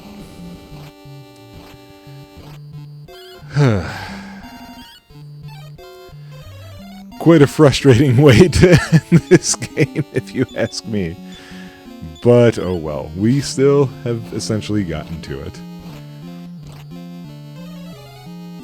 And the episodes are mostly roughly about the same size. That's a nice thing. It wasn't expected.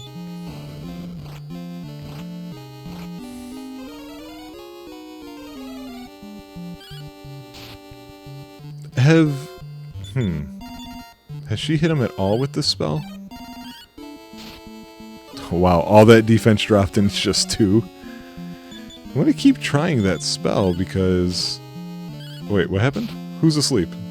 It doesn't matter. Turns out it just doesn't matter. Thou hast delivered the world from Malroth's evil. Great is the victory and greater the rewards. I, Rubus, have watched thy struggles, and I am proud of thee. Go now. I don't care that you're proud of me. I have, like, no tie to you. Why am I still playing this game? What do you want me to do now? I have to go back to Maidenhall, which seems pretty understandable.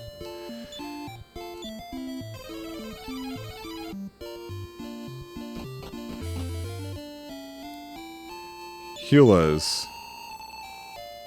No, you're not going to heal us. Okay. I don't even need to talk to you. So cool, I'm glad they're like, hey, we could have just brought you back where you need to go, giving you a real easy way to do it, but check us out, we're not.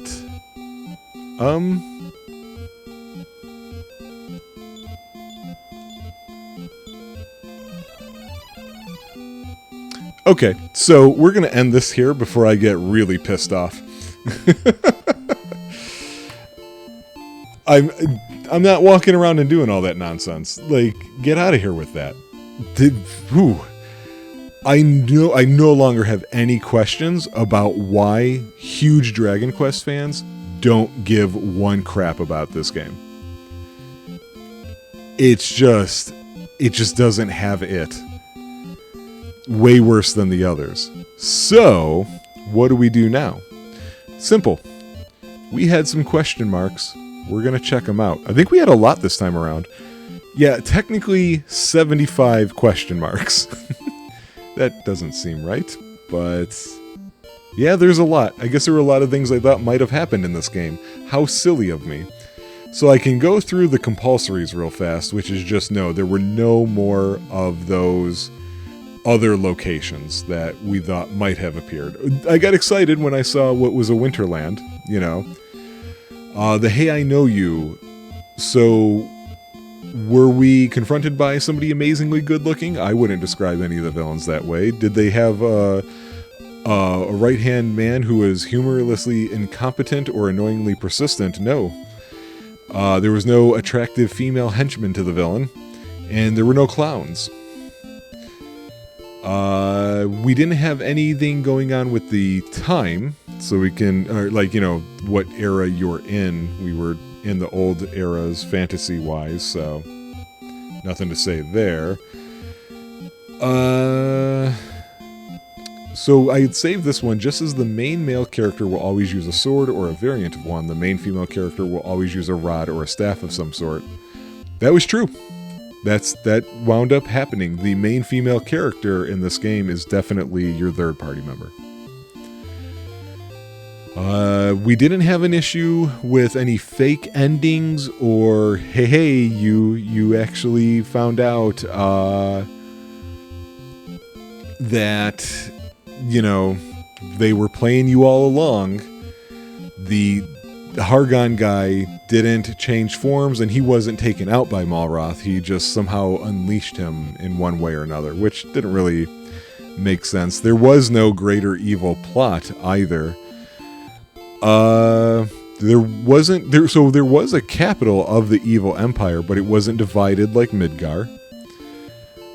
We didn't see the supposed forces of good destroy a village. So there's that.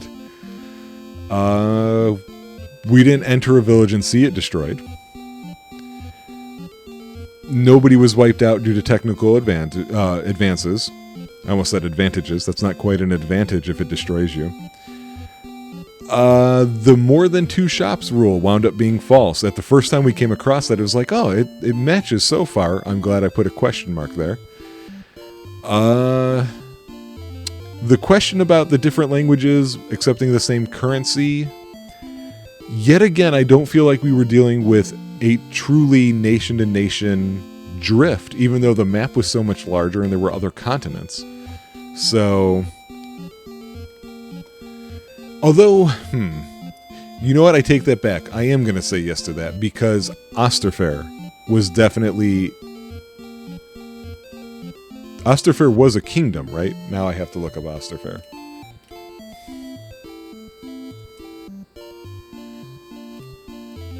I could have sworn... Yeah, it had a king because he was the one in front of that pit. That's right. So, yes, and they accepted our money. So there's a point. No henchmen. So let's get to these monsters. Did we see giant spiders? No. No scorpions that were giant. Beetles, no wolves. No squids. The man-o'-wars were probably the closest to that. No fish that floated in the air, surprisingly. No golems that I remember. Carnivorous plants, yes, we did see those. I thought I put that point in already, but I guess I didn't. No chimeras, griffins, cockatrices, hydras, minotaurs. Nothing that burrowed. Nothing that paralyzed us. Things that put you to sleep, yes. Did I thought I did all of this stuff already. I must have screwed up or done something weird. Poisonous tentacles. Oh! We didn't fight any dragons. I don't remember any dragons. In Dragon Warrior. Wait, that can't be right. Hold on. Dragon Warrior 2 enemies. Back to this. Oh wait, there is a dragon. There was a green dragon somewhere, so I'm going to give it the point, but I missed it. I don't remember fighting it. That's so weird. No waterfall, that didn't happen. No load-bearing boss, again. Did somebody ask you a question until you did the right choice? Yeah, the Dragon Lord's grandson did that to us. Did people say different things? You know, I'm not giving it to this one because it's kind of neutral. You don't really have a reason to revisit the towns and talk to people again. So I never really found out. I was talking to people more in Dragon Quest 1 than I feel like I was doing here. Let me know if I'm wrong on that. Sticking to the task at hand, this was not a side quest heavy game either. There was some side things and I did them, but it didn't turn out to be where the real power of what you get comes from. Was there any ludicrous claims from anybody? No. Were people strongly urging me to do something or not to do something? Not really. There was no feudal Japan or imperial Japan style town. There was no plot trap for us to fall into. We didn't talk to a tree. We took a leaf from one. There was no... oh yeah, so the employees of the government... It was lots of guards, no kitchen staff. But I feel like those priests were serving the role, especially in Tantagel. Those were government employees, so I don't think it's got that one. We didn't have the dream for Little Nemo Law. No good guy was manipulated here. And therefore nothing had to be forgiven from anybody. It wasn't a kingdom versus an empire again. The universe situation didn't fall apart. I didn't see an issue with where the guards were versus where they weren't. We didn't see the crazy gold armor stuff or anything like that. So we're at 155 of the question mark, so we're almost through the list. Nothing about sealing away things. I'm assuming Melroth was something that was sealed away, and Rubus had something to do with it, but they don't give you that story. No henchmen. We weren't doing the bidding of the evil forces. Nobody had amnesia at any point. We didn't give up the crests at any point. And it wasn't a trade to get our person or anything. They weren't poetic at all. I'm going to say the Adam Smith's Revenge and Corollary both fail because, frankly, we just had to stop buying. It was just what we found or made through things that we found. We stopped buying stuff. Let's see. We're at 185. So the bad guys ended up obviously dead. So that is a point. It wasn't on our side or obviously dead. They didn't run away, for example, to fight another day, as far as we can tell. We did not have the two forms enemy this time, even though we had it in the first one. So there was no angelic final enemy either, and so the last thing we have is, was there a hidden creature much harder to defeat than even the ultimate bad guy's final form, etc.? No. So that is our list. We have completed another game. This one quite angered me once we got to the end game.